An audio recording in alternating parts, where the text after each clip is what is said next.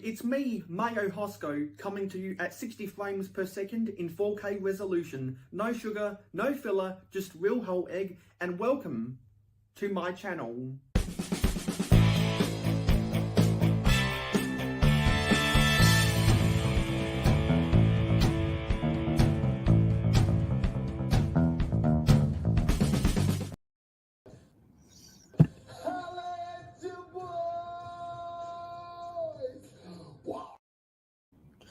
Okay, so let's begin my girls' night in. For those who don't know, I bought a duplicate copy of the Friends Main Street a couple months ago now. I believe it was at the start of December, or it might have been at the end of November, because I saw another good deal on it, and I was like, you know what? The new Friends sets were just announced. So I was baited into, like, you know what? I really want this Unity Street set. I really want this Unity Street set. And it's all Amberliah Build's fault. Yeah, it's all Amberliah Build's fault, if I can get my grammar correct, because she was the one who shared me the link to the listing on lego.com, and I was like, God damn it, this set is beautiful. This set is absolutely beautiful. And I'll try do a share screen so you guys can see how beautiful of a set it is. Lego, and I know it's not the official name, but there's a sticker or a printed 2x4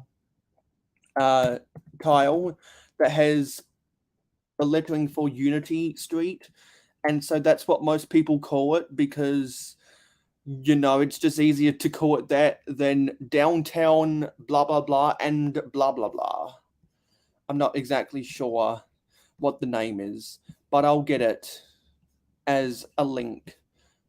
Yeah, I'm not sure what's going on. Come on, Rakuten. Yeah, because for those who don't know, I am a Rakuten affiliate, so definitely, yeah. So, yeah, the downtown flower and design stores. Yeah, wow, what a creative name. Should have just called it Unity Street. Sorry, I was talking out of my asshole. It's not a 2x4 printed tile. It looks like the letters UNITY are all printed on individual 2x2 tiles, or their stickers. And there's a weird 2x4 tile with the rounded corners that I can't tell if it's prints or stickers. So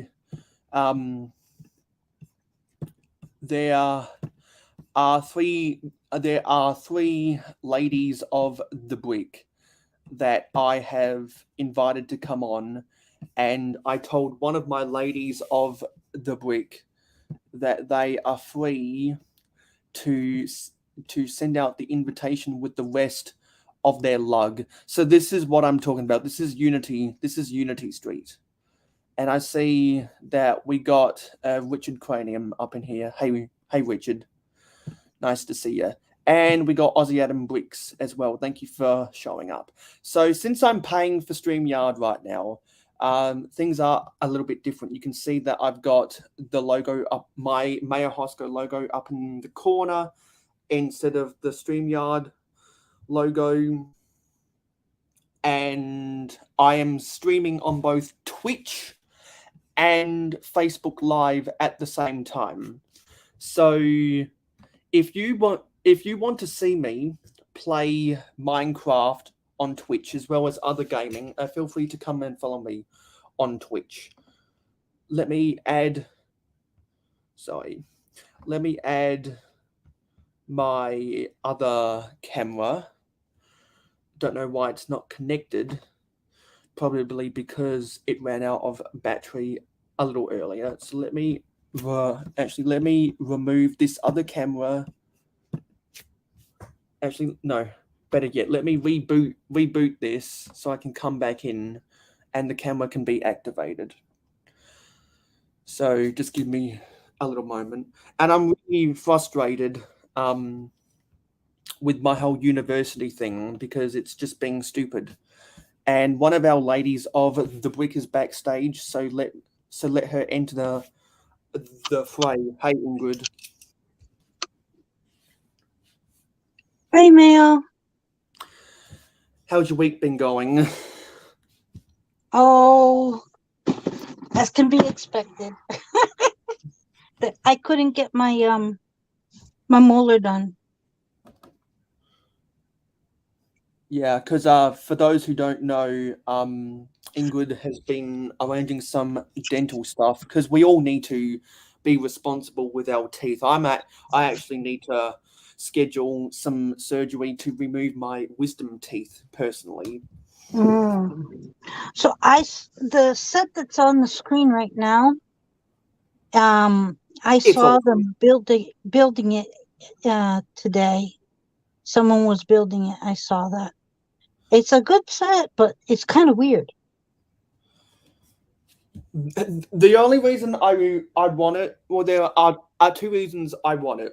No, sorry, three reasons. Oopsie. One, Amberley Builds, who is playing D&D right now on her channel, but after she's done, will be up in here. As she baited me into wanting to buy this. Two is it's a good set, and three, it's compatible uh, with the main street. I And was I looking at really it. like I really like the main street, and I want to experiment putting it next to Main Street. The reason why I said it was a little weird is it has the beds, the extra beds, where you build, and then you put it on the side, so you hang it up on the wall. So you have a bed on the level, and then you have a bed on the wall, and then the same thing with certain stickers elements. You have the bookcase that can be used as carpeting, a little carpet area. And it's just a little like reminded me of Alice in Wonderland. Hey, Richard Cranium. Yeah. Hello, hello. So let me The put up kids. the banner down below. Okay, awesome. So that's why it looked a little like Alice in Wonderland. It does. It does. You know what? Now that you say that, it does kind of have live action, um, that live action Disney kind of feel. Like which way is up? Yeah. That's how I So felt looking at it. I'll briefly reiterate this. The reason why I think Friends sets have better pieces than um than City sets nowadays is because there is more of a variety of parts inventory that would appeal to a female demographic than a male demographic, and I believe that the Friends sets a higher budget as well. And also because Friends is a very experimental theme, a lot of new different colors and a lot of new different pieces. They really like to hammer it home in the Friends sets because God knows we get so much dark turquoise, vibrant coral, and neon yellow in the fucking Friends theme. It it the it, it is just jam packed and almost shoved in our faces. Mm-hmm.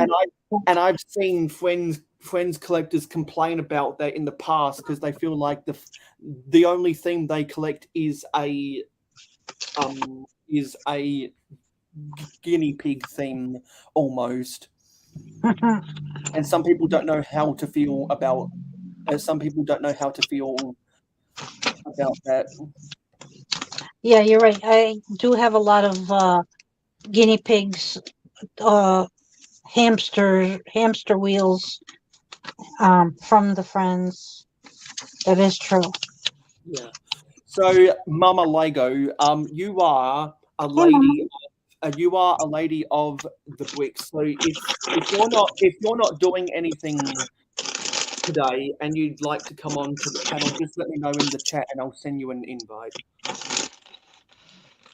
So another thing that I noticed on this set that you're talking about here is you see that black angle line? Yeah, right. There's Yeah. some bricks underneath behind it, right? It is one step close to being a oh, what did they call it when you go up the stairs, but it's not stairs. It's the oh I'm gee, not sure what escalator. you're. Escalator. Yeah. It is so close to being an escalator. It is this far apart. It's like all you had to do was add, you know, the escalator stairs. And that is so close to being an escalator. It's not even funny.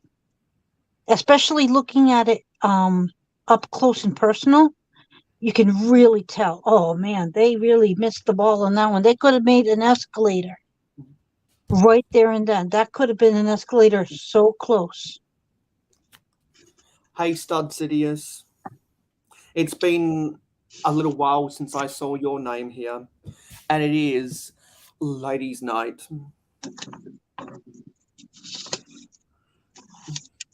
So, for So those who don't know anything about time zones, um, Adore Build is probably waking up. you got to give her time to get a cup of coffee in, or tea, hot Exactly, because tea. I'm live. I'm live 2 hours earlier than what I'd normally be, and it's because I wanted to get a jump start on some of the other people today, and because I knew that this was going to be a long build, because this is probably going to take me 8 hours or something to build, if I'm being honest. Mm. And cool, I can see that we are on both Twitch and Facebook Live. So if anyone wants to friend me on Facebook, there's a link for my personal Facebook and my Facebook fan club in the description.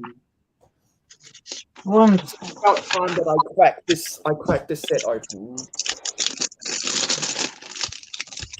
And we are going to be talking about our thoughts about the Trend 2023 sets throughout the stream. But I just wanted to voice my. Well, I just wanted to give the spiel about the Unity Street first, and I'm sure once Amberlight is done with her D&D, we'll have lots of wise cracks about that.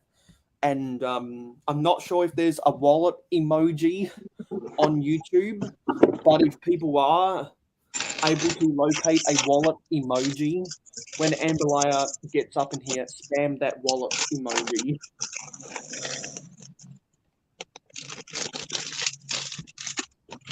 So yeah, so I just cut the seals. The stud says, I've been off YouTube because work gets really crazy in late November into December. I get too distracted with Lego and don't work. Yeah, I know that feeling with university. Usually around the holidays and in the spring, I vanish for a bit because of work. I know myself too well and won't get anything done.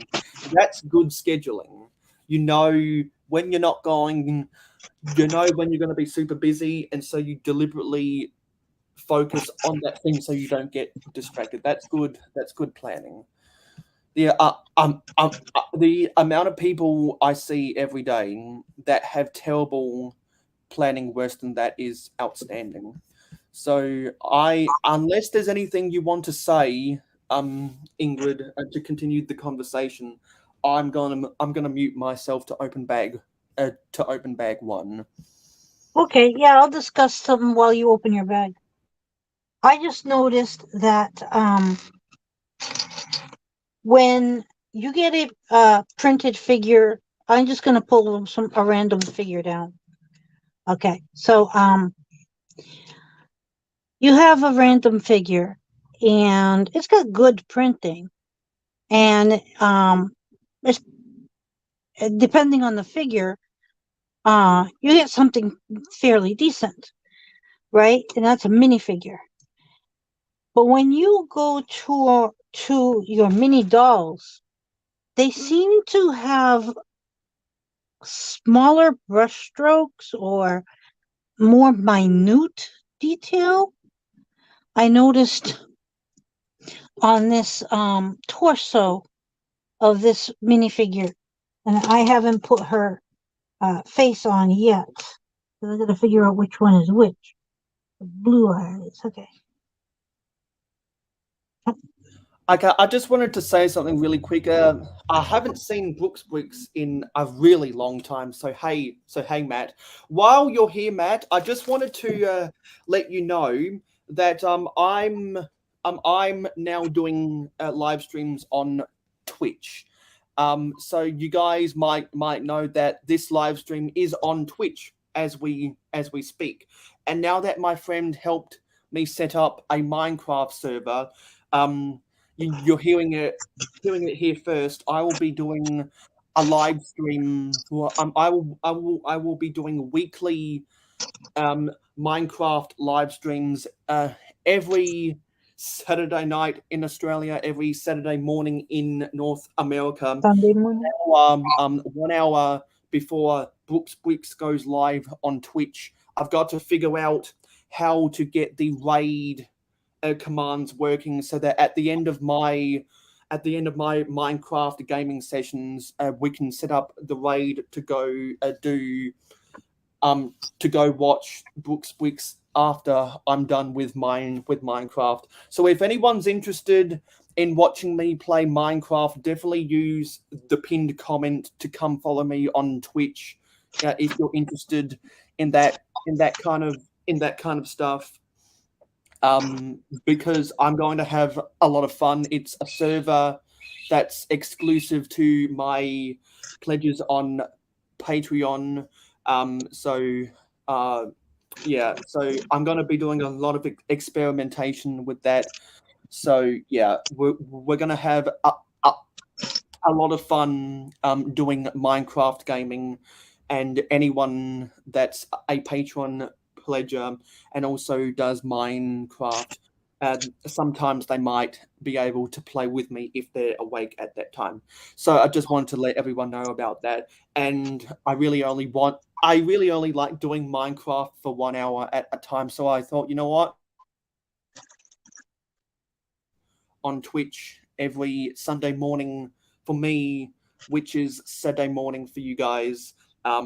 Yeah, that'd be a nice little thing to do, and it's nice to have someone to raid afterwards. So yeah, that's my spiel about Twitch. Sounds like fun.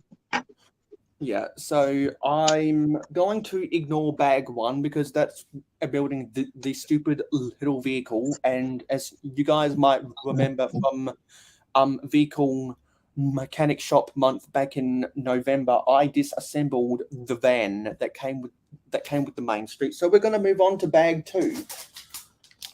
We're going to keep everything from bag one in the bags, just like how when I got my duplicate copy of the 2018 cargo train, yeah, when I got my duplicate of the 2018 cargo train, I did not build the bank van because I knew I was going to disassemble that for the pieces. So I just kept all the pieces in the bag. I'm going to do the same thing with the van for this. I'm just going to ignore it. Catching up on stuff in the chat. We have John Sipola. Hey, John. And Studs saying, when I was a graphic designer for Lego, they had style guide and all the strokes in the art had to be a certain pixel weight, like at least 2 points in Adobe Illustrator. Yeah, all of those pixel ratios. Yes. Thanks for reminding us. Richard, don't forget to answer the poll and hit the like button. Very crucial. Yeah, that's everything. So yeah, so I'm gonna open bag two and mute myself. So how was your vacation? My vacation was pretty good. We went to Sal's mom's house and we slept at his brother's house, which was only a couple of um trailers down. And uh then every morning we'd go over to his mom's house and she'd cook us up some Mexican food. She cooked a real lot. I didn't film everything she cooked, but she cooked a lot of different foods. So then we didn't get out very much. We just stayed at home and let Sal, um bond with his mom, which was good. And then I did visit the Pennsylvania Lego Discovery Center once, but couldn't get in. So I did post about that. That is children thing only. So I couldn't get in. I wanted to meet the master builder, Alex, but I wasn't able to meet with master builder because that was my goal, just to meet with the master builder. But it didn't happen. Yes, I hope you had a good time in New Jersey. Yeah. Now, if you live in New Jersey, you don't call it New Jersey. You call it Jersey. Yeah. Just for reference, in case anybody is from Jersey. Yeah, because I'm not. Yeah, because I'm not American, and even I know that because I know so much about American culture. Because for those who don't know, America's biggest export isn't steel, it's not corn, it's culture, and they funnel it through New York and Hollywood, and there's no denying that. People may not realize it, but yeah, it's sad that culture is America's biggest export.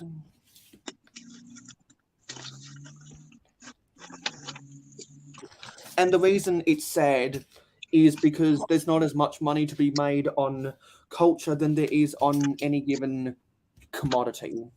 Okay, I let's start building. I believe you, but I find it a little confusing because we are so diverse. We like where I live, there's a lot of Portuguese. So the culture around this neighborhood is Portuguese. You have Portuguese style housing, Portuguese bakeries, Portuguese uh, themed food.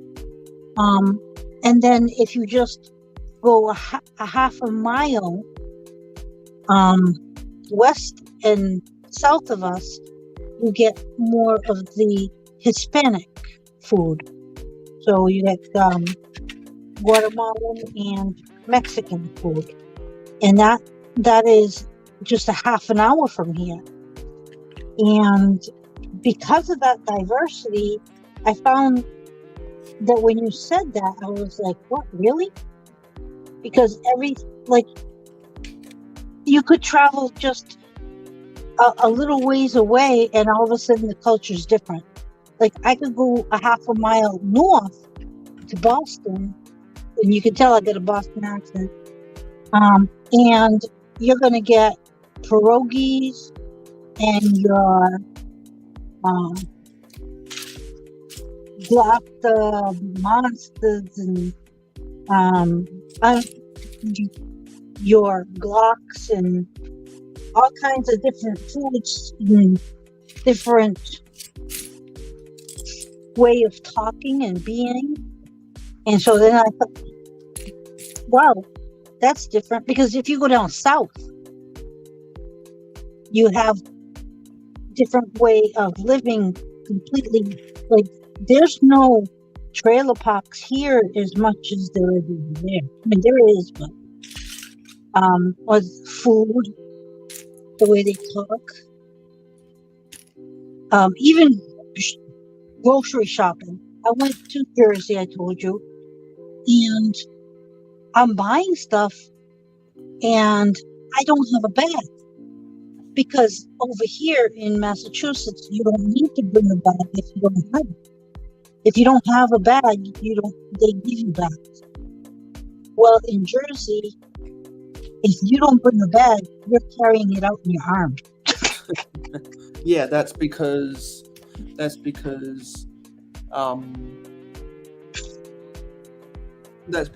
different state laws vary so much, and also even specific terminology is so different from state to state.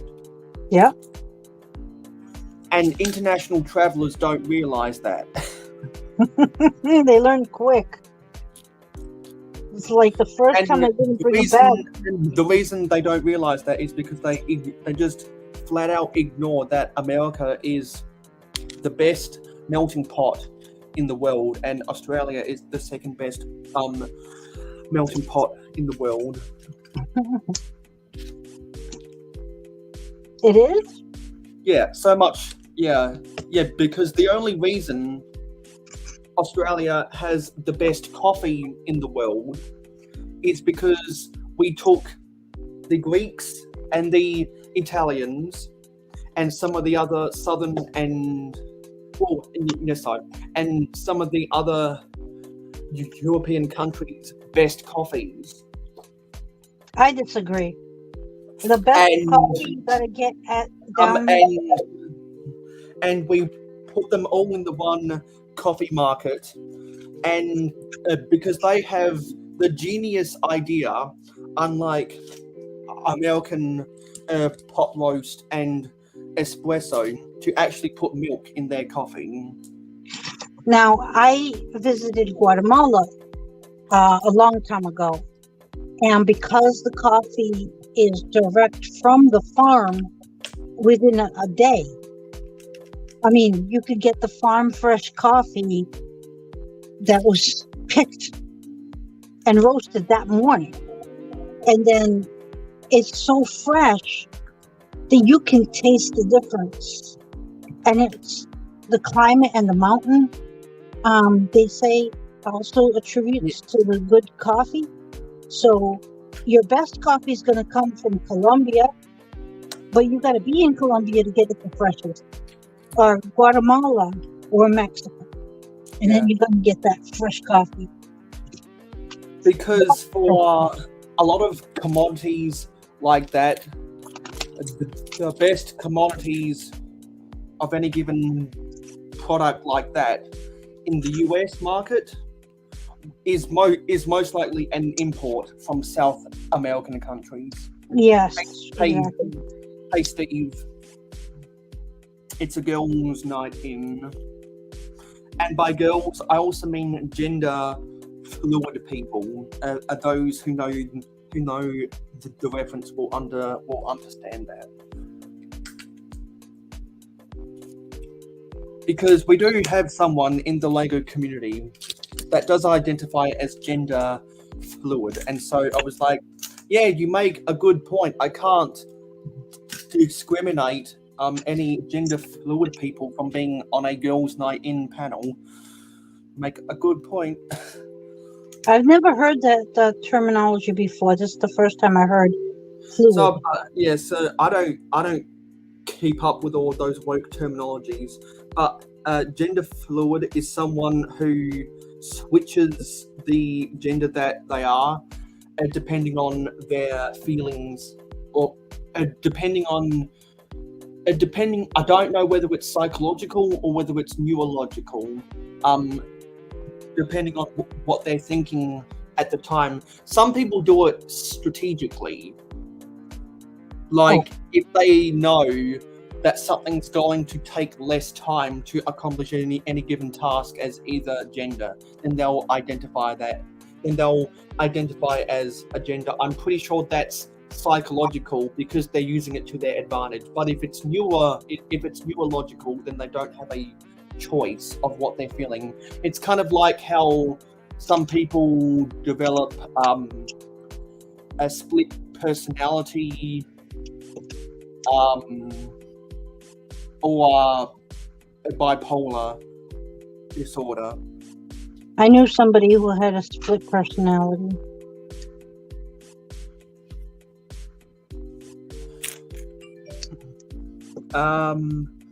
Yeah, I just someone just DM'd me. Who was that? Okay, yeah, sweet. Yeah, so a doorbell just said, I'll be there in a bit, just backstage with a couple of people. Plus, I need to duck to the pharmacy to grab my meds. Won't be too far away. Sweet. So that's an update from Ruth. That's good. That's good.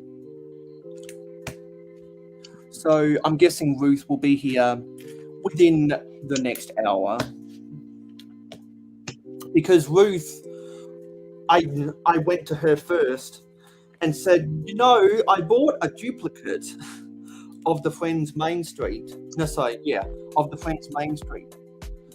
So I'm going to be sending you those mini dolls eventually because I donate all of my mini dolls across state lines. Why don't you keep it? You like the theme.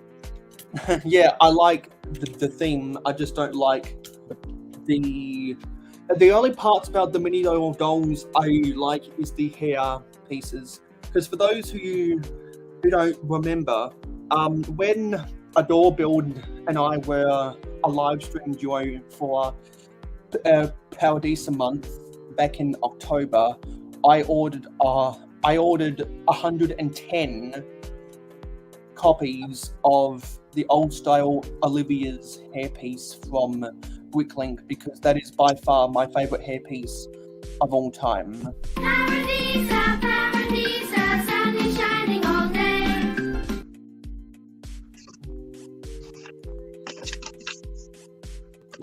I just love that. I just love that hairpiece so much. So I was like, yes, I just want to have bonk quantities of that for the rest of my life. So I bought 110, and then I think you'll have enough. And then I sent 10 to Adorebuild. I can send you an invite privately.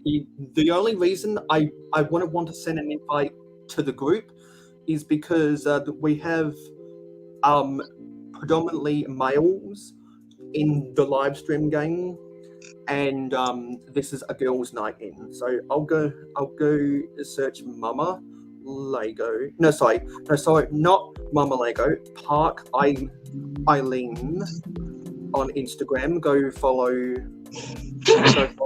Mama Lego on Instagram at Park Eileen. So I just sent you an invite, Mama. Because for those who don't know, Mama has been on my live streams several times, and normally it's been either building a friend set or disassembling a friend set. And a lot of times, about half the time that Ingrid's been on my live streams, you've been either building a friend set or modifying a friend set. Yes. And we got Cliff. Hey, Cliff. Hopefully the cleanup from the flood is going well. And yeah, I'm not sure if that's a typo or if it's perpetuating the you guys always act like you're all better than me meme that I made with a meme generator. But Cliff says Mayo with all the ladies, not Mayo. And backstage we have Mama. Let's bring her in. Hey, Mama. Hey, Mama. Hi, guys. Hi, Mama Lego. I'm building a friend set from 2000. Yay, friend sets. I wouldn't have expected you to be building anything but. Well, I got this from Life Bricks at the Christmas present, and I've been wanting to get this set, and he was kind enough to send it to me for nothing for Christmas. Nice. Yeah, so I'm happy. Yeah. Well, that's a cute one. Yeah. And You would, summer little vibe. turtle. Look at my. It looks like Cliff's gonna move back in at the end of the weekend. Oh, that's good. That's progress. So for those who don't remember from my 24-hour live stream, every time, actually, I don't, so dumb. Every time I quote song lyrics, I've got to play some song lyrics that I pre-recorded. So until I do this, I'm gonna switch this up. So because I gotta upload some things to the brand on StreamYard. So how's your week gone, Mama? Pretty good. It's my granddaughter's 50th at the end of the month, and she's been out for the last 3 days, inviting the whole town to her birthday. She's quite concerned to sound birthday, but she decided she's going to invite the whole town. So, Okay, that's good. yeah. I'm glad you get to spend time with her. Well, I'll do it by video, and I'll be seeing her in June, but she didn't get the time difference that I'm not getting there until June. So Oh, it's going to be a long one.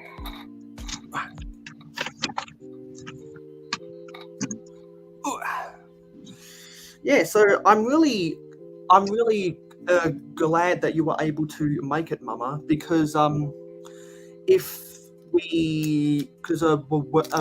we get both Ruth and Amberlia in the panel, that means we'll have 4 ladies, and I don't think I've ever had 4 ladies on a panel before. And the reason why so for those who don't know, there are multiple reasons why I wanted to do this girls' night in. And so in no particular order, one is because I got a duplicate of the Friends Main Street. 2 is because I wanted to show some appreciation for the ladies out there. 3 is because I wanted to remind everyone that a door build is not that far away. And 4 is that the lady brick builders have been very, very good to me, both in support by viewership and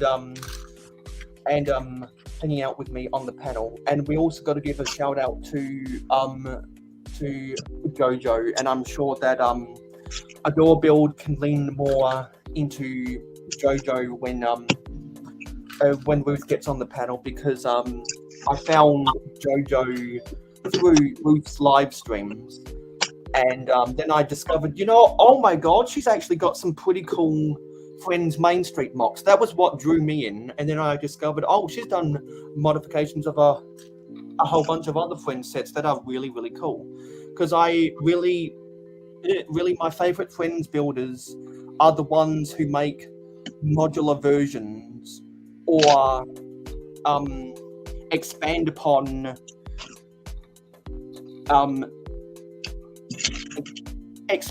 sets to make them bigger. And also Jojo has a nice voice, so there's a lot of reasons why you should subscribe to her channel. And we've gone I'm happy to say that over the past 3 months we have now strong mutual support for each other, like how I have a lot of mutual support with other people in the community, which is always nice. So I'm going to add some video clips, and how sweet of you. that's going to take a little while to do, because my HP computer is a little bit laggy.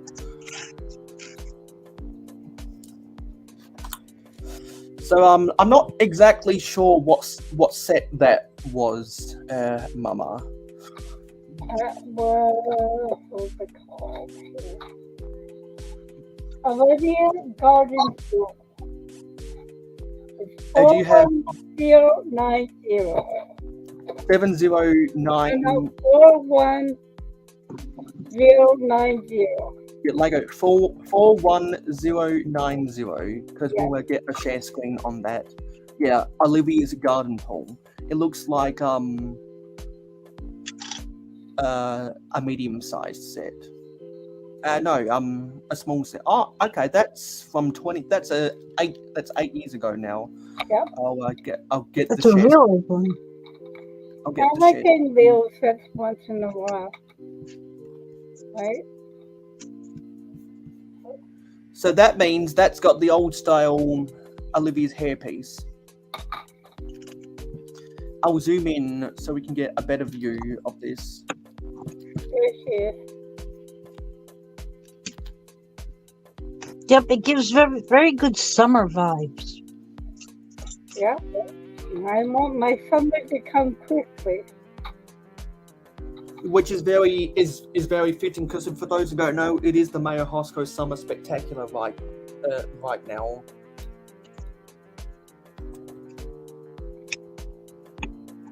I have friends coming over to Australia this month for 3 months, and I get to go house it while they're in a nice heat. I'm in a nice winter cold.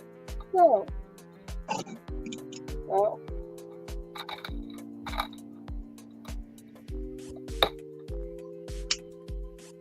Now what I need to do is I need to move my volume up just a little bit more. There we go. That's a better volume. Sorry, I'm just totally distracted right now.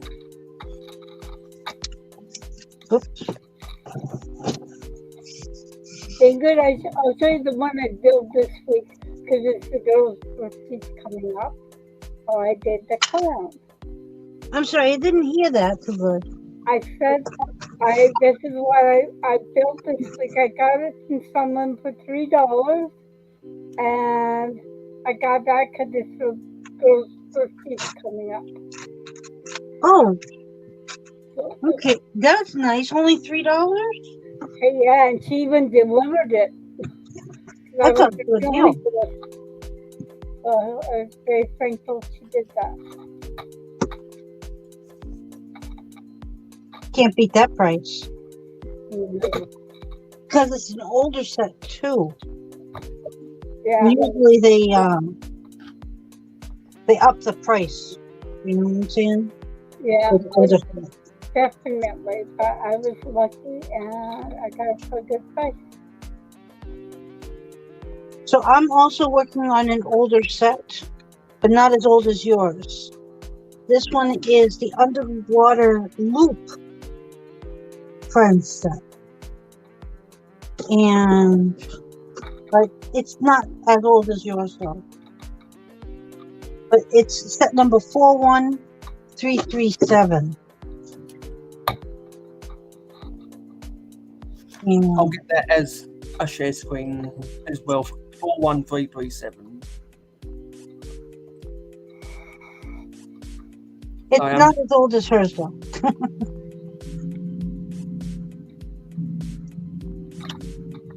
What is up with this thing? Come on. Hey, Like Ingrid, so much. I talked to my girlfriend, and when we're in Vancouver, we're gonna go up in a seaplane. You're gonna go in a seaplane. Nice. You do a lot with your friends. That's good. Well, I turned 70 this year. She turned 68, and we've known each other for 55 years. So this is a big trip for us, and we're going to just have a blast doing it. Nice. So adventurous.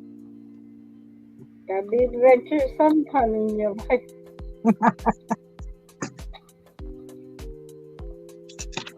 I'm done with this now. That sounds like so much fun. And I'm glad you have good friends like that you can do things with. Yeah, it really does help. We're gonna go whale watching, so I'm gonna make sure I videotape that one.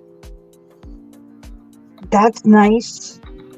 My children went whale watching, but I didn't go with them. I didn't have the money. They went with their father when he had them over the weekend a long time ago.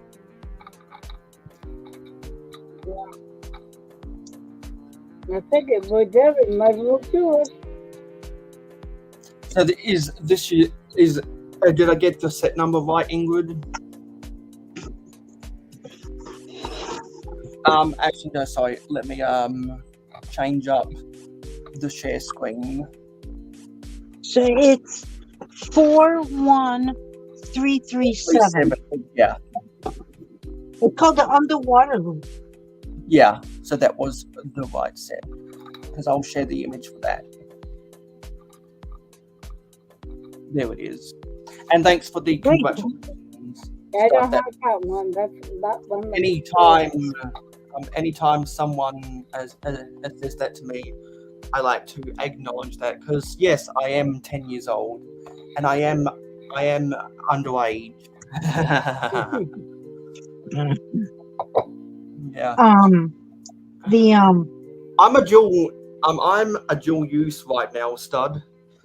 I'm a dual use, and I've decided, there's so many good things you can do with a Mac, and there's so many good things you can do with a PC. So when my $1,300 HP eventually dies, I might get a really cheap PC computer, so that I can have two computers in my possession. Because when I get my job back, I can afford it.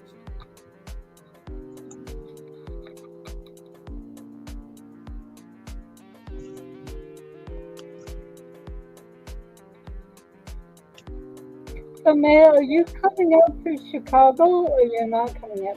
Yeah, I'm still waiting to finalize my university plans, and then Okay. once they're finalized, I'm going to be booking my tickets for flights and then booking my hotel, because I'm going to be rooming in the hotel of the convention center. Nice. Yeah, and I'm gonna try to get a floor on the first floor if I can, so that I don't have to ride up and down the elevator. Yes. So have you been there before? No, I've never been to the US. Technically I have been to the US, but I've never been to the mainland US, because I went to Hawaii back in 2016, and I did not like it. You didn't like Hawaii? No, because I'm an introvert, so I don't give a fuck about all those tourism destinations. Because come on, I build with Lego on live streams. I'm a fucking introvert. Well, not everybody that builds Lego was an introvert. But more often than not, they are. Unless you're the plastic architect.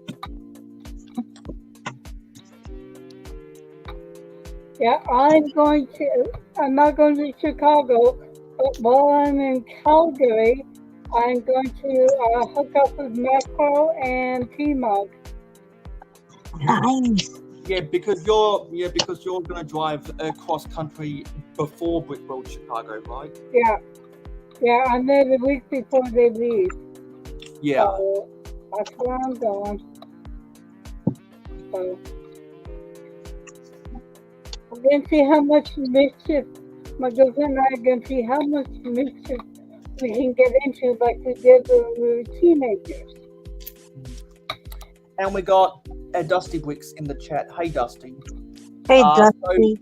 I got For those who may not know, Dusty requested to come back in the live stream game because we had a conversation at around 3 a.m. last night, and so Dusty is back in the game. That's He's good. back in the game because he gave a justified reason why he left, and he gave a justified reason why he's back. So it's fantastic. And also, You know what we got to do every time Dusty makes an entrance. If we can go up here. Where is it? Greetings, citizens of the world. This is Anonymous. We apologize for interrupting your normal stream. We must warn you Dusty Bricks will be uploading content on his YouTube channel in the near future. Take this chance to prepare by stocking your house full of toilet roll.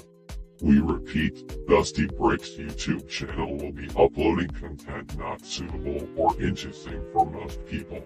You have been warned. We are anonymous. We do not forgive. We do not forget. We are Legion. So I'm gonna because I am going to be disassembling my other main street so that I can convert it to a vintage style main street. I'm not going to be putting the stickers. Yeah, I'm not going to be putting the stickers on or the stickers on anything in the set that goes on a wall because I'd like to preserve those wall panels for other stuff. Because what I am going to be doing is let me figure this out here. Yeah, that's enough out of that. Let's stop sharing and let's go here. Yeah, here we go. So where am I? I want to. Okay, so now I can move this up and then move this down, and then swap this around. There we go.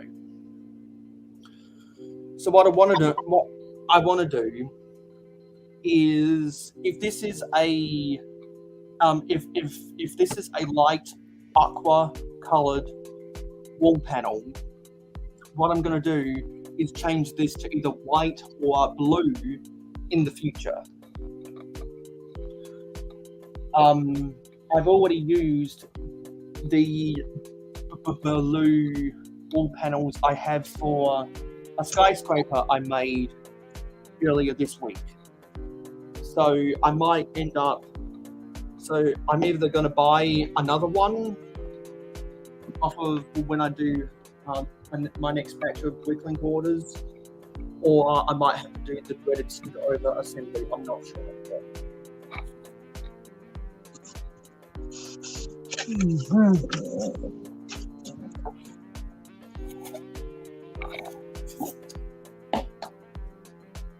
Because I don't want to put stickers on places where they don't need to be.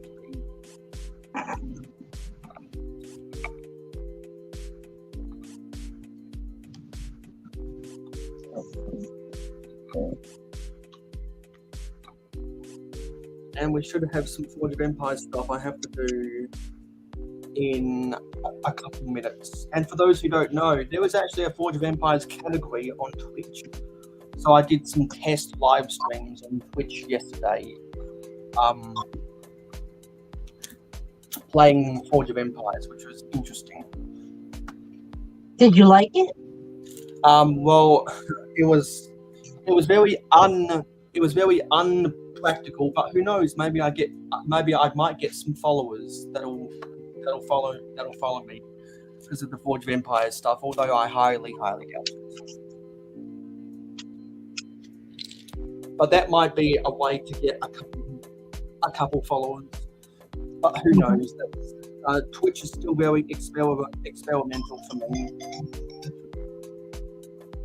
Very experimental. Well, you like it though, right? Well, I don't necessarily like it because it's impractical gameplay. It's like if I were to do that in the future, I'd have to do it on my computer instead of my phone.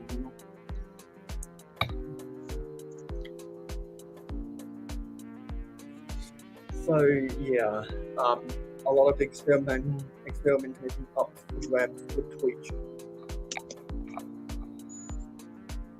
and I know Twitch is not for everyone, and I know that Minecraft isn't for everyone, and that's why I did that community post with a poll that you can go that you can still go and vote on in the community section on my channel. I love this clamshell. Came out good. Yeah. I've got a lot of clamshell pieces that I don't know what to do with.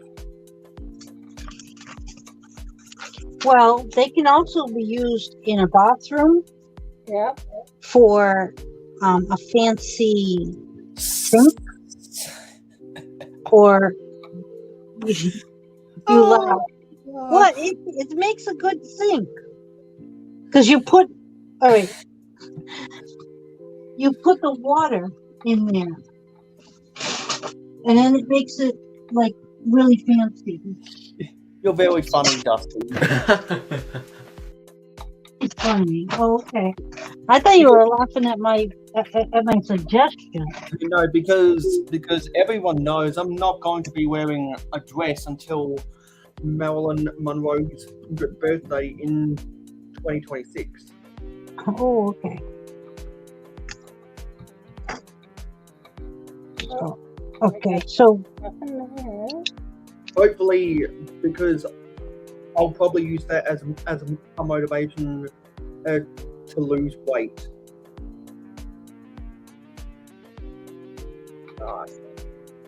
lose weight. You Yeah. hardly weigh anything off. Well, there. if I'm that is if I'm fat in the year 2026. I got the idea from the most recent Met Gala when Kim Kardashian had to lose 8 pounds or something to fit into a replica of the gold silk dress that Ripley's, believe it or not, museum that she wore in one of her movies. I'm not sure which movie it was, but if I can find a cheap knockoff of that dress and have it to be in an extra in a large size, not an extra. I'll do a tribute for her birthday. And for those who don't realize, the Hollywood starlet CMF Series 7, I think, was Lego's version of well, it's pretty obvious it was Lego's version of Marilyn Monroe. Some people have said they'll wear a dress on a stream if they get to a certain subscriber milestone. I just hope that YouTube still exists in the year 2026. So if you're watching this live stream in the year 2026, let me know that YouTube is still alive. There's probably something more advanced than YouTube by then. Well, I highly doubt it because, Google, the alphabet company, is pretty good with technology. So it's almost like they're too big to fail. Oh, nobody's too big to fail. Another name I haven't seen in a while. Hello, Chef T. What have you got cooking up? For us this week? If I had the ring shot sound effect, I would be playing that right now. Hey, Chef. I'm I'm going to turn on the comments. Dustin's been talking a lot. That's good. Very busy. Richard Cranium. Stud Sidious. Oh, he says congratulations on 10 years, by the way. Thanks. I'm not sure. Yeah. Okay, I got it finished, Mayo. Wait. Yeah, I'm just looking different things. Yeah, I'll put you on full screen because that looks Jacob? good. And we got Jacob nearly in the chat. Hey, Jacob. So, at my 2015 set, courtesy of Live Bricks, Olivia Garden Tool. I think it's cute. Oh, isn't she adorable? Yeah. She's small enough that I can find her a place to stay out. So, that's it.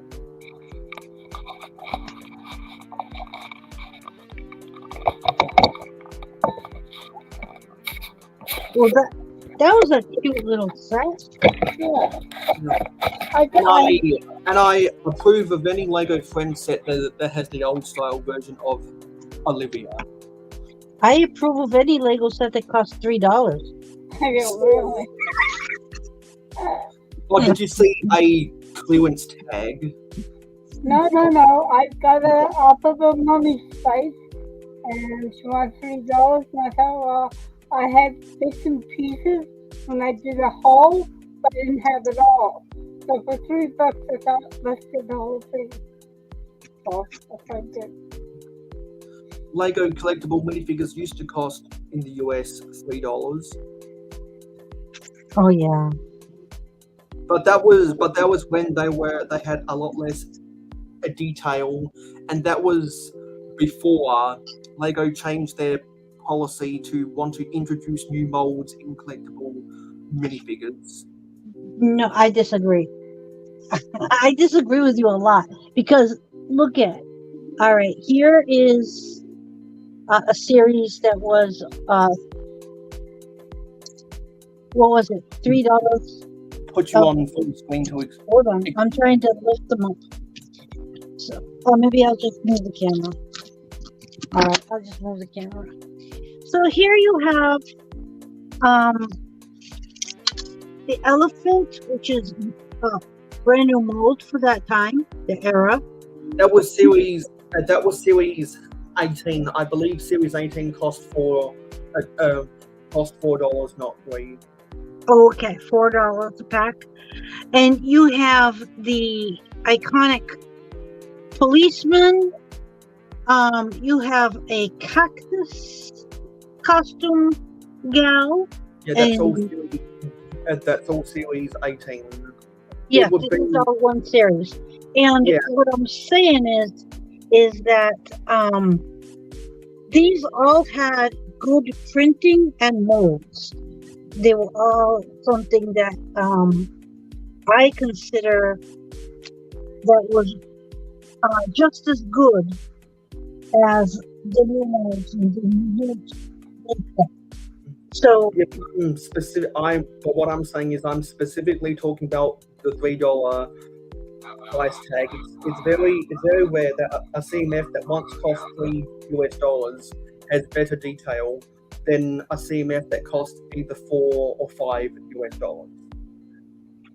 well, Of I think printing that technique that has they did. better detail than this.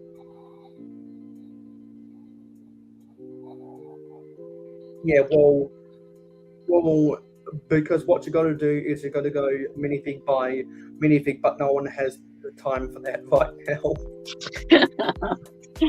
I don't know. I just think that they said that they were going to do better printing, but yeah, on my mini doll here,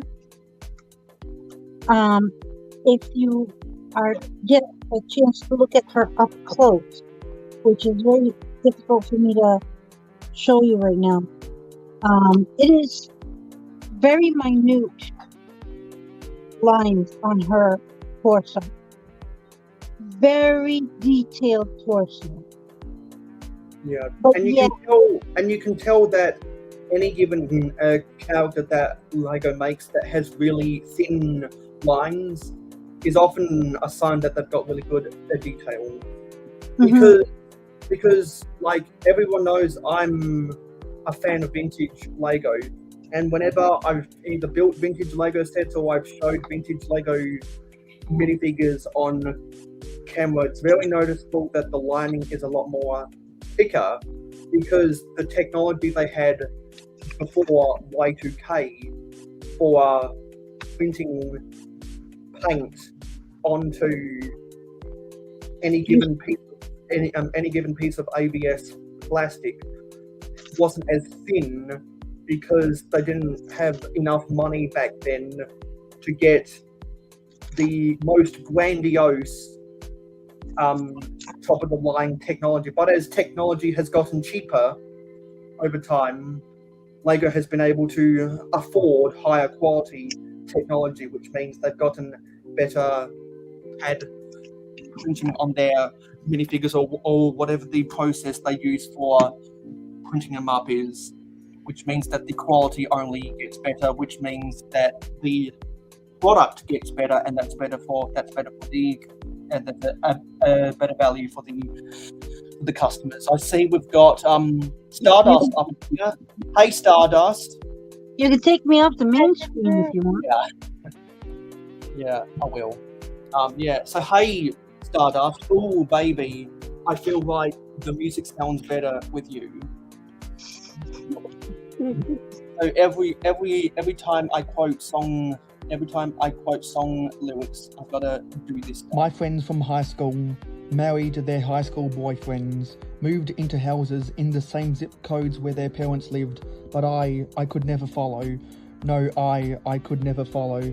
I hit the highway in a pink RV with stars on the ceiling, lived like a gypsy, 6 strong hands on the steering wheel. I've been a long time gone now. Maybe someday I'm gonna settle down, but I've always found my way somehow by taking the long way, taking the long way round, taking the long way round.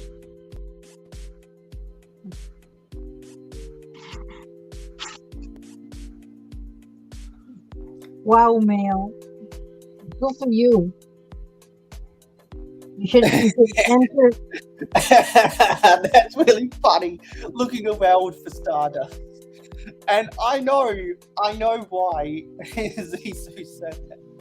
Because we wouldn't want anything to become a meme, do we? Because as I've been thinking about over the past week or so, we can't. Almost everyone in the community can't remember what they did last Tuesday, but they can remember memes from 52 Tuesdays ago. I'm not sure where Makro is. He's probably still at work 2 hours earlier than what I normally did. And Makro normally only rigs up his live stream stuff an hour in. So yeah. Also, if I go back to my DMs, Makro hasn't been active on Instagram in 3 hours. So I don't think he's been keeping up with the DMs. So I wouldn't be surprised if he has a backlog of the DMs. He's gonna say you're stalking him. It's only 6 p.m. where he is. Yeah. If it's 8 p.m. here, it's 6 p.m. there. And he doesn't have a set schedule, does he? Because he does the carpentry. Yeah, because he's a contractor. Mm-hmm. So if he's not done with his project, he still has to work. We want to get done. So, Ingrid, what do you think of this one? This one's from 2014. Oh, the puppy's cute. It's a tiger. A tiger in his temple. Oh, tiger. I thought it was a puppy. No, it's a tiger. And also, I remembered to take my meds last night because I wasn't feeling quite right, and I knew that I'd got to be in the best condition for going live. Because unlike some other people, I don't have to take my meds every single day. I only take it when I feel certain physical attributes in my body, and I started to feel those certain physical attributes in my body, and one of them is I start to feel numb in my jawline. So Oh. I made sure to take my med last night so that I wouldn't feel numb in the jawline. I'm on antibiotics. And that's helping the pain too, though. Yeah. I just took off a heart monitor that I've been wearing for 3 days. So this is the end of that. Yeah, almost everyone in my family is on some kind of medication. I'm just glad that I don't need to take my medication every single day. Like I can go probably a week without taking my medication if I really wanted to. And also because my body has gotten better over time since I was a teenager.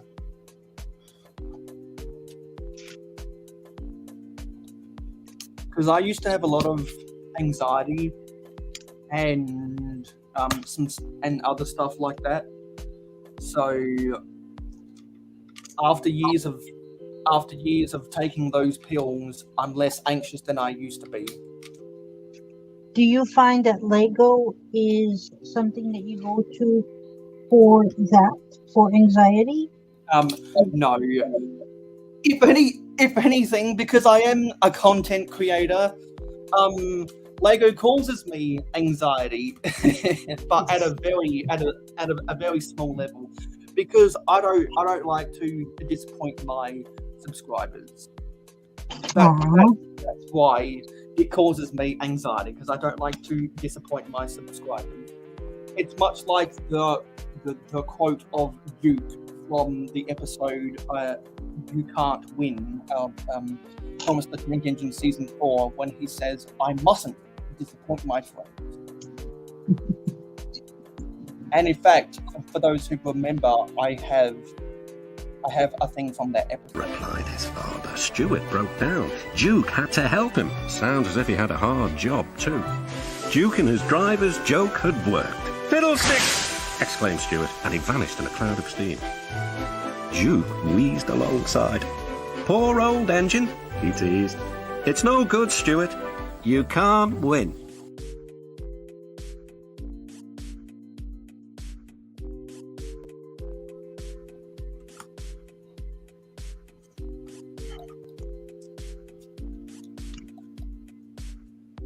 Are you allowed to show those clips without a copyright strike? I don't get copyright strikes, so yeah, I'm just gonna keep on doing it. Also, hello to Humble, and I believe that since, well, you know what, to Humble, since you are a lady of the brick, if you would like to come onto the panel, just let me know in the chat, because it is girls' night in, as opposed to girls' night out, because we're all at home building Lego.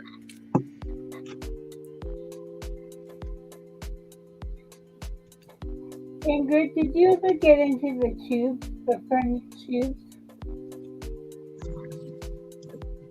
Yes, I have quite a few of the cubes. Yeah, I only got the bunny. Timo got it for me because I've been looking for it. He got it at a reasonable price.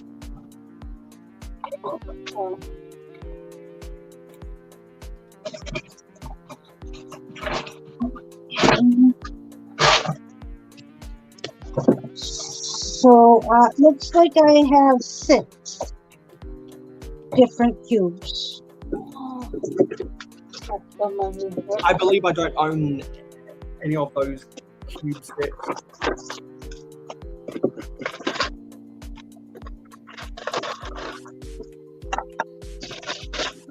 And what's cute about the cubes is if you wanted to display them, they are stackable. So like this. So they stick together, they're stackable. So done this with one here I didn't build, and I took the monkey out. Okay, here's the monkey.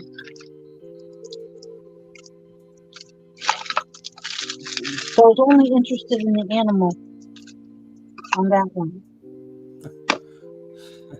Actually, you can't really see my face, so I'm gonna put my face at the bottom, and because we can't see, because we're looking at what Ingrid's building, I'll just put Ingrid at the top, because the logo doesn't obstruct the view of what she's building.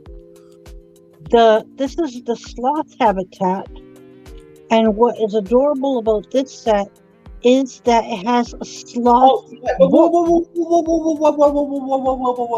Wait! Did you just say that sloth is adorable? It is adorable. Because what you meant to say is that that sloth is adorable. Hello, Andrew Thornton. I am very good right now because we have had consistent double-digit viewers for a little while now, and I think that's a product of me reaching 500 subscribers. Yeah, and also for those who haven't read my tagline, we need 98 more subscribers to get to 100. To get to 600, and if we can do that, not only is Jeff from A Chip Off the Old Block Toys going to build 8 Daily Bugles, but Ingrid Wynne is also going to have an aneurysm Because of the 8. And 8 for of those, them. and for those who watch, for those who are subscribed to Ingrid Wynne and watch her live streams, you'll remember that reference. A lot of the stuff I say on my own live streams are references to the conversations I've had either on the panel or in the chats of other people's live streams. So it really pays to have a schedule where you can watch a whole bunch of different people at once. So when they did these little cubicles, if you put them all together, it creates almost like sceneries. Okay. Like a house. When you close them up, and they're portable, so you can take them, like a little girl could take them to school if they allowed it, and she'd show it off to her friends and go, look what I got. Yeah, I'm gonna buy a set when I get to Calgary. And Michael's going to take me to the Lego store, and I'll buy the girls a set to go with me to build while I'm with them for a couple of weeks. So That's nice. If you can, get the sloth one. That one seems to be my favorite. I think I'm going to get Princess Castle. That way they each can have their own princesses. Nice. I try to even it out with two of them. So I kind of stole the animals from these. Okay. And then, so that's what interested me in the cubicles, were the animals.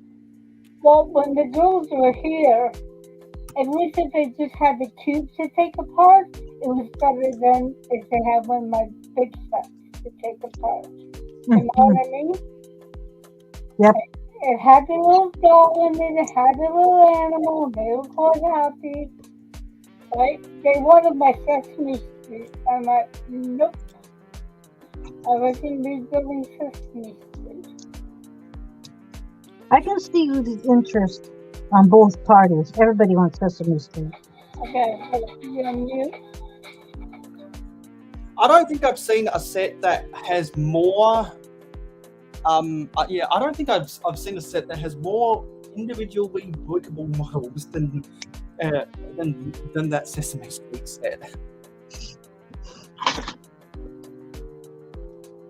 Like I could be wrong, and there's a set that has more breakable models than the Sesame Street set. And if anyone does know, feel free to let me know in the comments. But when I think of sets that have like almost way too many breakable models, that's a set that comes to mind.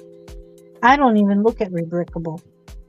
Me neither, but I watch a lot of people who do breakable, and I'm like, yeah, I'm better than that. I'm not better than that. I just don't do it. I don't know why. Yeah. Well, I don't look down at it. I think I should say I'm better than that because I don't do Lego for therapeutic reasons. I do it for creative reasons, and so when I like to build a mock, I want it to be my mock.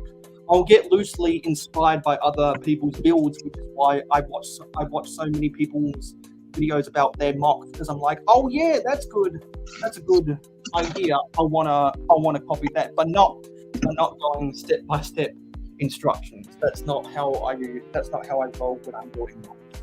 I like both. I like to veg out once in a while. I like to just monotonously build or monotonously sort.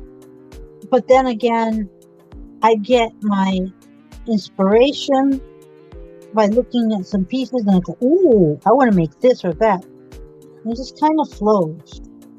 Really, the only time that I'll go back into the instructions and say, oh, I want to recreate that for a set that I don't own, is either when I'm piecing together a set, when I'm trying to, or it's a vintage set, and there's a component of any given vintage set that I'm like, yes, I want that in my city. Because, for example, I floated the ideas of using the online instructions for the Metro Park and Service Tower from the year 1988. I'll get a share screen for the Lego Metro Park and Service Tower, and once I throw it up there, you'll realize that there are some pretty quirky designs for the 80s style of a compact car that I find really adorable. Yes, I'm gonna hammer that home because references. There are really cool little low piece count compact cars in that set that I just find fascinating for how ugly but cute they are at the same time. Well, I just got a phone call. My son is coming over to do me a favor, so I'm gonna have to say goodnight. Thank you for having me on, Mayo. Yeah, no problem. Before you get on out of here, is there any social media that you'd like to plug? Not really. I mean, you can check my my YouTube at Mama Lego, but I haven't done anything in a while. But maybe come the spring I will. So, good night, everyone. Bye, Mama Lego. Love you. Goodbye. Oh, it was unexpected to have Mama on, and I'm glad we got to share an hour or so. She's adorable. She's not adorable. She's adorable. Okay. See, I'm just gonna keep on hammering that home. All right. But she plays with her granddaughters when she can. Now that they moved away, she's still, mentioning them and going to visit them, and it's still like a wholesome, very Very cute. Very nice. And not only do I find the little compact cars in this set interesting, but also the pickup lorry that has the Shell branding on it. I also want to make an army of those if I can, because it's just a good utility style vehicle that I think would be very good to have roaming around in my city. Granted, I don't have a lot of streets in my city, so it does kind of look unrealistic. But I'd like to have as much of a variety as possible. And also, I'm not against swapping in and swapping out different vehicles. And I'm not afraid to pose like a big traffic jam. And also, eventually I will decommission old vehicles that I don't think that look too new, because I am a vintage Lego city, and it does. And until I build more vintage aesthetic vehicles, then I do allow myself to have some new style vehicles that are the four studs wide. But until I go full General Motors, Ford Motors, American Motor Corporation assembly plant on those styles, then I'm kind of limited on the amount of vehicles I can have on my roads. So what's your opinion on the taxi? The gift with purchase taxi. Is vintage enough for you, or from 12 months ago? So it's old style. Yeah, from 12 months ago. Yeah. Yeah, But that's not worthy enough for my city, and it's too big as well. It's too big.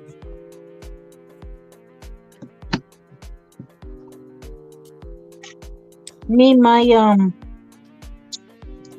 city's taking a turn. So we have the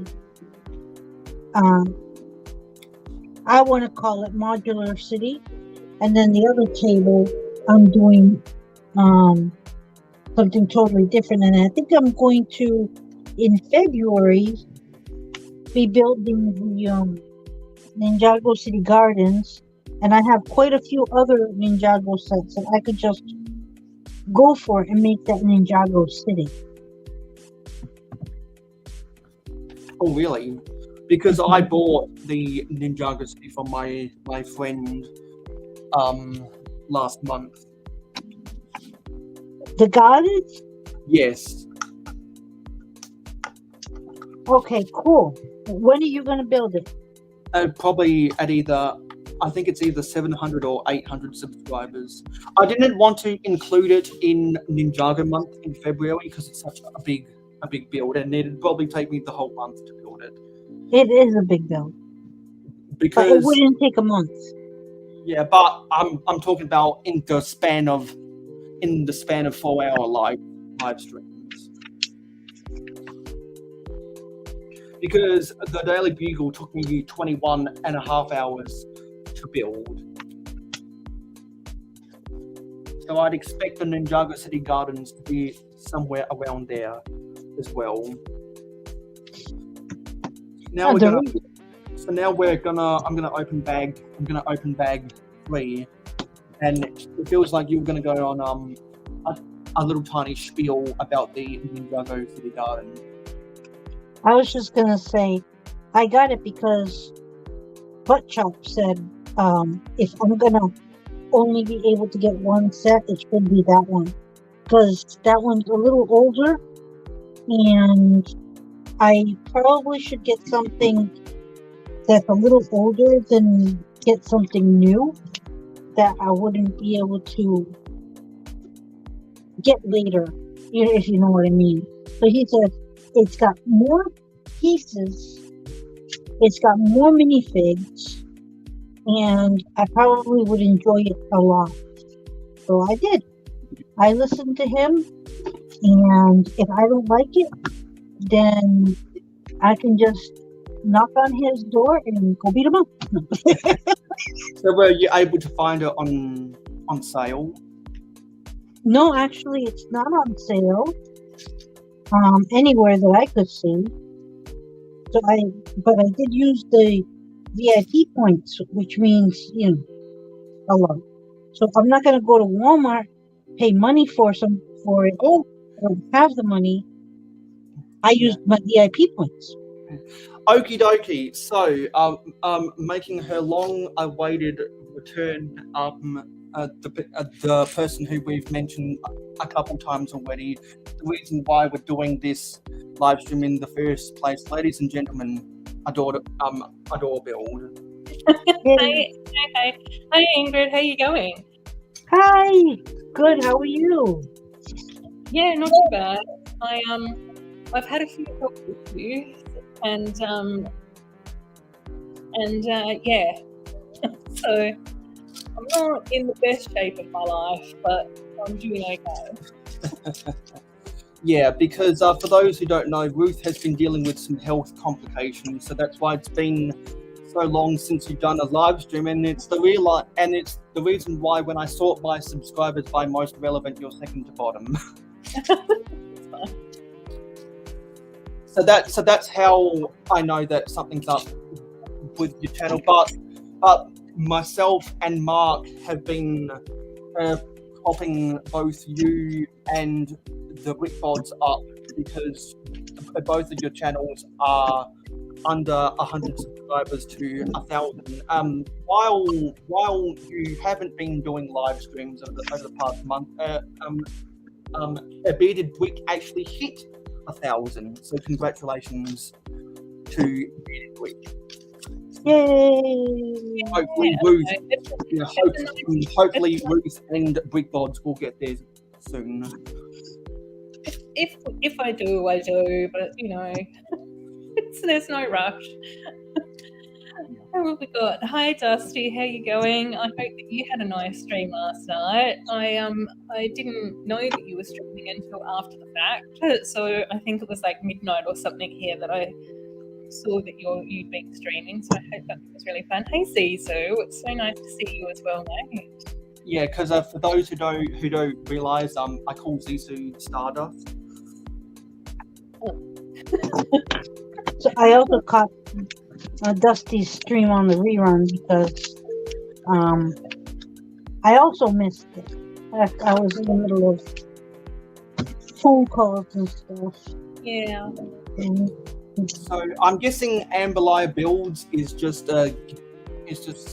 setting up her streaming equipment because her D&D live stream just ended 34 minutes ago.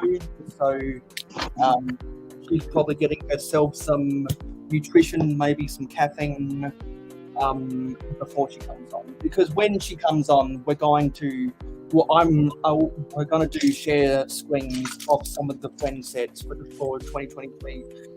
And we're specifically waiting for her so we can go on the proper spiel about how she made my wallet fly with Unity 3. Oh, was Aussie Adam on with you, Dusty? Yeah, Adam's lovely, isn't he?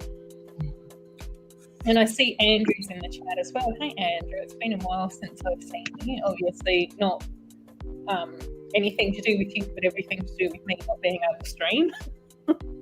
Yeah, because you're in a different location, I see. Well, no. Well, in December I couldn't really stream because it wasn't good for my neurological recovery. Right. And then between Chrissy and New Year's, I've ended up putting my back out again quite badly, which means that I was find sitting for long periods of time a bit tricky. I'm hoping to stream tonight though, but it might just be a shorter stream for an hour or two. We'll just see. Yeah. because we've all missed you, Ruth. We've all missed you. And also, Scott's blocks just like my Instagram photo 6 minutes ago. So someone tell Scott to come in here so I can reveal his new stinger. Actually, we should have played the stinger for Ruth when she got on, but I was distracted with doing some other stuff. That wasn't a very well-timed segue, Josh, to go from sheep balls to mayo. Sounded effective.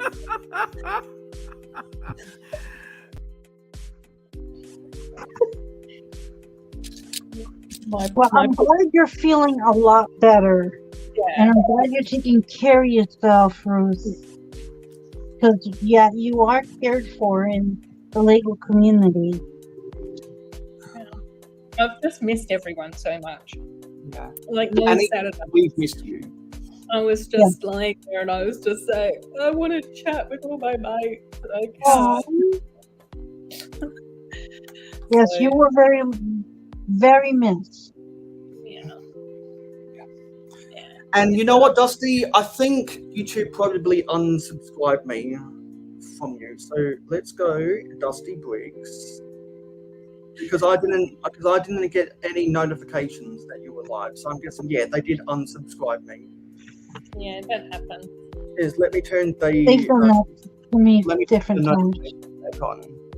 Zizu, I would still be doing it like the little cheering wave thing, even if you do trip and face ban. Okay, we are done. Oh, I can already tell what you've been building. It is the amusement pier, little fish turtle swingy ride. Yep, it's called the underwater loop. Oh yeah, that's right, the underwater loop. Yeah. It's so And cute. yeah, it is. It's a good build. Yeah. So- I love the little Nemo and then the little turtle. Both of them are so super cute. Well, how do I get Vicky to hold on to the money? Okay. So And this also, is Needs a Vicky. cat. and also because it's got the old style Olivia's hairpiece, which makes me happy. Oh yeah. Yeah, so I'll So, just get Here's this. Neil. I'll just get this on while we're waiting for Amberlier, because she is the one that made my. Because when she sent me a link to this, I was like, God damn it, this is so good, I want to buy it. Yeah, it's been awful, Dusty, with back problems. So all what, good reasons, Adam. Your ears are burning for all the good stuff. What were you going to say, Ingrid? Sorry. I'm making floss. Oh yeah, the fairy floss thing is so cute too, isn't it? Oh my gosh, those amusement pier sets were so gorgeous. So this is an older set. Well, not too old, but Yeah, it's got a cute little thing going on over here. yeah. And then What the ticket. Oh, the ticket stand, yes, with the little king of the crabs with the little trident is adorable as well. So cute. I think I put the sticker on the wrong piece. Mayo. Yeah, and also I heard you just say that turtle is adorable. It's not that turtle is not adorable. The turtle is your name. Adorable. There's a reason why I called my channel Adorabuild. It's because I say adorable all the time. Because so many components of friend sets are adorable. Yeah, it is. It's adorable. What were the mini dolls that came with that set? Gosh, there was Vicky. Is Vicky in that set? Is that right? Yes, that's right, Vicky. And my money fell. Hold on. She's got to pay for her ticket. Okay, so yes, we have Vicky who is riding right now, and Mia. Oh, who? Yeah. So this is Vicky, And I showed her off a couple of times because I love the printing on her torso. Yeah, it's with the little. Is it the check print top? And Yes. even the yellow shorts. I think that when her yellow shorts came out, it was quite exciting to have Vicky with her shorts or skirts on. Because I think up until then she'd always been in trousers. Yeah, it's very, very, very chic looking. Very nice. And then here we have Mia, Mm-hmm. and she's wearing a little halter top type of deal. And to be fashionable, she's tied it a little bit. So that's cute. And I love the fact that they put her with the cargos and trainers, because usually she's in flip-flops, I think. Yeah, she does have the cargos on, but no, actually, Vicky has the flip-flops on. Yeah. And Mia's got sneakers. Yeah, it's unusual for Vicky to be in flip-flops and a skirt, because she's usually in trousers and boots. And then, Mia's usually in flip-flops and stuff, but she's in trainers. Sorry, I'm just having my breakfast. I've got watermelon for my breakfast. Yeah. Oh. I am building I'm building one of the bathrooms right now, and whenever I build a bathroom, I always think of JoJo. Oh, do you? Yeah. I always think of JC. Some people From Small Brick City, JC from Small Brick City was obsessed with toilets. I tell you, toilets in the mini doll community or in the Lego community, he was obsessed with them. And we always had a running joke, and I was just like, yeah, but my mini dolls don't need the bathroom as often as your minifigures. It's a shame that he doesn't make as much content anymore. Yeah. Because I'm pretty sure he went back to work after the Rona, and now has less time for building Lego. Yeah. Because I always hear people from before I came back to YouTube always talking about him. Yeah. He's a lovely guy. The reason I think about JoJo is because she always puts bathrooms in her residential build. But you were saying? Oh, I don't know. Doesn't matter. Oh, Johnny G, yeah. Oh, did you find the Rococo lady? Yeah, she's one of the ones that I want. Obviously, the koala, I'm really keen to get. The Rococo lady, I'm really keen to get. And then I think I also kind of want the Potter as well, because I really like her headscarf. Yeah, Vicky's is really nice. And the Series 24 CFs aren't going to be in Australia until February.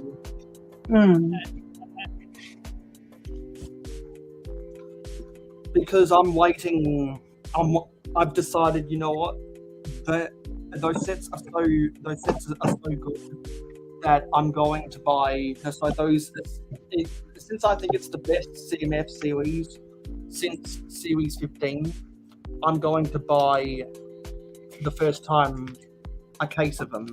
Also because those koalas are so adorable, and I was like, you know what? A lot of these other figures are really good as well, and also I was like, you know what? When I send my when I send my sig fig and one of those cannon pieces to Mark, I think my duplicate walks would be nice to throw in there as well. Yeah. Yeah, but the new koala and falcon molds are what really stand out to me, and what most stand out to most people. Yeah, the koala is someone that I'm definitely keen to get. I'd absolutely love to be able to have a koala army. I don't know if that's possible. How many sets do you have to buy for that army? I don't know. Well, at the moment, I think that the koala is only available in the CMFs, but I'm hoping that the koala will pop up in a few city sets and stuff like that, so that then he'll end up on Bricks and Pieces, which would be an easier way to get the koala. Because I'm not really all that fussed about the minifigures that comes with the koala. I do like the Rococo mini doll or mini figure. I do like that the actual minifigure is Lego's version of Steve Irwin. Oh, well, yeah. At least that's the way a lot of people are interpreting it as. Steve Irwin. Yeah. I have heard a few people say that, but I don't know. I don't know whether or not I would have used that hairpiece for Steve Irwin. But he's definitely like one of the adventure park. Not adventure park. Like park ranger type outfits and stuff. I'm gonna switch up my charger, and so I just wanted to remind everyone that there is a poll up near the pinned comment, and so feel free to vote on that poll if you want to vote upon which main street is the best. Oops. I just knocked a bunch of stuff over. When's Winter Village or Vintage Town? I just knocked a whole bunch of stuff over. So in the meantime, did you finish the how's the progress going on the country club? On the what? Oh, was that tonight? Country club. Are you still waiting on more? Paradisa? Yeah.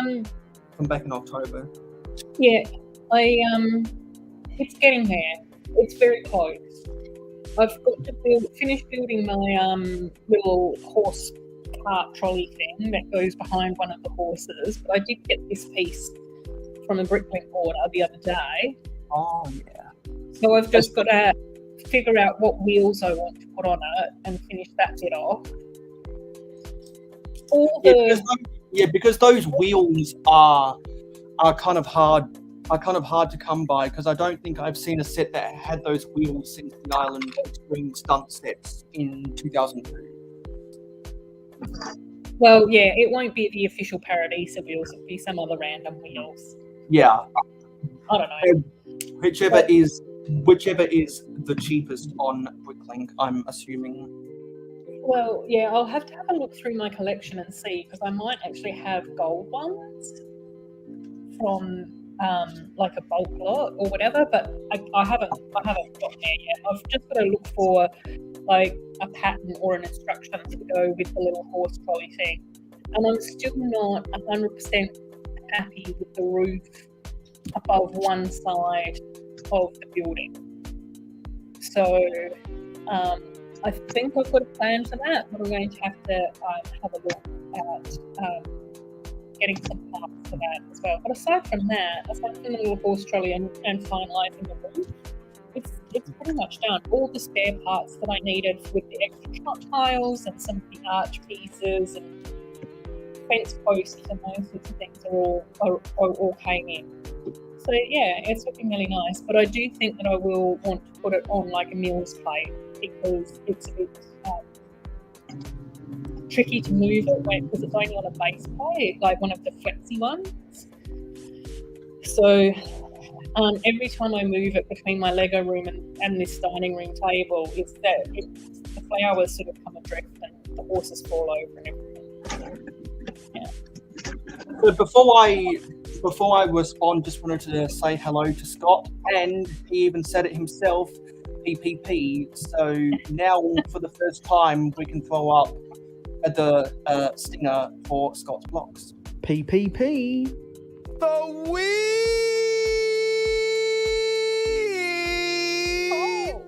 The Hi Scott, how you going? Yeah.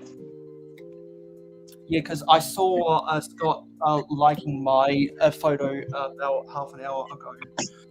I was wondering, yeah, maybe there's a chance Scott comes around and there he is. Because for those who don't realise, Scott's Blocks is now in Mayo City, and most recently he was in a meeting with the mines with the Big City, because I have a whole bunch of storylines in store for both Scott's, Cliff's, and Mark's sequence. So I'm gonna stop my camera so no one sees my hands in place while I'm looking down at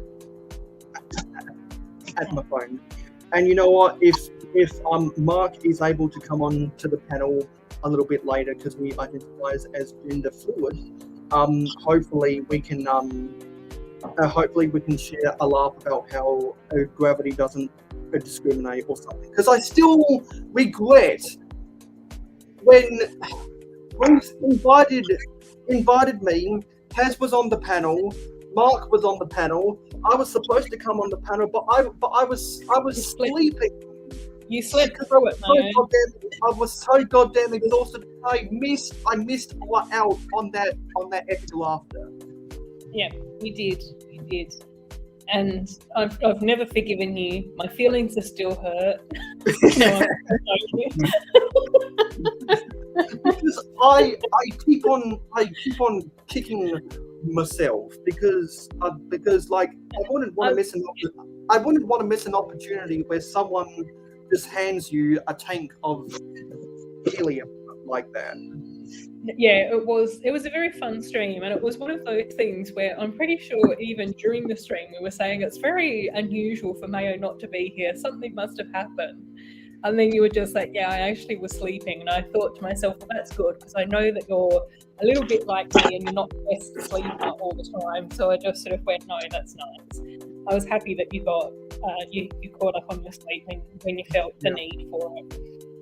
And as you know, Mayo, there will be a chance in the future where you'll be invited back at some stage or another. Yeah, but it's just that I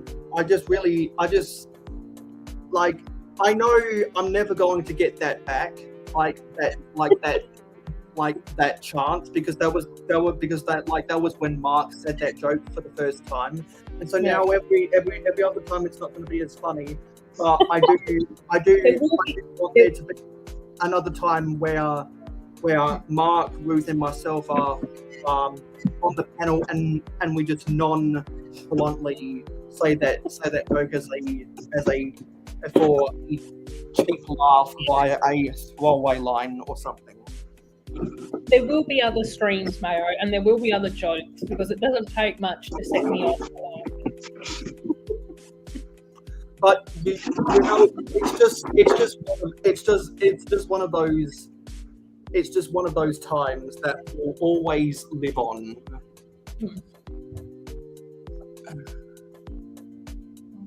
Yeah. So yeah. Anyway, I done. Oh, and Richard Cranian's here as well. Yeah. Richard, yeah. I was on a stream with Choppy a few weeks ago, and he actually explained the pun of your name, and it finally got it.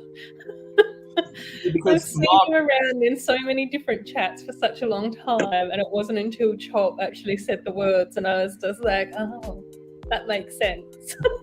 That's a pun. Because both Mark and Chop were on various stages of my 24-hour live stream. I did build the Daily Bugle, and they were telling me, well, they were talking about the time they had to explain that.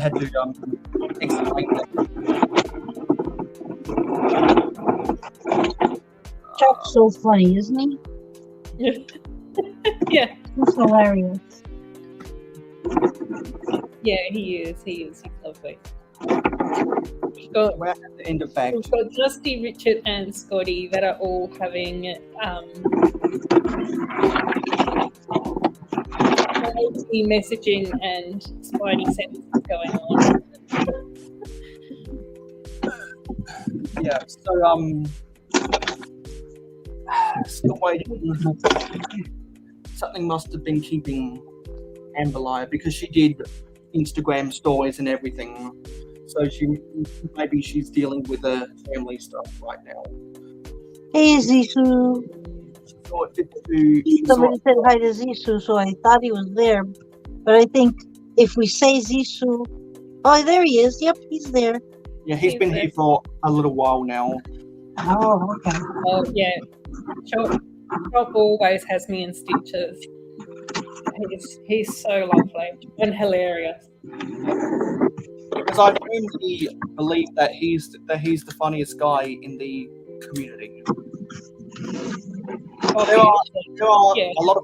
are a lot of funny people including yours truly, but I think Chop beats all of us. Yeah, he's hilarious. Because he can say the most random throw away line and everyone goes nuts. And he's never like off the cuff either. Like, no, what am I don't even know what off the cuff really means. What I mean is that he's never rude. He never puts people down and trying to be funny. He's just naturally funny. Yeah, he is. And it's almost like he scripts what he says in his mind, anticipating any given conversation. Because he never stumbles over himself, or he never hesitates when he delivers any given wise crap. I think the reason for that is because he's very smart. He's intelligent, but he doesn't boast about it. So he's very quick with the comebacks, and he's very quick. The reason is because he's so smart, and that just entertains us. And then he's just got a good heart, and I think that's what you were saying, isn't it? Is that his humour is always laughing with the person and never at them. Yeah, he's always just super genuine and really kind and lovely. So, and I think that just makes his humour so enjoyable.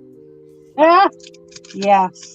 Because there's only one, not 2021. There's only one mayohosko, but there are a bunch of people in the community who only care about their Lego sets being nice and pretty. And one of those people is on the panel right now. Adorable. Okay, now we're going to open up bag 1. So where is bag 1? So looks like we're going at two bags an hour. So hopefully we'll finish all of this in less than 8 hours. And we're bobbing up and down between 8 and bobbing up and down between 8 and 10, or 8 and 12 people right now. I'm gonna mute myself while I open these bags. So Richard Cranium says he is more so goofy, silly, funny. Yeah. Yeah, he is. Yeah, he is. He's lovely. Right. I'll just put my breakfast dishes away and stretch my legs so my back doesn't seize up too much. All right. Yeah, you gotta stretch every once in a while. That's a good idea. I think I have this set right here, the Drifting Diner. Oh, that's nice as well. I think I'm gonna open it up. Yeah, that's from the go-kart sub-theme. I think that's actually one of my favourite diners out of the Friends theme. I really liked the brick-built burger on the top as well. I thought that was really nice. I love the colour palette in that set as well. It's really cool. If we mention first one, he will show up. Let's do it. This is one of the first times we had the French fries. Oh yeah, I think so. Yeah, I think so. Yeah. Also, the eggs.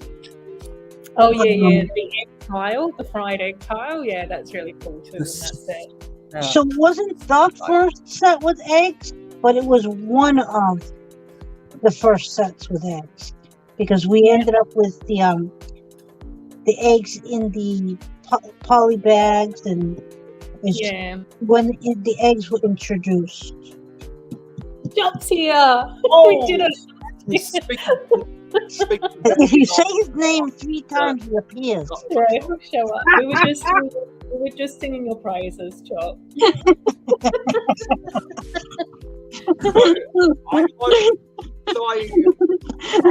So now we got a Johnny G as well. So I hope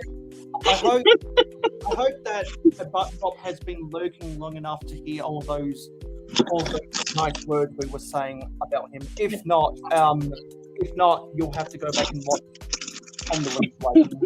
And it was all lies, Chop. It was all lies. We were talking smack about We were making things up about you. Yeah, all kinds of nasty, injurious.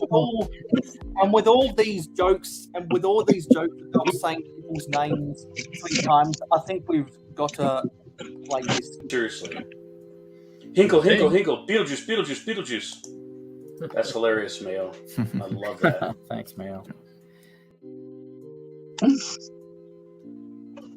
Normally we play that when someone from Friday Night Bricks is in the chat, or when someone makes the joke about Beetlejuice. So, hi Johnny G. Hi Johnny G. I'm just going to Google Care Bears hoodie from Typo. Care Bears countdown 4, 3, 2, 1. They're coming from up there. I'm pretty sure we had the complete series 1 or the complete series 2 and combined a movie, either DVD combo pack or VHS tape, because Care Bears is very indicative of the 80s. Oh, yeah. And if anyone hasn't watched Ruth's live streams before, you wouldn't realise that she has Care Bears pajamas, and I'm wearing Minecraft pajamas because that was a gift for December 20th. Oh my gosh, Johnny G, I absolutely love the purple hoodie. That's so cool. Okay, adding to bag. Hope. I'm sorry if I can speak today. Hopefully, it'll be able. This stream will be able to cheer you up, because we've always got nice things to say about Chopper, and also we've all got to let Chop know how much we love the 72-hour live stream, which is actually nowadays a 96-hour live stream. We've got to let him know how much we love that, so that it doesn't go away. And I am willing to offer my services to help organise that, to join the team of admin, so that I can help take the load off, because I know that it is rather stressful to manage it. So I'm willing to put my hat in the ring to be an admin with organising all that stuff, because I wouldn't want to see it vanish in a cloud of dust. It also seems to be a like a pale minty green Care Bears hoodie with a little Care Bears heart on it as well, I think. Oh no, hang on, that's not Care Bears at all. They lie. Also, we've got 14 viewers right now, which is the most Yeah, exactly. Anywhere from 96 to 104 hours nowadays. Didn't it used to be just a 48-hour, but more and more people were like, we want to register, and so Butt Chop just kept on expanding. How many people? Yeah, so there's okay, so nothing.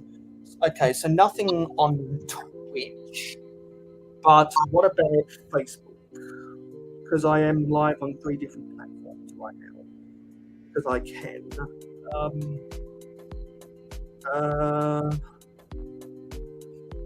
So it doesn't look like we've got any people watching on Facebook, but someone did share. So I want to mention one of the minifigures in this set, the Drifting Diner. We have Dottie, and she is the diner worker. Yeah, that was the first time we got Dottie as well. See, this set is what, like the first of this and first of that. And Dottie is got nice printing on her torso as well.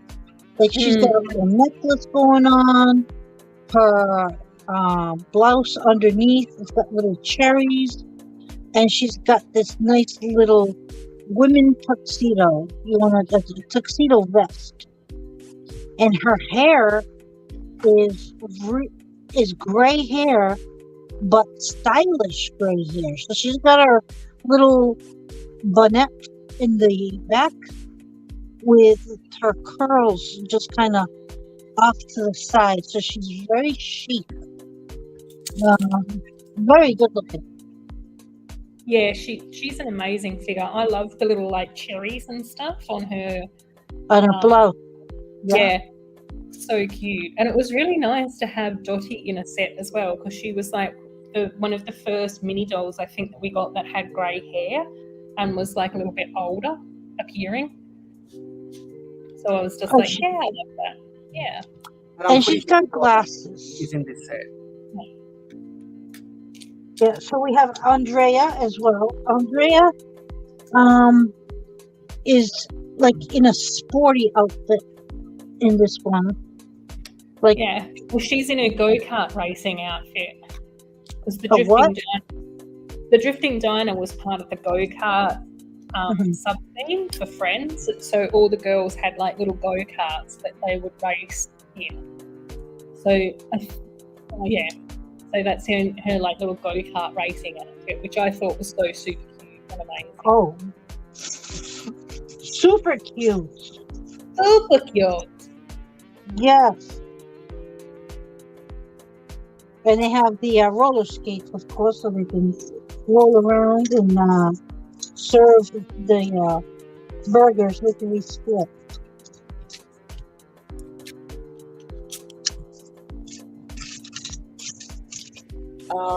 In the meantime, I'm going to go Google Lego Friends 2023, so we can just load this up in the background.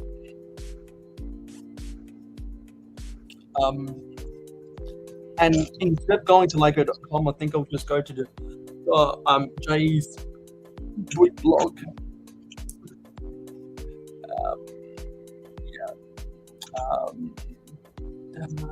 This has the official images of both the first wave and the second wave, because they did a weird thing for Friends to read the winter wave, where they split it into 2 releases of the set images. That was a little bit weird in my opinion. Did anyone else find that weird? I'm laughing at Butt Chop's Dottie is the guiltful friend. Yeah, she is.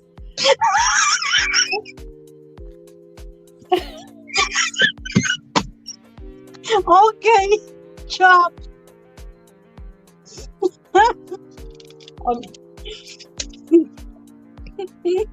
Yes, let's just hand the tank of helium to Ingrid, shall we?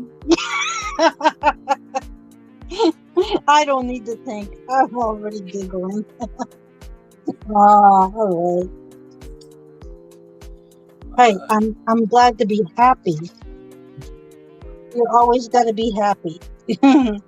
Yeah, you're always going to be happy on a mayohosko live stream. So don't watch anyone else if you don't want to be happy, because you want to you want to be here so that you are happy.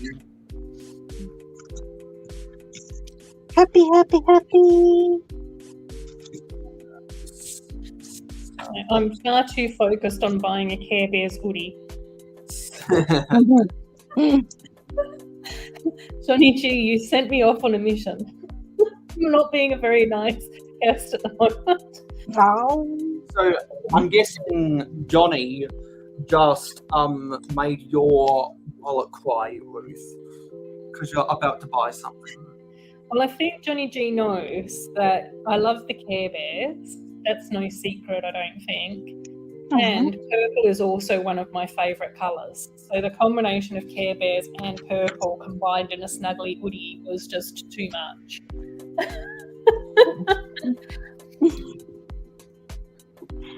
Oh, I was so happy to get my blankets when I used my VIP points, right? Yeah. That when to get that Ninjago city garden set. Oh, cool. I ended up getting the blanket for free too. Yeah. So not only did I get that on my for my VIP points, I ended up getting the Santa set, which I don't have a use for it, but I also got this beautiful blanket, and I was so happy because this is one I wanted. So, I love it when you manage to score the items that you want. I did end up getting like the Friends playing cards, or I got those. And then I think that the last time I placed an order from the official Lego store, I ended up getting like the little dragon ride. So I used some VIP points on that, but I didn't get the blanket. Do we have the blankets in Australia, Mayo? Yeah, I saw them advertised about maybe a week after they were a gift with purchase in the US, but there was no way in hell I was gonna buy anything to get there, because I am against Lego making gear as a gift with purchases. It's like, no, stop giving us gear. We don't need blankets. We don't need cake molds. We don't need pencils. You don't need blankets, mate. England does need blankets. We don't need I was going to cry if I didn't get a blanket. we don't need pencils a gift with purchase they had years ago. We don't need gear. We need more bricks. You need more bricks. Ingrid needs a blanket. I just need Care Bears. But you can go to lego.com and order. I believe you can go to lego.com and order that blanket if you search by gear right now. You can't go to lego.com and order a gift to purchase that with sale like what you used to get able to do. And when Toys R Us used to do their Wicktober, you could either spend the $75 to get the Wicktober set, or you could buy the Wicktober set. Lego doesn't do that anymore. But you can buy that blanket right now for however much it costs. That's why I don't like it. I'm showing Chuck because he made me buy it when they make gear as a gift with purchase. Johnny G has the best comment. Mayo, this is the ladies' stream. Ladies need all the Lego blankets. That's right. Bless you, Johnny J. I'm glad that you got your sister the orange Care Bear hoodie for Xmas as well. That's so cool. Yeah. Okay, so I'm gonna steal a line from. At this rate, Mayo's last. This will be last. Oh, at this rate, it will be Mayo's last ladies' stream. We won't boycott Mayo just because he doesn't want a blanket. Yeah, I'm going to steal a line from Robert and say that Johnny G has obtained the Smiley Award. So, did you see, Butt Chop? I got the set because of you. Because you told me use my points on that one, and so I did. Yeah, and someone DM Amberliah to come on so I can say the same thing about the Unity Street with her. The Main Street, that's right. The Unity Street. Oh, Union Street? Yeah. Oh, okay. Yeah, I think Chop. I think that some of the Lego gear that I would have probably liked to have gotten, and I'm sure that some of you guys will have known this, was the Lego stuff that Target had in the US. Was it last year or the year before? Like the puffer coat. I really liked the pink, orange, and red puffer coat, and I liked the fact that there was like the dog version as well. It would have been so hilarious for me and Pucky to have had matching winter coats. Yeah. And I really liked the snowman set pieces as well, with like the wand and the carrot and all of those sorts of stuff. The Target crossover here was fantastic. There would have definitely been a few things in that I would have loved to have gotten if I was in the US. Yeah, those were good sets or whatever. I did end up getting the snowman set. Yeah. And I was waiting this winter to see if they were going to come out with a different version of it, but they didn't. Yeah. Oh, Johnny G saying I needed the adult Lego clothes. Yeah, I really liked the Target adult Lego clothes that were done in that crossover as well. Oh, and the teddy bears, yeah, the plushies were so cute as well. Oh, yeah. I did end up getting one plushie, the blue guy. The space. Oh, yeah. The blue spaceman, yeah, that was Yeah. saying I have 2 different pairs of Lego sweatpants and a winter coat, yeah. There were definitely some really cute stuff that I had in that. And I think like the adult Lego clothes were looked really nice. Like I thought that was really nice colours and not too obvious. Like if you weren't a Lego fan, then you probably wouldn't know that it was like Lego stuff. I missed out on getting the scarf. Oh yeah. But Chop like the t-shirts. I got the t-shirts for the boys for my toddler. The blue spaceman crossbody bag is also adorable. I've seen yeah. These aren't actually Lego pajamas, but I do own Lego pajamas, and these are mine. These are Minecraft pajamas, because now that I've got my Minecraft server all rigged up, I'm going to be doing Twitch streams for an hour every Saturday before Makro Bricks goes live on Twitch.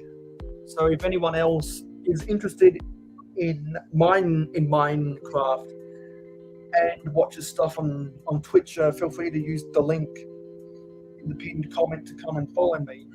And if you are a Minecraft gamer, the only way you can join my server is to be a Patreon pledger. Johnny G wants the Chewbacca, the Christmas Chewbacca so bad, and the Wookiee. Yeah. So adorable. Change the subject. This is killing me. Yeah. Well, probably the good subject segue that we can go into is while I was incarcerated throughout December, I have managed to watch a lot of Star Wars stuff. So I've now watched all the movies in timeline order from Ooh. the first one right the way through to the last one, and I've also watched some of the TV series as well. Not all of them. I've still got to do some of the cartoons, and Andor, the most recent one. I will watch that because I think when I got up to where Andor would have fitted into the timeline, it wasn't finished. So I jumped over Andor and just continued to watch the films. Awesome.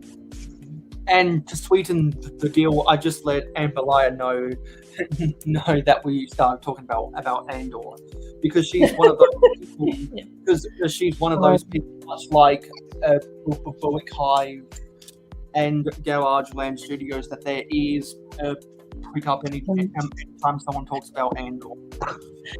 So That's so true. You can tell that I was really unwell because I was watching Star Wars. I was just not myself at all. oh, you poor thing. No, it's fine. I was thinking that it was a good thing that you let us watch Star Wars, but now you're like, oh no, it wasn't a good thing. I went, oh, I'm It sorry. was because, I ended up watching the originals. So I watched 4, 5, and 6.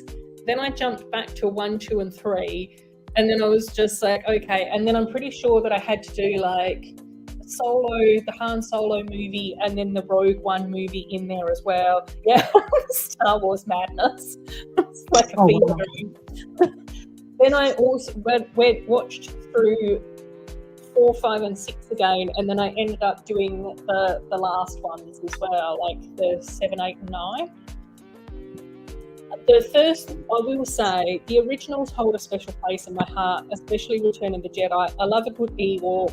I remember seeing Return of the Jedi at the cinemas when our family was in New Zealand on a family holiday, and we were at a really beautiful cinema in Auckland in New Zealand. The first 3, I will say, weren't probably really for me. There seemed to be a lot of intergalactic political talking and whatnot. Yeah. It dragged on a bit. The romance between what's her name and what's his face? Yeah, what's her name and what's his face? That was a bit weird because I couldn't quite work out how old she was when he was like a child, and so I found it a bit weird and creepy, to be perfectly honest. Because I was just like, she looked like she was supposed to be about 14, and he looked like he was meant to be about 7 or 8. And I don't know, I just found it all a bit weird because then I couldn't quite figure out when he was 16 or 17, then she would have been like 24 or 25. And I'm just like going, I don't know. It was just strange. It was very, very strange. Yeah, and awkward. Butt chop said. I did really enjoy the Han Solo movie. I thought that was better than what a lot of people whinged about. I actually kind of enjoyed that. And then the Rogue One movie, I quite enjoyed that as well. I couldn't quite figure out a lot of what was going on until I was partway through the film, and then I kind of went, okay, right, this is just a weird offshoot. It doesn't have really any of the original characters or whatever, but it was cool. I enjoyed that one. And then the 7, 8, and 9 with Ray and what's his name in it, I really liked the second one of that. There was some point in there where I just went, oh, I didn't expect that to happen at all, and this is kind of cool. Oh yeah, their romance was really weird. And yes, awkward. Really, really awkward, Chop. That's a very good word for it. Did you watch The Mandalorian? Yes. I Okay. did watch that one, and I watched Boba Fett, and I enjoyed both of those TV shows. I thought that Solo was really good. The guy that was supposed to be playing Han Solo, I thought that he was probably the weakest cast member out of all of them. But like, what's her name from Game of Thrones is a really super charismatic and charming actor. She was amazing in a Woody Harrelson. Like, how can you not love Woody Harrelson? He's just fantastic. Childish Gambino, Donald Glover. He was just absolutely amazing as Lando Calrissian. I absolutely loved the fact that on the Millennial Falcon they had like a whole cloak closet for Lando Calrissian. I thought that was hilarious that he just had all his fancy cloaks and everything in there. that was amazing. Yeah, so yeah, it was good. But yeah, I've got to go back and good night, Steve. Bye, Steve. Night, Steve. Yeah, I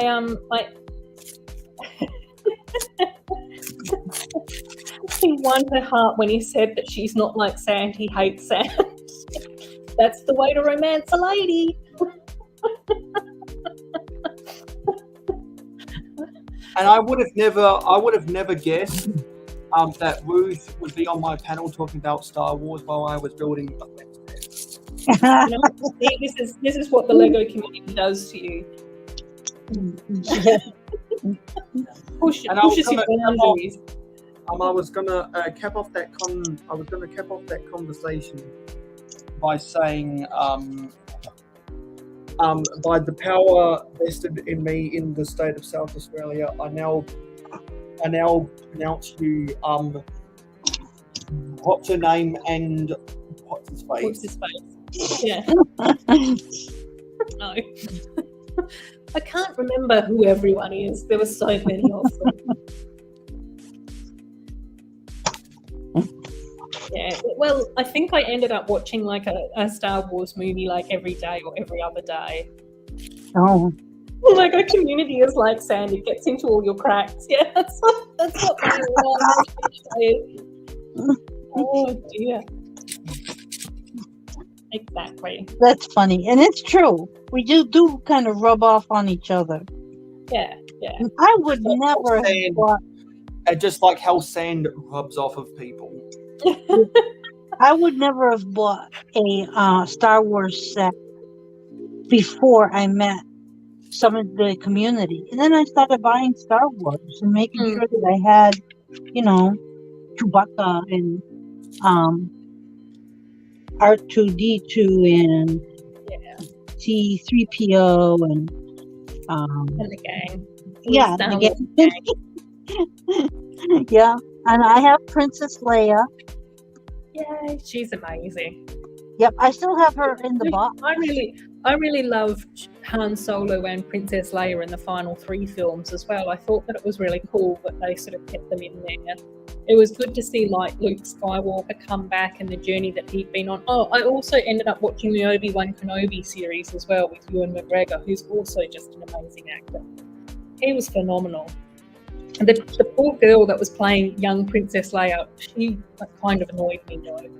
So she was the weakest link in the Obi-Wan Kenobi TV series, which obviously made that a little bit difficult since she was in it so much. But I did like the story. I thought the story was good in that. Yeah, Princess Leia has always been like an amazing character. Yeah, and Lego will never make a Slave Leia minifigure ever again.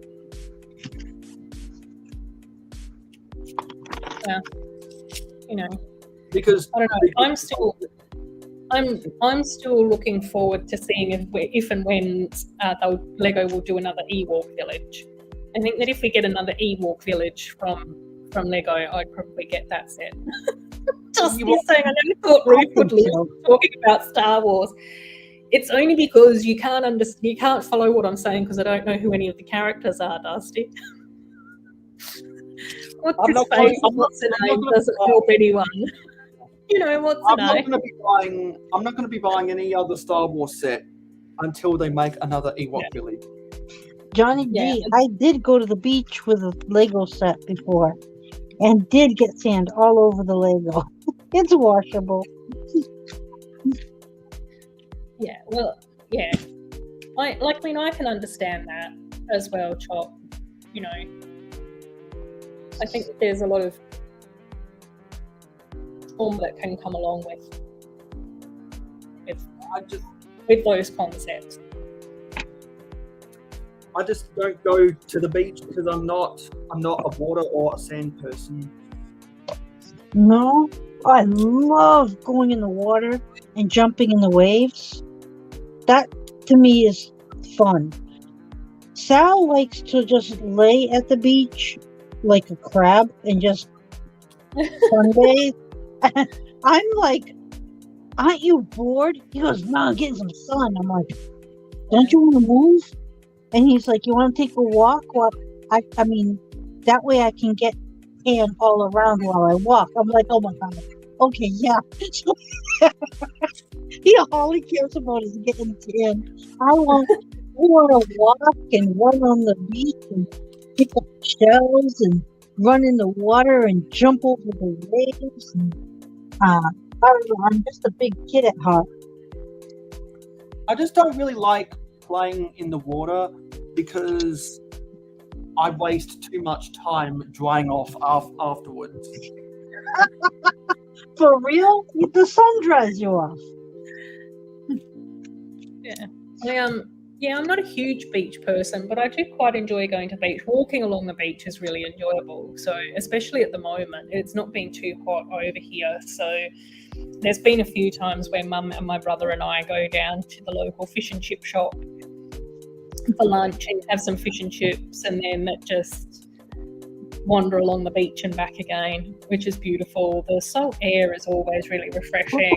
Having a bit of a paddle, I do always like having a bit of a paddle. If I'm at the beach in my bathers and swimmers and stuff, then I'm a bit like you, Ingrid. I usually just have a frolic in the water. Oh, I'm yeah. not swimming or anything like that. I just usually splash about and cool off. And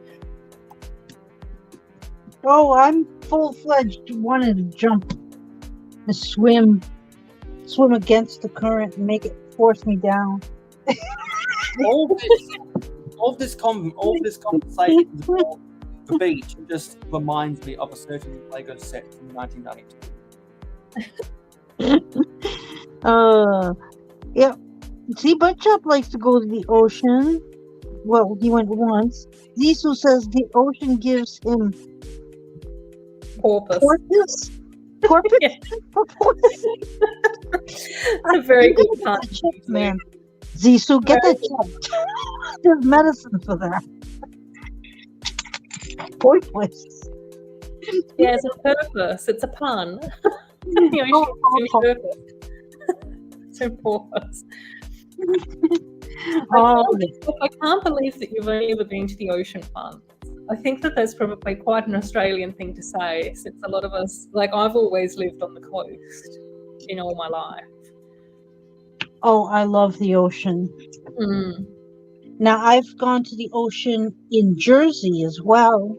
Not this past time that I visited, but before, like 5 or 6 years ago. Oh, no, 2 years ago, I think. It was so beautiful. The water is crystal clear. The sand is white. It's like clean sand. Yeah.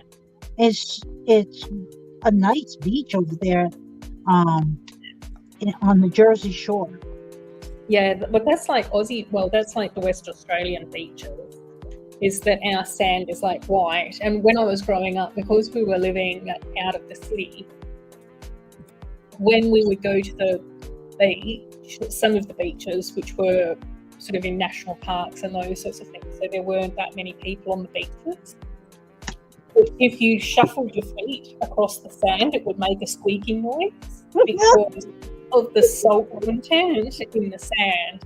And it was also so fantastic because there were sometimes that we'd go to the beach and there would almost be like a little fine layer of salt on top of the sand, so it would almost be like a crust. So as you stepped, it would like break into the sand. So it was just felt so like untouched and amazing and just so much fun. And it's so strange for me even going to the beaches here in Perth because there's like other people at the beach. Oh. Like, what? I'm so used to growing up and going to the beach with nobody else on the beach at all. Yeah. Oh, yeah. The beach near my daughter is like that, down the Cape. Yeah. We call it down the Cape, even though it's up. But yeah, we call it down the Cape. And the beach is next to her. It's kind of off the cuff. Yeah. So hi, Big Nate. And Hey, oh, and Mikey J. Oh, and Wilson's Mikey J. and there's absolutely Oh, I nobody on the beach. Okay. I just stop. So okay, that explains it all. Amberley Build was working on some social media for Good Morning Brickworld, so she said she'll be on in like 10 minutes. Okay, that explains it all. Yeah, because for those who don't know, ever since Amberley Build, the reason why Amberley Builds was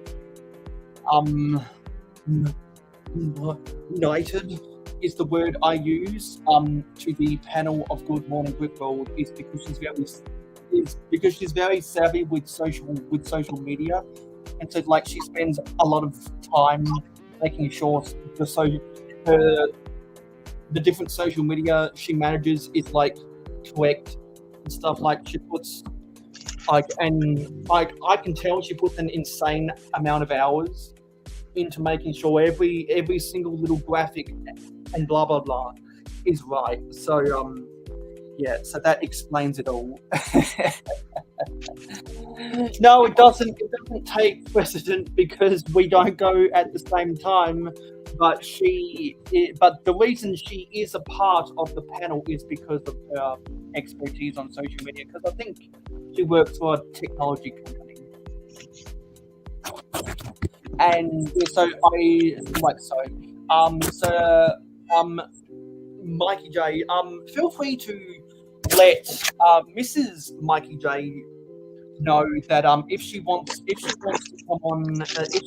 come on to the panel, I'll send her an invite because for those who don't know, I'm always binge watching people, but I've been binge watching Mikey J Productions because I was like 6 years behind, and now I'm all caught up on like 50 different videos that I was interested in watching.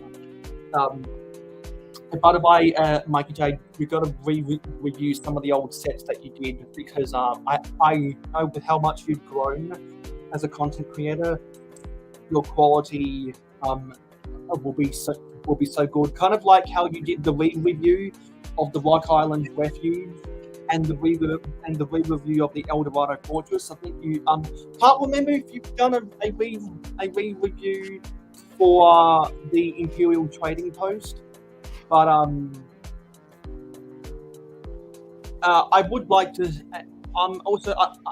But correct me if I'm wrong, but I don't think you've done a re-review of the Black Monarch's Castle or the Black Knight's Castle. I'd like to see re-reviews of that. But the reason why I have this on the share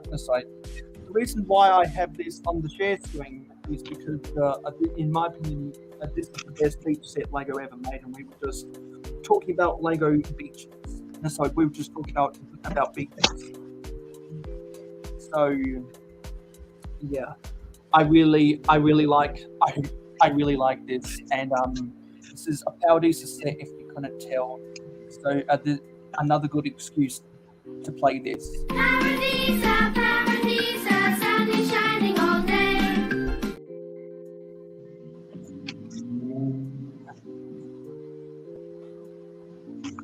Best beach that a beach set Lego's ever made, and Western Australia probably because there's so much coastline, it most likely has the second best beaches in this country besides Bondi.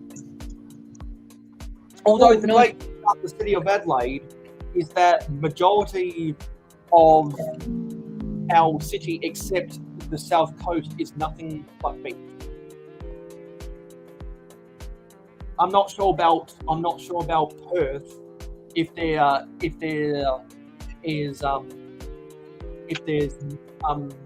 the same amount or more. But if you go to Sydney, you'll realise there's a lot of cliffs, so there's not as much beach.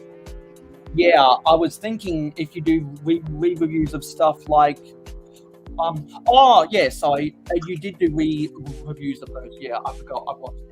But it would be good to see a re-review of the Mill Village raid, and making her long-awaited return after doing some stuff on social media and being awesome at D&D. We have Amberlaya. Hey, Amberlaya. Hey, how's it going? How's it going? So I just felt obligated to let you know that Adore Build was talking about Andor, because I know that you're a sucker for Andor.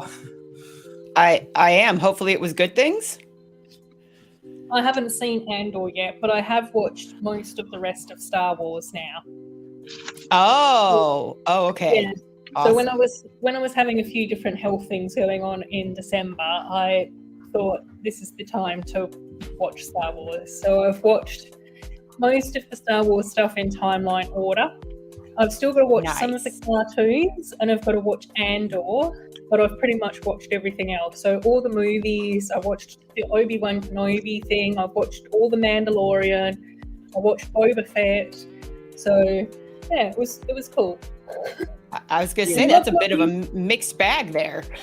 Yeah, I'm not going to rehash my Star Wars summary because most of the chat has already heard it. But yeah, no worries. Yeah. And I'm pretty sure that the reason why I skipped over Andor was because the series hadn't finished then. So it's just like, I won't wait for Andor, I'll go back and watch Andor when I can do all of that at some stage or another in one big hit. Yeah. Yeah, no, that's fair. Yeah, because like what really resonated with me about Andor after a Hive did his review of the TV series is that it doesn't bait you into being let down, because it doesn't come up, because it doesn't introduce itself with a lot of high expectations. Like, this plot line is going to happen, and this character is going to be the starring role. Because, like, everyone who watches Good Morning Rickworld with you're living under a rock if you're not subscribed. If you're not subscribed to the to the Rick Hive channel, and you're also living under a rock if you don't realise that Amberlaya is one of the co-hosts. But he would always complain that the storyline of a Kenobi wasn't all that great, and how Boba Fett was viewed in the book of Boba Fett wasn't the Boba Fett that we saw in the movie, and he felt really let down by a lot of that stuff. You can go back and watch past episodes of Good Morning Rickworld, but with the way he's been speaking about Andor, it's like night and day different. Yeah, it's very different. It's very different, for sure.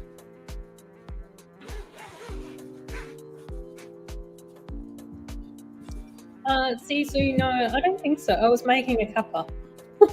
Well, Mayo was making a cuppa. I'm in my dining room at the moment, not in my Lego room. A cup of tea. And again, I do need to stand up and move around, otherwise my back seizes up. So yeah. Yeah, and I know what it means to deal with a back pain. Yeah. After my nap, of course, Johnny, I'm probably due for a nap very soon, to be honest. So did you make tea? I'm used to being on the panel, but I'm just not used to being involved in Lego chats at this time of the day. Yeah. Thank you for the congratulations on 500 subscribers. We've got 98 to go to get to 600, because if we get to 600 before the end of January, a chip of the old block toys will build 8 Daily Bugles, and Ingrid Wynn will have an aneurysm. That's a great reason. That's a totally great reason. Okay, so now the plan is not to subscribe to the Mayohosko channel because we want Ingrid to be happy and healthy. That's the pick-up takeaway message I'm getting from that.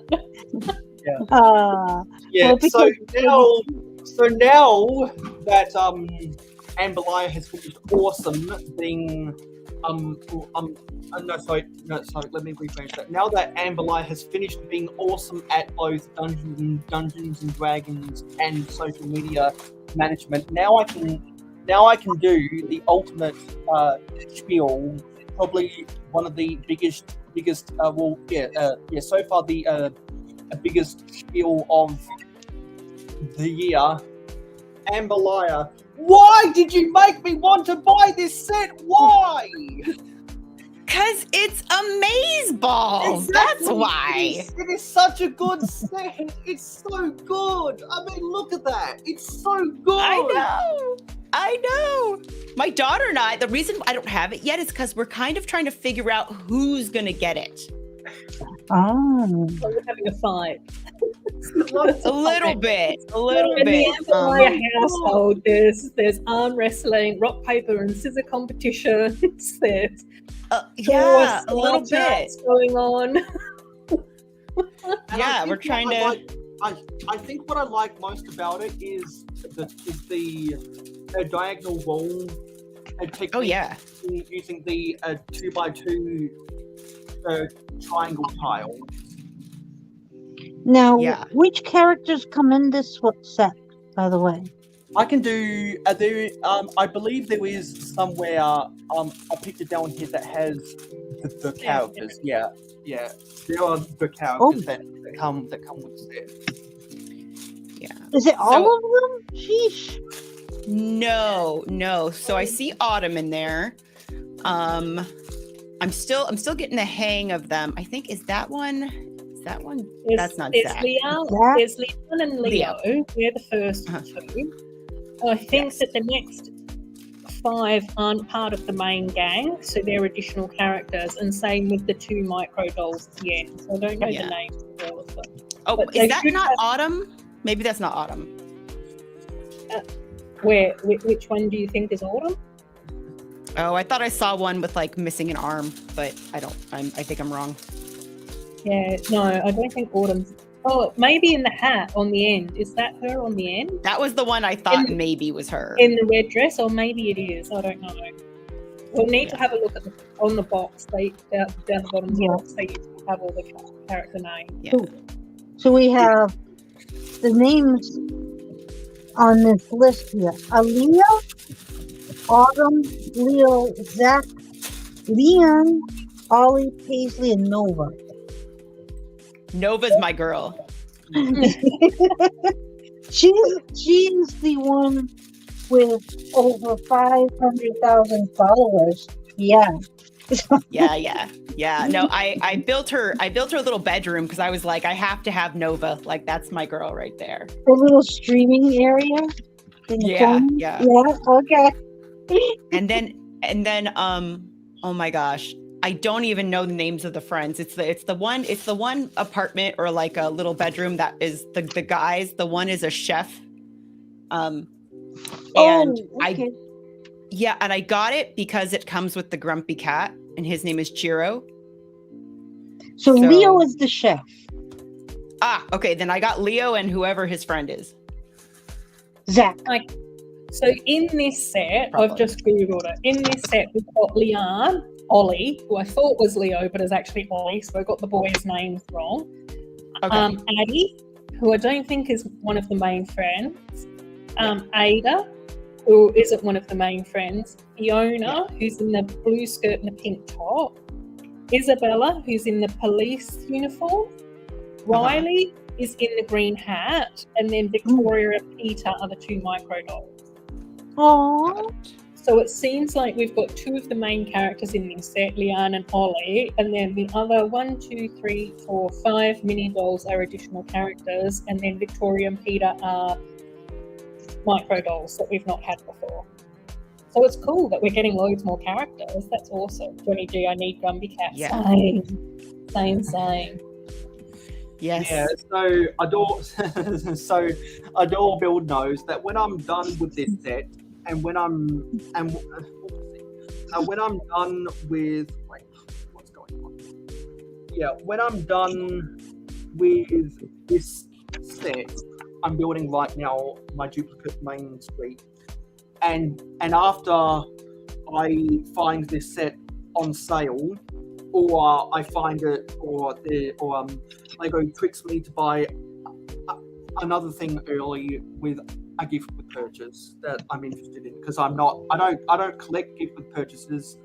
I'm really only interested in gift with purchases if I'm desperate to buy something because I know I can make content out of it, or if there's like a vintage Lego polybag, which like a vintage Lego gift with purchase, because I wouldn't have bought the Daily Bugle or the UCS Luke's Land Speeder when I did, if it wasn't for the Forestman's gift with purchase.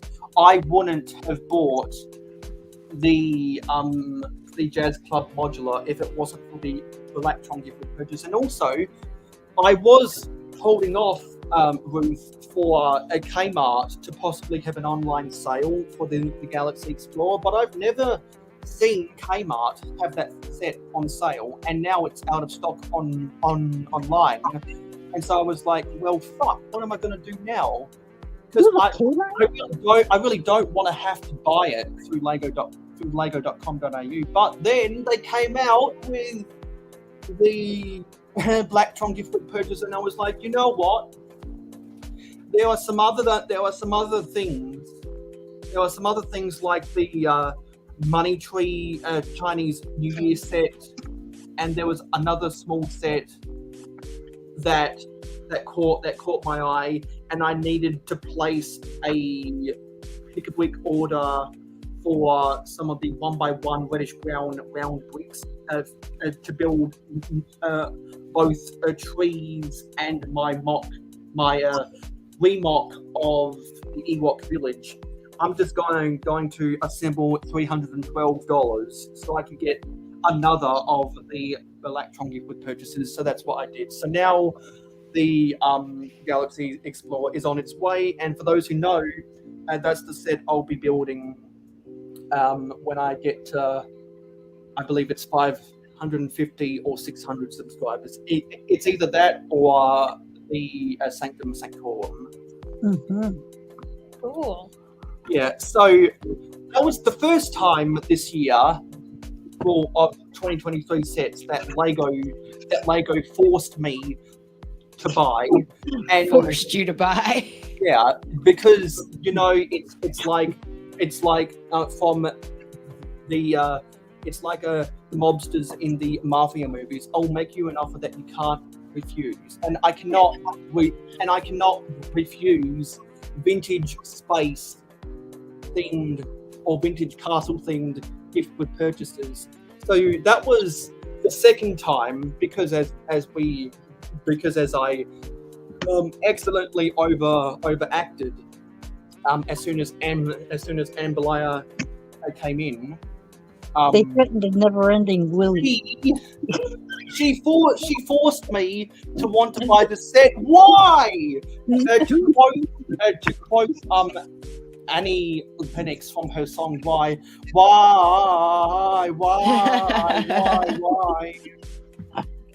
Yeah. So yeah, this is an awesome set. Some people might remember the reason why I was like, yes, I gotta get the Friends Main Street quick fast in a hurry was because of the Vibrant Coral trash can. The reason why for me this set was love at first sight was because of the way that they used those triangular 2x2 tiles. Yeah. Yeah, Which so that's I had said today, they were this far away from making that into an escalator. They could have done it. They should have done it. It's like that close. It'll be modification time for you, Ingrid, when you get this set. If I get that set, I don't have any money right now, so that's if. But Yeah. I got a phone call, so hopefully I have a job pretty soon, and I'm gonna do this. Yay! yeah, and hopefully I'll go back to work soon, because now that for those, because I don't think I've made this public, well, this part of the story public. We bought a block of land about 1.5 hours away out of the city, and because my parents are going to go retire on the coast in the country, and so we had a whole bunch of contractors that came out to the new house over the course of December. So my dad just stayed at our house under renovation for the whole month. So I only got to see him twice. One was on the weekend of December 25th, and the other one was the weekend beforehand. And so now that the contractors are done with their work, my dad is back at work, and he asked me what my schedule is right now to come back to work, because when I'm not studying or I'm not working, I kind of have no reason to live. So I've got to find reasons to live, i.e., spending the month to do as much Lego maintenance in my room as possible, which is why I've been going gangbusters, organizing stuff in my collection, whether it's my instructions, whether it's I'm going to have to reorganize my books, whether it was rebuilding some stuff that got broken, whether it's placing the Daily Bugle into my city means a whole lot of reorganization from my city, because I have to crouch down on the floor, whether it's reorganizing the table, try to keep myself busy so I have a reason to wake up in the morning. And sometimes I don't, so I go to bed at ungodly hours and I wake up at ungodly hours. So I straight up told my dad 24/7, I don't have a schedule. So that's why everyone is like, wow, mayohosko isn't sleeping. It's like he's watching every live stream possible. Yeah, because I've got no schedule. I want a schedule. I need money, because people on this panel convince me to buy Lego. I need money. So I'm glad that you found something that keeps you alive and something that keeps you going. Yeah. It's a little sad that you said that you have that problem, but I'm glad that you did find an escape and an outlet. Yeah. So please, you know that you're loved in the Lego community.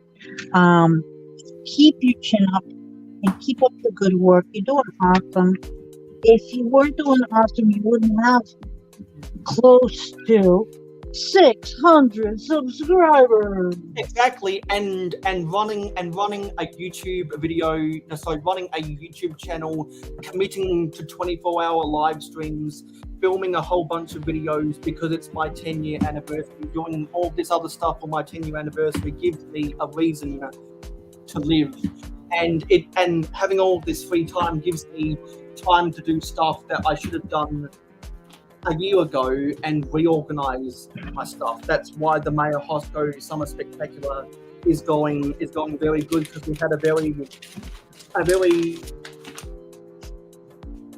and we're just having a lot of fun in general with my 10-year celebrations and hitting 500 subscribers, because not only have I already built the Daily Bugle, because we hit 450, but now that we hit 500 before the end of my 24-hour live stream, I'm going to be doing another 24-hour live stream at the end of the month to build the 90th anniversary castle.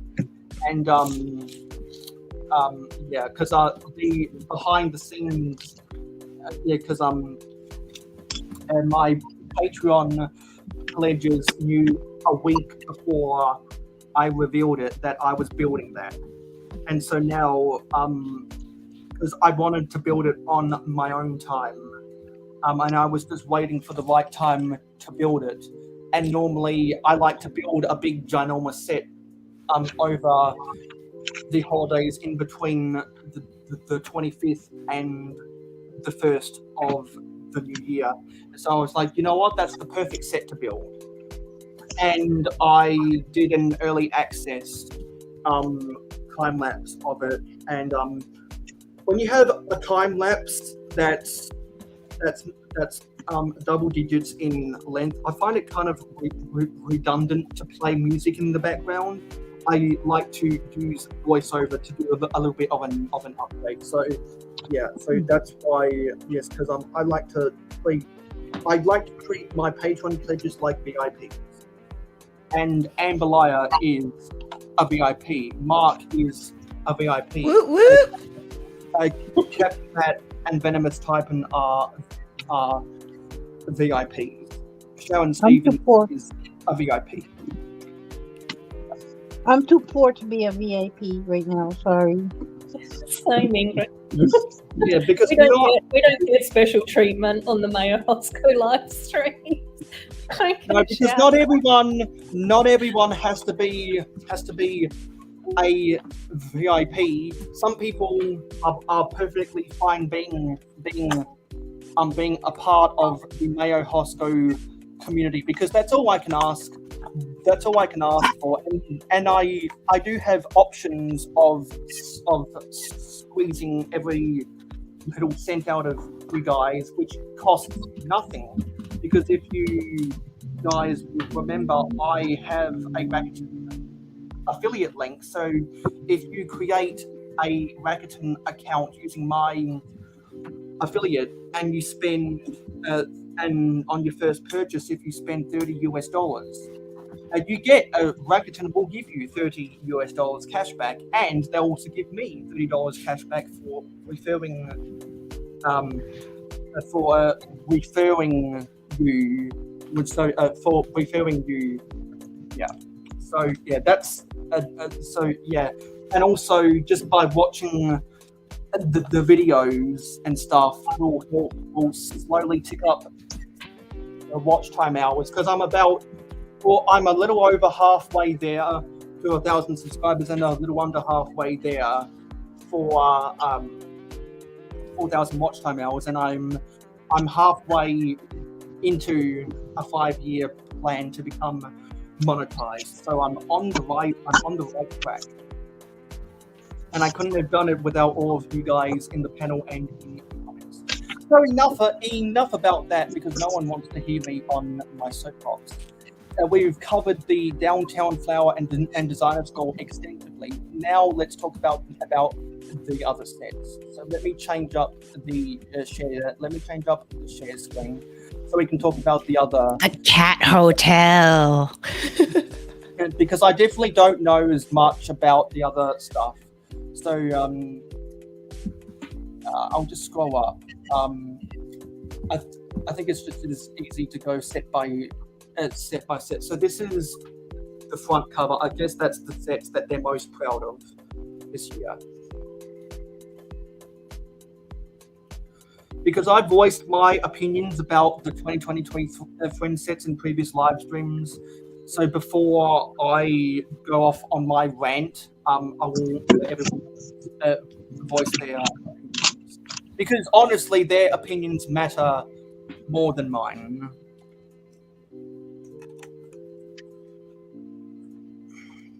So you get the Main Street. You have another go-kart set. Yeah, there's Main Street, there's the skate park. Oh, sorry, Mayo's scrolling. Can't. I think that there's the bedroom. This set I've ordered, the little donut shop. So I ordered that yesterday. That's cute. Yeah, I ordered the bubble tea part as well. I just thought the bubble tea shop was really super adorable as well. Boba tea? Yeah, the bubble tea shop. Yeah. Why is the donut so big? Because Amber Lyle can probably pick up, but those are the same donuts from the sign of the donut shop in the police station modular. Okay. I wouldn't say no to a donut that size, England. Let's just put it I that way. couldn't eat Yeah. Usually, when I go to the shops and I buy a 6-pack of donuts, they don't survive very long. The other day, I had my food shop delivered, and I got a 6-pack of brioche chopped chip hot cross buns, and I was like, "This will last me the week." No, I had 2 for breakfast, 2 at lunch, and 2 for dessert. I smashed the entire bag in one day. I was just like, "Leave me alone with that donut, and I'd be a happy girl." Nice. So, correct me if I'm wrong, but I'm pretty sure that 4x4 dish with the print of a strawberry sprinkle donut is the first time we're getting that.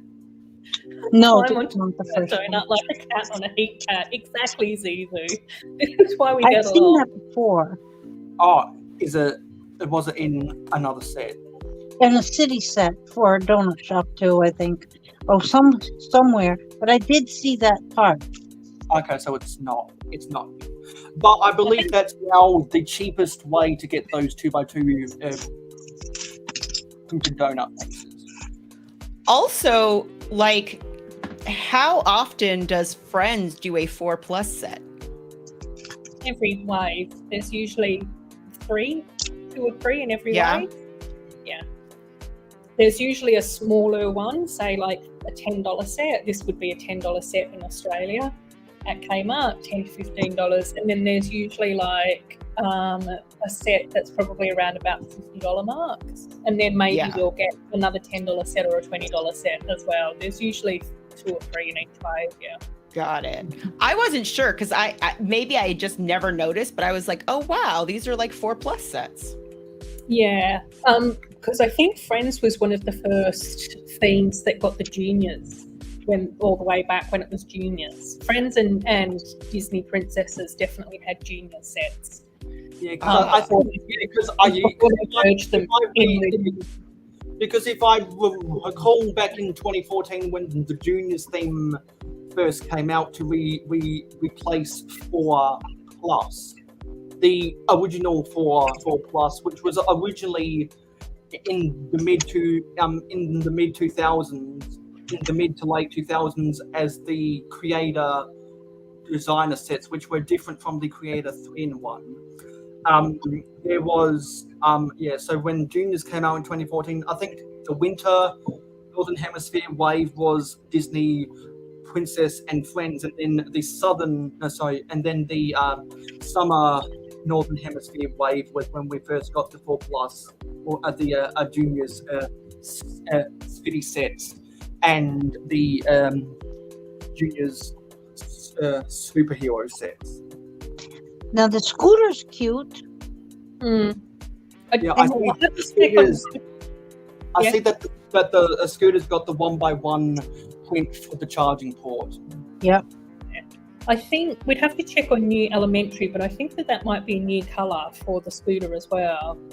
Who was saying, don't think I have a lime green scooter? Yeah, it might be a new colour, Zizu. I can't remember things very well at the moment still. So you just have to forgive me if I've forgotten if I had a lime green scooter in the past. Oh, good, Andrew. I'm glad that you're going well, mate. And I like the little bird. It's coming in white and that. So I love those little birds as well, Ingrid. They're so cute. The little white ones and the blue ones. And then I think in the new A-frame, it's coming in an orange or a red as well, which looks completely pretty. And I like how much of a callback this set is to the police station modular, because those birds in this set were on the window sills outside the rotary dial telephones and typewriters of the second floor. I'm eating a donut on the windowsill. Oh yeah. So how are you going, buddy? It's so nice to see you. Yeah, because Stud Sidious was here before Ruth and I had to go to the pharmacy and get my meds, so I was running a bit late this morning. Yeah, so if I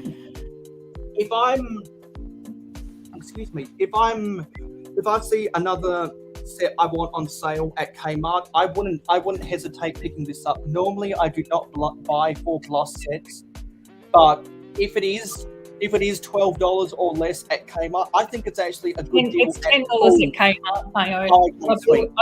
I bought it 2 days ago, and it's $10 at Kmart. Because if I go to buy something else at Kmart, because Kmart, ever since they renegotiated their contract with Lego back in 2018 to get a cheaper shipping rates, they are now normally the cheapest place to buy Lego in this country. If I'm going to buy something else, I think I might add this to my cart when I'm in store. Or if I'm getting something online to get free shipping, I might pick this up, because even at full price, I think this is a good value because of the pieces you get. So the next, so that was an expanded image. Let's go down. So this one, I think this is really bad. To be honest, I think it's really bad. It's a 4+ set. So yeah, I was gonna say 40, but I read somewhere, isn't it $40 US? Yeah, but that's that's pretty standard for 4+ sets of this size, because they've got all printed parts, so there's no stickers. So, again, I just sort of go, is it the best set? No, it's a 4+ set. It is what it is. Sorry, just to pause. I just wanted to say welcome to Makro. Hey, Mark. I hope you had a very good working day. If you would like to come onto the panel as a gender fluid person, you have an invite, because you kind of have to be subscribed to Mark's channel to get the whole gender fluid references. Because when I'm going to a baseball game, I'm not going to stand in line at the men's toilet. That's all I'll say. No, sorry, not men's toilet, the men's front toilet. Anyway, back to the program. Okay.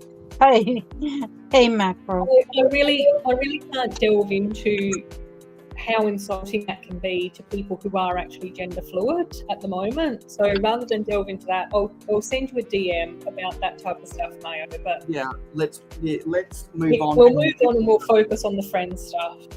Yeah. So I'm not overly happy about this. Someone in the chat did ask whether or not they're stickers. Everything in 4+ sets are printed pieces, which again is why I do usually look for them at a lower price, and then I usually try and pick them up on sale, because I love the printed stuff rather than having to apply stickers, especially for clear parts as well, which is kind of cool. Yeah, I could not imagine, now that I have a grandson, a 4-year-old trying to put stickers on. That would frustrate them. They would give up, and basically the set would be like trashed after, because they can't get the stickers right. Then they fuss over it, and no, forget that. So I think that's a good idea that Lego said no stickers for 4-year-old sets. I generally think that the 4+ sets tend to be kind of overpriced. I don't like the Lego price of 4+ sets, but it is what it is. It's not going to change and all of that sort of stuff. But, it's not the most exciting set. It's not the most brilliant set, especially for adults. But again, like you said, Ingrid, we can't really critique it, because I'm sure that a 4-year-old would probably quite enjoy putting something like this together. Mm-hmm. Depending on the child. Oh, this is a house? Oh, cool. I want a toy house, Like, you gotta think like a child. And it does have the number on the house, and it's got curtains. Yeah. And, I don't know, it's appealing as a set, but the price is a little pricey.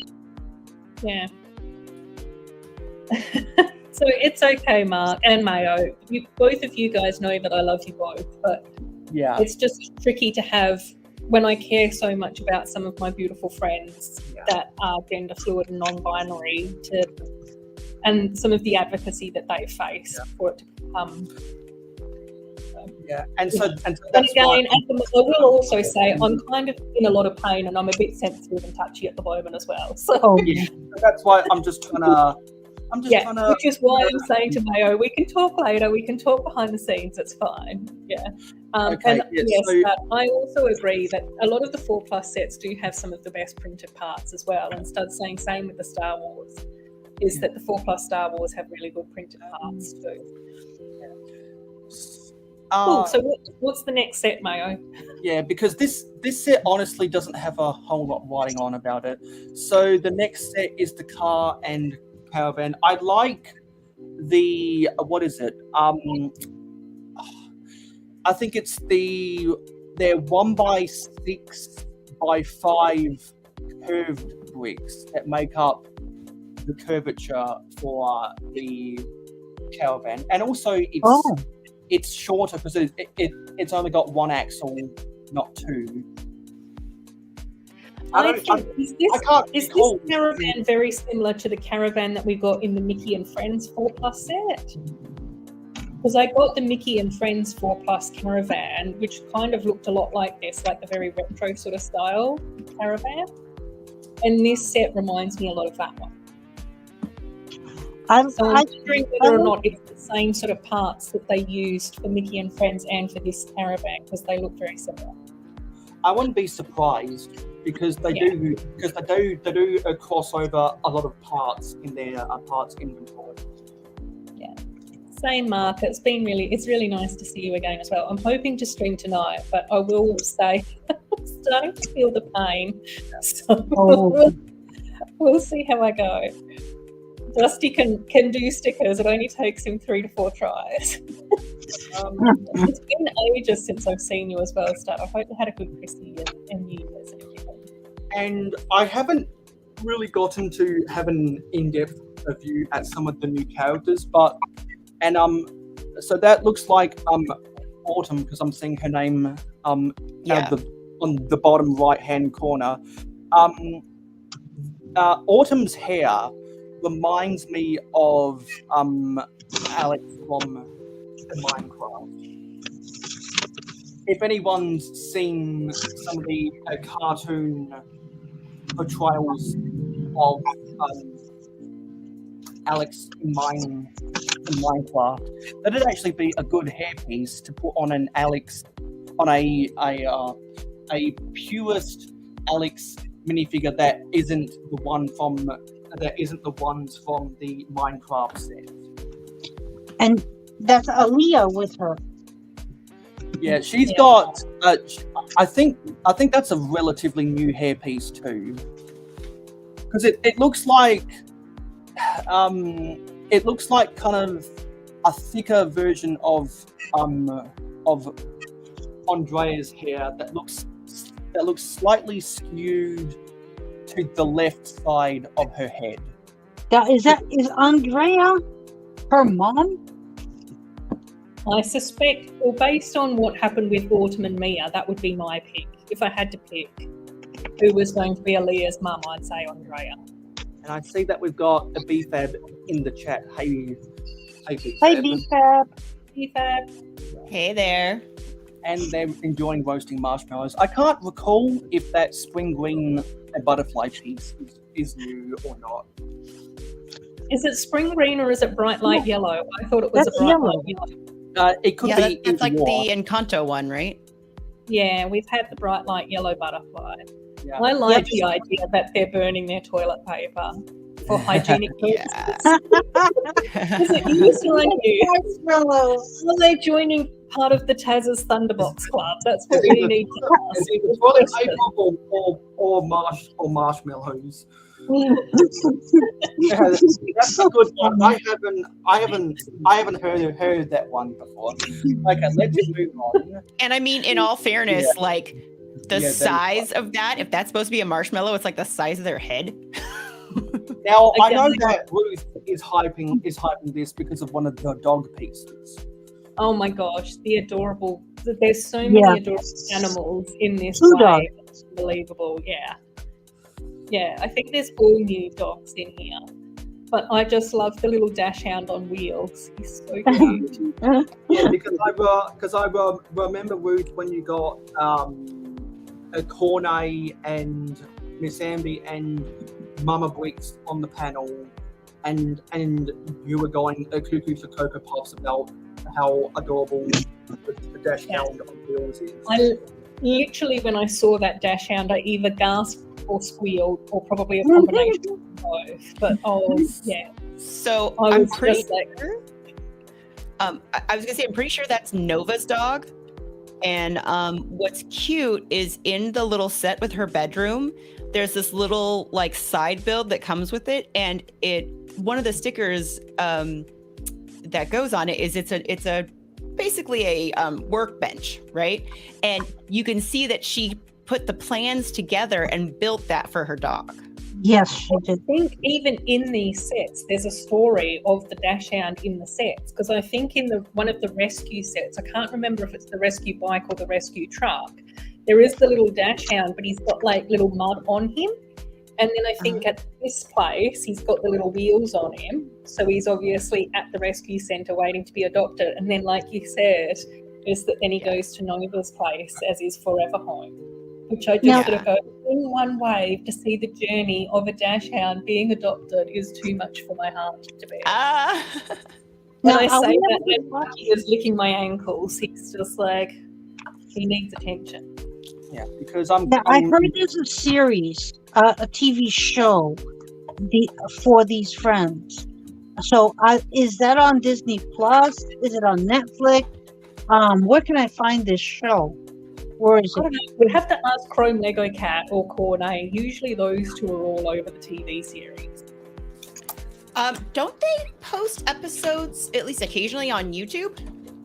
I think a lot of the older episodes are, but yeah. And because we're not going to get any. I believe they just show the reruns and the music videos because the Chrome Lego Cat shares screen recordings of the music videos on their channel. Yeah, I do want. Who's naming all the dogs? Lola's dog is Jesus. That dog is Charlie. And Stud, we're not going to have anybody shaming here either. You're beautiful just the way you are. Yeah. Even if you are a little bit fluffier like me. Yeah. We're cute and cuddly. Yeah, because girl, you're amazing just the way you are. Exactly. Well, be careful. You're going to get copyright struck. Yeah, I want exactly. to say with that tree. The tree limbs are at an angle. We don't get a copyright strike if it's a couple. Yeah, because I wouldn't want to be getting a copyright strike or anything. Tell me now, if you came sneaking up behind, would you know me and see behind the smile? I can change like colours on a wall, hoping no one else will find what lies beneath it all. I think I had it all so well. Stepping out, everyone can see my face. All the things I can't erase from my life, everybody knows. Standing out, so you won't forget my name. That's the way we play this game of life. Everybody knows. Oh, the Dash Hound's name is Snickers, Johnny G. Have you been doing canine research? Oh, stuck up into school. Oh, so cute. Oh, that sounds familiar. None of us can. We'll be doing a workshop, a quilting workshop to put in extra seam allowance for us. We'll take flight next. Oh dear. I'm missing But I really like this set. I think this set's really cool. This wasn't one that I ordered the other day, but it's definitely on my wish list. Snickers for a Dash Hound is very, very adorable. And I believe those box art details are meant to represent their 2x2 solar panels. Yeah. Yeah, so the dogs are definitely the best part about the set. This set will be a part of my rant a little bit later. Now, this is, I think, the one I've heard the most amount of people liking, because like diners are one of the better buildings that we get in original basic. This one was made with the downtown diner in mind, or homage they call it. So they were pretty much thinking of the downtown diner when they made the little seating area inside of it. I love the burger on top. It's kind of cute. Because it's different than this downtown diner. The drifting diner. Out of this one and the one that you're building, Ingrid, the drifting diner, I prefer the drifting diner to this one. Oh, really? Yeah, but that's just my personal opinion. You know, I don't know. I think I was just so excited when the drifting diner came out, and we hadn't really had a diner. We hadn't really had a diner that looked like that before, and it's sort of retro and cool, and I love the burger and all of those sorts of things. This set I really like. I like the colour palette and all of those sorts of things, but it's nothing super new from the Friends theme that we haven't had before. So on this one that I'm building now, I do love the drive-in. The drive-in theater. Yeah, that's gorgeous as well. Yeah. And we've got Bricklock in the chat as well. Hey Bricklock, how you going, buddy? Hey Hey, Bricklock, Alec. hello. I just wanted to let Alec know that even though you missed out on building, we also have Fab Blondie Wicks. Hey Fab. Oh, now, hey. Hi, Fab Blondie. Now Fab, if you're not busy right now and you'd like to come on to the panel and join the girls' night in, I'd be more than happy to send you an invite. Join the party. Yeah, let me zoom in ever so slightly because these ads are a little bit annoying, silly ads. Yeah, let me just. There's a lot to like about this set. I do really like this set. What's the chef's name? I can't read it. It's too far. Oh, we got Charlie? an update from Mrs. Taz. Okay, so that's Leo. No, that's his name's Charlie. It's on the box. Hey, Mrs. Taz. Oh. It's so nice to see you. I want to read this because this is the update I was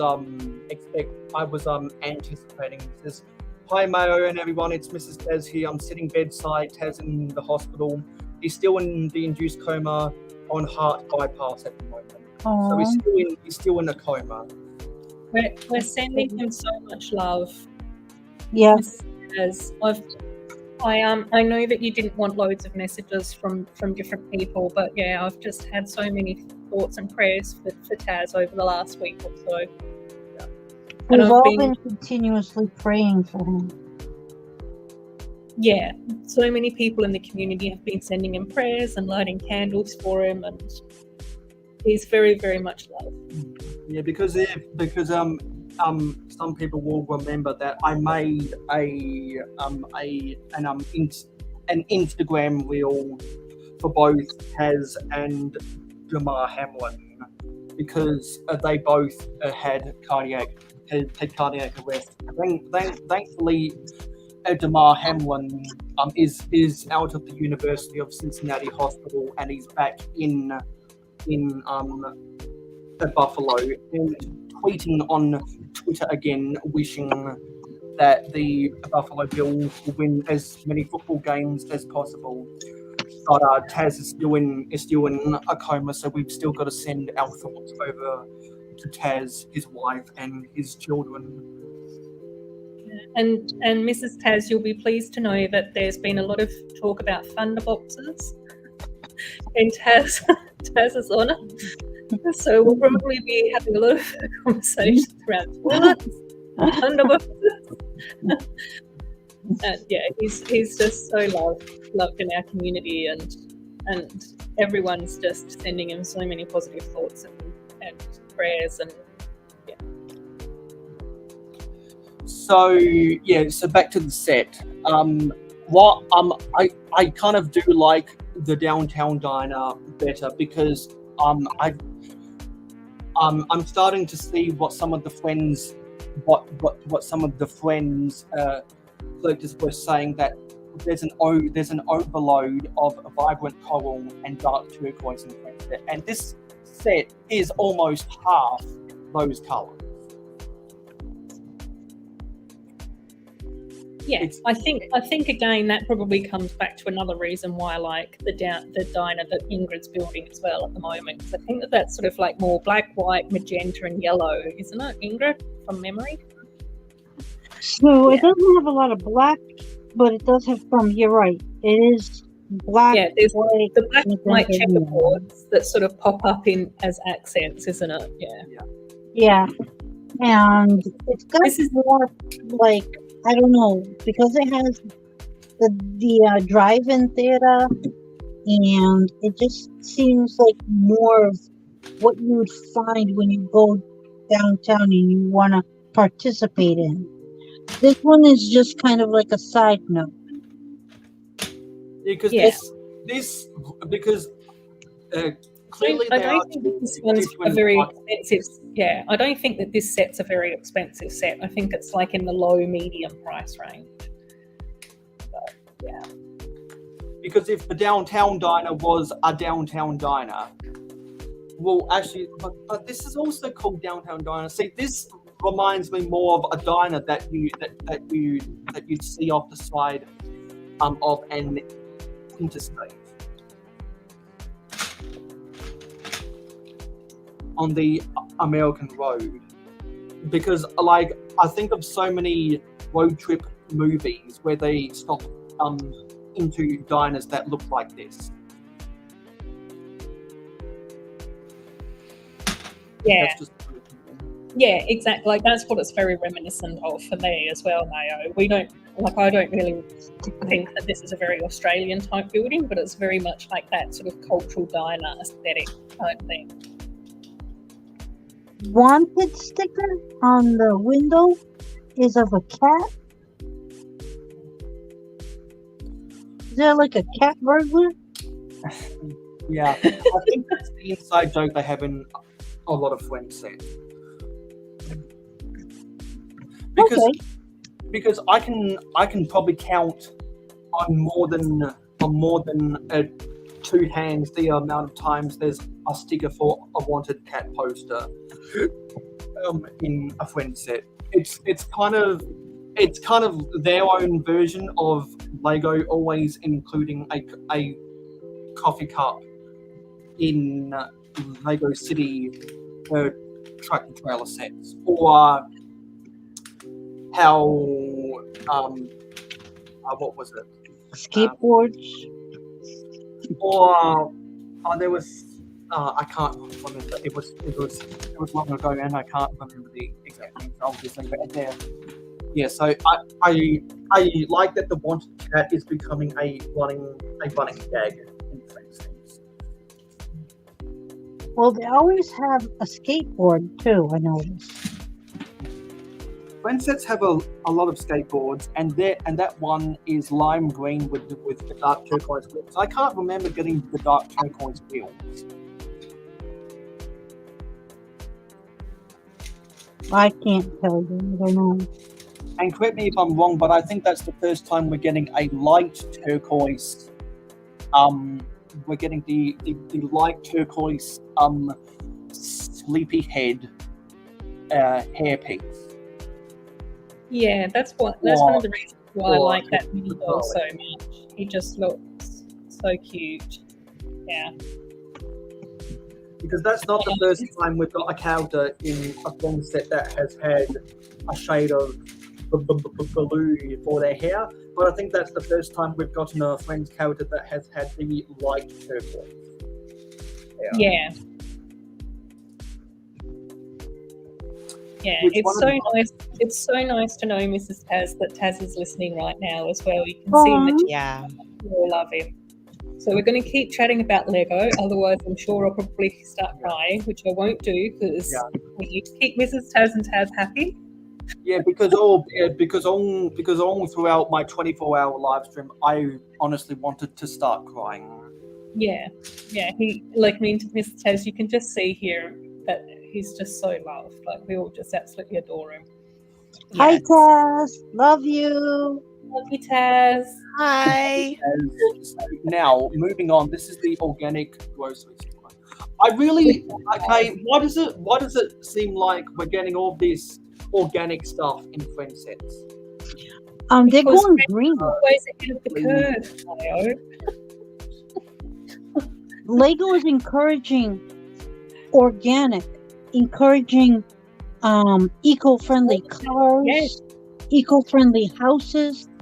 So you'll see all of the roofs have the Solar panels, we've got the the solar panels. Yes. cars, we've got the wind turbine with the charging car, we've got the Yes. organic cafe that came out a little while ago in Ingrid, we've now got the organic grocery store, Mm-hmm. Yeah, we yeah, got because we get a lot of we get a lot of we got the EV. cycling truck in the Friends set as Friends stuff last year as well. Oh, I love the fact that they've got a cute little area for the carts to go in. Yeah. Oh yeah, the trolley Yeah. set. I love the Including yellow trolleys. trolleys as well. They're really cute. And then I think we've got Grumpy Cat in this set as well, don't we? I can see Grumpy Cat Down there. Yep. Grumpy Cat. And you got a splat. Yeah, and I'm only just noticing, but we get the shopping cart trolley return off to the right hand side in front That's of. what I just said, Mayo. Mayo's focusing on too much. It's the hardest thing to host a panel. Think about the sets, read the chat, and build. It's fine, Mayo. We love you. And then the mini girls in this set are absolutely gorgeous as well. Hey, Papa. Yeah. I missed Eric a little bit earlier. Eric, I know you were recovering from vacation to San Diego on my 24-hour live stream when we were building myself and Papa were building the Daily Bugle. So I'll be doing another 24-hour live stream at the end of the month if you want to build the Daily Bugle then, because I'll be building the 90th anniversary castle. Because what I will say, Eric, is that that took me 21 and a half hours to build with a lot of intermediate breaks. So if you want to shift building the Daily Bugle until then, just let me know and we can arrange that. Yeah. I was super excited about the new cat mold as well, Fab Blondies. Johnny G wants a shopping gym and a Grumpy Cat, like in real life and in the Grumpy Cat. His name is Jiro. He is so cute. He's so adorable. Jiro. Oh, so cute. And then Amberlaya, do you know what the little brown cat that's chubby cat that's in the same mold? Do you know his name? No, I don't know all the animal names yet. Yeah. I knew that you'd like Papa fits in the cart. And I think that's the same a bottle and can recycling return that we got with the Lego City grocery store set. Yeah, I so think it's very I like that they reuse that same concept. And also, it's got some nice curved panels that are the vertical curves rather than the typical horizontal curves. Yeah, the color palette of this set I think is really nice with like the peachy colors and then the green, like the limes and the yellows. 830 pieces, so it's got a good piece part count, and it's got a good basket for the fresh market sign. That's cool. It's a good set. I like that one. Yeah. And then in this set we've got Autumn and Leo as two of the main characters. The little micro doll, I think it looks like her name's Elba, which is really cute. The older guy that's running the grocery shop with the white hair, his name's Isaac. And then Jordan is the mini doll that I'm really looking forward to because she's also got like vitiligo as well, vitiligo, which I think was one of the comments that came up a lot in the what was the set, the foosball table? Is it foosball table set? A lot of people were talking about how exciting it was to have a mini figure with vitiligo. So it's nice to see that we've got a mini doll as well. So adding to the diversity that we've seen this year with the mini doll. Because Lego really likes to funnel diversity into friend sets as much as possible, because they know that that's probably the biggest target market or consumer base for friend sets.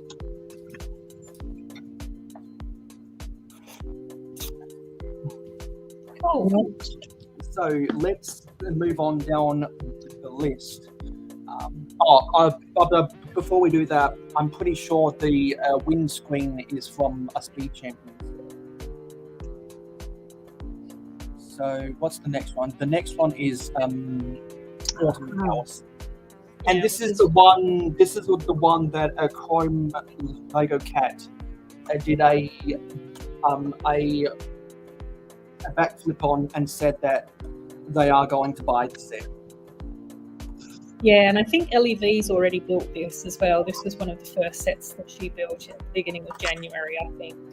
Because she usually builds the residential house first up, straight away.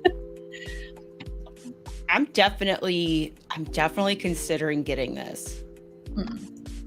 It's really, I think it's really, it's really pretty. I think that with this house as well, I can see this fitting in, looking really nice next to Mia's house, because I think that both this set and Mia's house are a lot more like rural, whereas a lot of the other residential homes seem to be a bit more urban.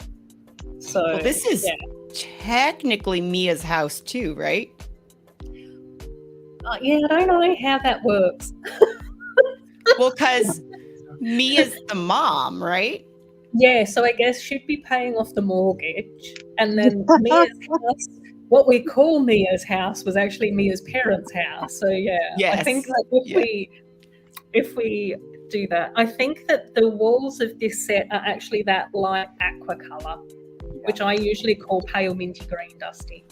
Yeah, and it's I don't think that we've looked it's the same light aqua color that they used for the wall panels on the bottom floor of the left side of the main street.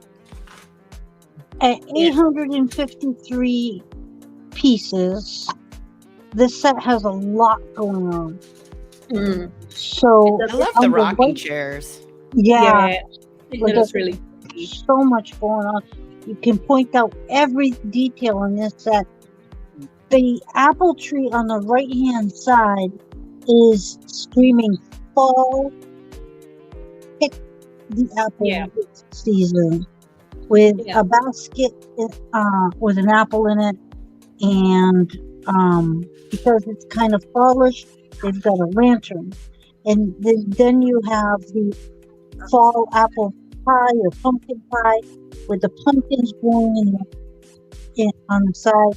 You have the fall leaves scattered around the bill, and the fall leaves just fell. And you got the lime green shutters. So this is like a New England type of house. Is that what you would think, Ingrid? Yes, because it's got the farm in the background. Yeah, it is. It's really pretty. I think that it's really nice. I have, just looking at this box, because I haven't had a deep look at these sets yet, I don't know whether or not that's a new dog mold, but it's definitely a new dog print, because I don't think we've had a dog with like a black splodgy face before. And then is that a red bird up under the logo?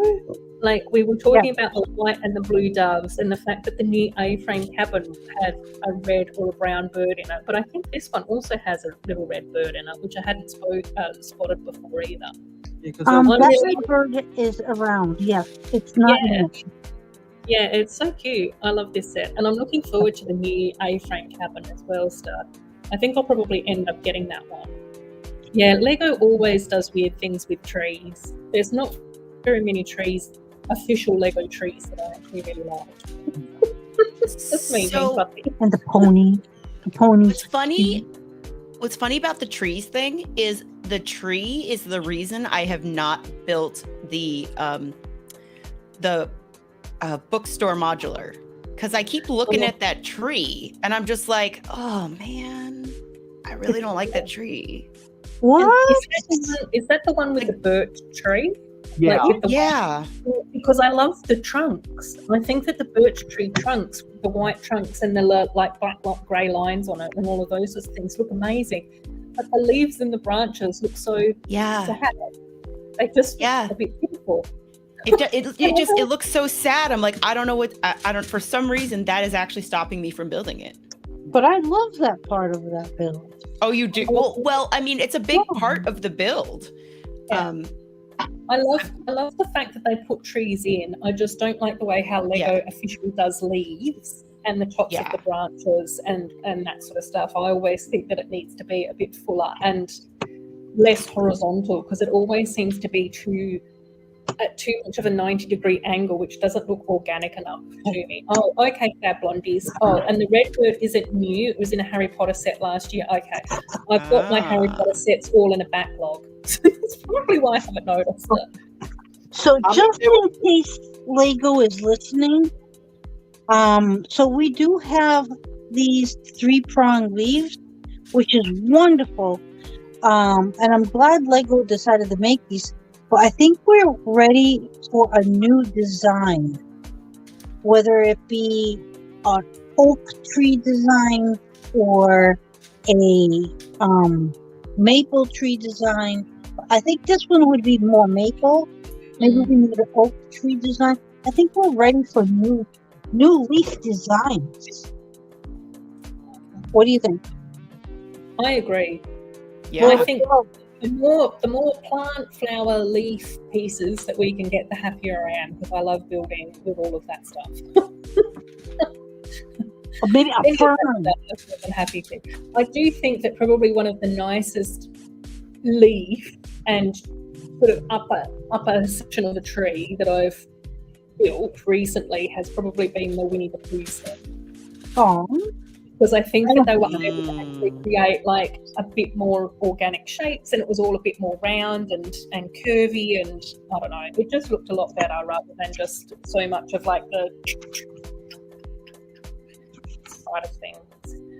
Oh, the bird was in Dumbledore's office, Fab Blondies. Yeah, I think I've got that set. I definitely haven't built it. Just to keep the frustration down. Lego trees can be fragile. I will say that on my Paradisa mock, the one thing that keeps on falling off my Paradisa mock is my palm trees. Yeah, So, those palm the palm trees are very fragile any way you build it, because whether you're using the official mold or if you're a brick building them, no matter what, the palm trees are going to be fragile because of how palm trees are in real life. And also, with all this Harry Potter knowledge that you possess, Fab Blondie, when I'm building the 90th anniversary castle on my 24-hour live stream, you'll have to come on so we can briefly talk about the Hogwarts castles through the years if you have the time, because vintage Lego reviewers do reviews of Hogwarts castle sets from the 2000s that it's got me kind of interested. This is the next set, the International School. I don't know why they need to throw International in the title, but there it is.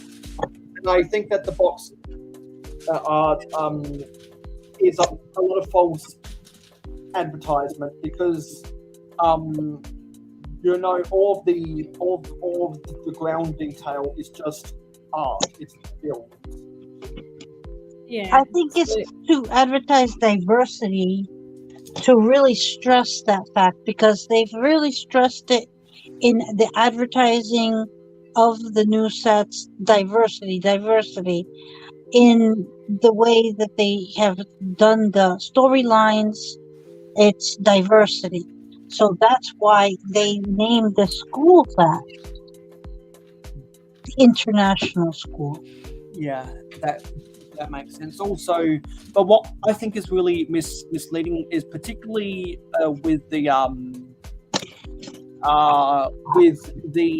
pathways for ride-on vehicles like bicycles and skateboards. That's box art, and the hard-court basketball court is that box art, and some sections or majority of the grass outside that's box art. One of the things I do really like about this and some of the other sets I feel like that the Friends ones are doing are like the modular build of them. Like the fact that you build these little pieces, and like they kind of show the picture there where it's like, oh, and you can design it this way or that way. Because my daughter has really gotten into that, and on her main street, she's actually built additional little apartments, and she moves them around and does different stuff with them. So I love that from like the creativity, for my daughter, and encouraging that. Yeah. And I might be wrong, but I think that this set also comes with 3 different books. So it means that 3 kids or whoever can sit down and build one section each all together. Oh, really? And I will also say something and be kind of controversial compared to at least 2 of the other people on the panel. I actually preferred this set to the Unity Street set. So I actually ordered this set. It's a great set. So this was one of the sets that I actually did end up ordering it. I love the color palette of this set. I love the fact that we've got the pink, the yellow, the orange, the teal, but mostly white walls. I love the mix and match windows on the top floor. I think that's really cool. One of the things that I did say when I saw this set is that I think that probably what I will do is mock this and turn it from an international school into a modern art museum. Oh. And so I just think that the colour palette for a modern art museum would be absolutely gorgeous. So that's where my mind is going with this set. That's gorgeous. I love the basketball court. They have a basketball court. Now I'm wondering, I see the box art with that like chalk drawing, but it would have been nice to have had like that as a plate. Yeah. Okay. Obviously, because mine's going to go from an international school into an art museum, I'm not that fussed about the skateboards and the bikes and the basketball court. Okay. And I just think that the colours and the design of this set is really beautiful. Yeah.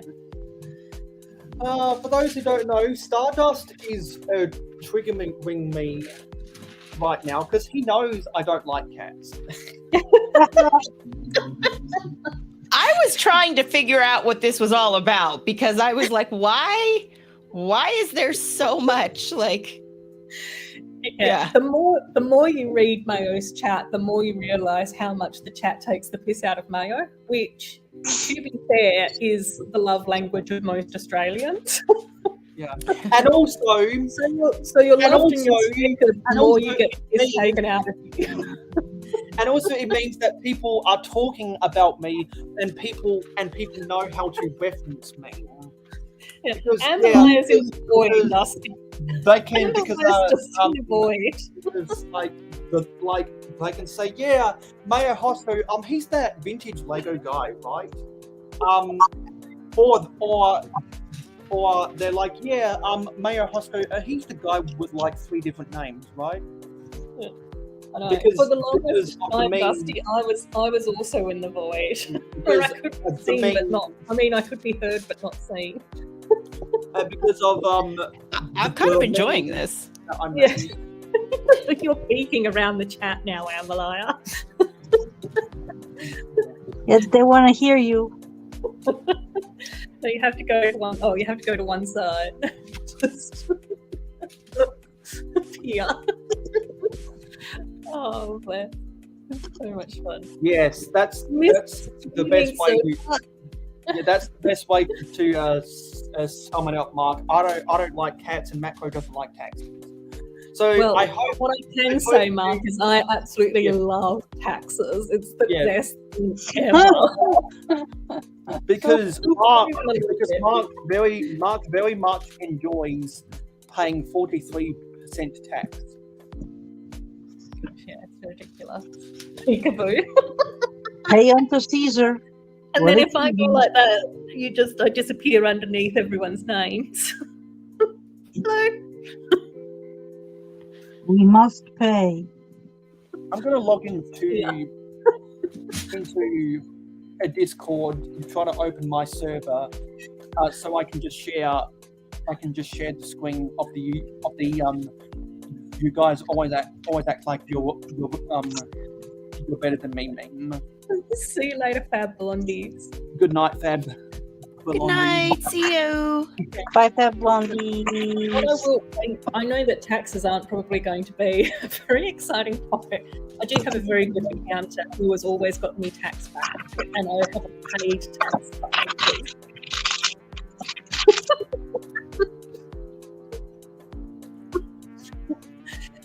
Oh, yeah. Yeah, I think one of my good friends as well starred, Kelsey. She does a lot of rescue and fostering of animals and stuff like that. She loves it. Ladies stream, but the ladies are all under wraps. I just get to point to everyone now like I'm in the Brady Bunch. I've got Ingrid up here. It's too difficult for me to show off it on this on Discord. So if anyone wants to see the "you guys always act like you're better than me" meme, just go. I'd use the link in the description to come join my Discord server. It's fine, man. Now we've already covered Unity Street, so we can just skip on through that. It's a cool set. I do actually really like the plant shop in that set. I think that's cool. I've ordered this one as well. This was the bubble tea shop. Yeah, this is the one Ruth was talking about earlier. I love it. I think it's so adorable. Oh my gosh, I love the bubble tea prints. I love the little bubble tea. I want this one. Yeah, it's so cute, and I think this one was only like $10 as well. So this is like a cheaper one. And I think that this set you can also like close it all up. So the little trolley thing at the back just sort of has like a lid or something on it as well. So it's all closed up. And the scooter is eco-friendly. It's got the charger in the back. Yeah. And I like that it's the dark bright pink. I don't know. I always get all the pink colours muddled up. Yeah, sorry, I should. Let me. Yeah. Now I'm thirsty. Thanks. Mark's bossing Mayo around for me and the growths. Because when I was having the comments up, it was interviewing with Amberline's face. Yeah, so that's better now. Oh, wait, people could see me now. Hold on. Yay! Now I'm at the bottom of the totem pole instead of in the middle. The lady. But it is nice because we've got Mayo at the top and Mayo at the bottom. So we've got a book. So I like both of their hair pieces. I don't think I've seen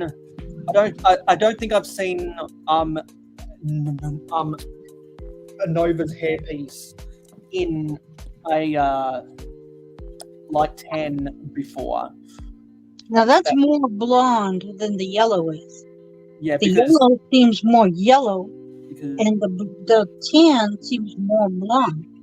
So I like that tan better. I like the fact that we've got tan hair pieces in Friends now as well, because it does seem like more like whitish blonde rather than the yellow blonde, golden blonde. Yeah. Yeah, But yeah, because I like Nova. I think that she's a really cool character. And then who's the bubble tea shop lady? Matilda.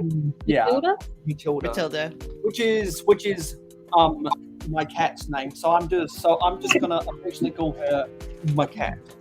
Why? Is that from the movie Matilda? Yeah, that was a movie. But when we rescued her from the animal shelter, that was the name on her microchip. Oh, okay. So she was already called Matilda. Okay. Yeah, because we rescued her, I think, in 2014, and I was like to my dad and my sister when they came home with a cat. I was like, why the fuck did you rescue a cat? Why wouldn't you? Exactly. Because I'm not a pet person. You should be a pet person, Mayo. I think that you're a secret pet person. I'm just loving all the animals that Stud is listing. One of the things that I have been getting into recently, this is part of what I've been using as my tear up back pain, moments where things are quite bad. I have ended up falling down the rabbit hole on YouTube of rescue beaver content. There's a lady that posts videos of where she's got rescue beavers and they actually build like teddy bear plushie dams in her house. So there's like this little beaver wandering around in her house getting all his teddy plushies and putting them all in like a little wall. And then he went and got the old Christmas tree, like the little plastic Christmas tree that they had, and stuffed that in there as well. And he's getting blankets. Oh my gosh. It is the cutest thing that I've seen in such a long time. Oh my god. Oh my gosh. It was too much for me. I was just like, oh my god. See, Mayo, you can't resist that. Plushy dams, exactly, Zizu. Honestly, it's the most cutest thing ever. And these little like we don't have beavers in Australia, but he's just so cute. They've got like funny little hand type paws, like almost like raccoons. And then they've got little platypus tails, but their faces are so cute. They look, oh my god, so adorable. Aww. My mum was a Dr. Dolittle rescue animal type. That's why now we're just gonna end up gushing over like every animal in the world. Mayo, I think that Dusty has found your spirit animal. You'd be a hamster man. Wait a minute, there's no animal in that set? You'd both be up in no, there's no animal, and I don't know what that advertisement was. And I don't know what that advertisement was before the World Vision came up again. It was like for fashion. I really hope it wasn't I really hope it wasn't a cat house website. I don't know. Scroll back up again, Mayo, just briefly, because you can see on the back of the bubble tea box how it closes all up like that. Yes. Like how cute does that look? That's cute. That it's so cute that it all just like scrunches in together. So yeah, I'm really looking forward to being able to get this. Hopefully it will arrive next week. It seems like a set that would fit well next to my modified friends taco and hot dog vans that I converted into kiosks. I could very much see myself converting this into a kiosk for my sidewalk. Yeah, the boba tea is a must. Yeah, and I think, like you said, Mayo, adding this to like the food truck festival sets would be amazing as well. It just fitting really well with it. It's gonna sell out just like the otter set. Because first, the otter battle pack. Yeah. Yeah, I got 3. Because first, building an otter army. I got 3 otter battle packs. Yep, see? And it's not even officially called the Otter Battle Pack, but everybody's renamed it. Yeah. Yeah, no, the minute I saw Yeah, it was the reindeer battle pack as well, wasn't it? That's what. Yeah. That's how. Exactly. So otter battle pack makes Yeah, sense. that's what- I love a koala army, Amber. That's what I'm saving up for, as a koala army. Here's another Oh, set yes. that is a must-have. So there's the fat cat. Yeah, the grumpy cat's in this one as well. We also get the recolor of the little lizard that we got in Frozen 2, as a yellow Oh, as well in here. So I The think cat that door. that little lizard only came in 1 or 2 Frozen sets before, but the little yellow lizards popped up quite a bit. Yeah. Wait. Well, that lizard also, I don't remember if it was a poly bag or if it was one of those small box Frozen sets, because I've got a couple of Yeah. those lizards. Yeah, I think that it was in a smaller set. I can't remember either, and then it was in. I don't even know. I can't even remember. I've got my brain's gone. But I think that this is a cute set as well. I would have liked a slightly different color palette for this, though, if I'm being completely honest. Because You know what it reminds me of? One of them new houses that you can buy for $10,000. The little box houses from that rich guy. What's Oh, the Ingrid, houses? which go? It's gone. out She's and then popped back in. That was Yeah, weird. well, I think that this is called Mobile Tiny House, which I think is really cute as well. Yeah, I saw that the A-frame house has an otter in it as well, Zizu. So I was wondering whether or not, because I probably will end up getting the A-frame house. So I wondered whether or not I could just have an otter that way. Because I don't want to end up getting too many city sets just for the animals. That's a slippery slope in and of itself. Because this set is this year's token oversized vehicle for Friend, which is something that they've never done before. I sometimes see tractor trailers on the highway carrying modular houses, like for a caravan park cabins or whatever. I see them on the road, and this is what this almost reminds me of. And how much is this set? There are no prices because this is on Jay's week blog, and I think this know came how out before the prices were announced. I don't know for the US England, but I'm pretty sure that this was around about like the $70 or $80 mark in Australia. So like a medium-sized set, but on the more expensive end. Because I couldn't imagine this being 60 in the US. Someone that does know these prices, feel free to correct me in the comments. Yeah.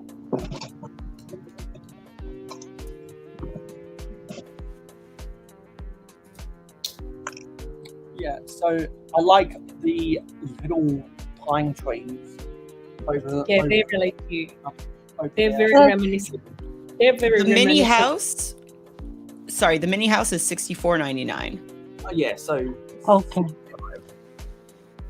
Yeah. I'm Oh yeah. noticing And this these- year, I'm noticing this year in the US they're doing a lot more sets that are something $5 because I've seen a couple $35 sets and $65 sets this Yeah, I think in this wave we haven't really gotten $20 sets. So I think, oh no, hang on. I think that the bedrooms were around about $22. I tell a lie. I would imagine that this probably does have an interior. I think that as we scroll down, we'll see it. You can see in the corner of the box, it's got like the little circle thing to show that it does actually open up.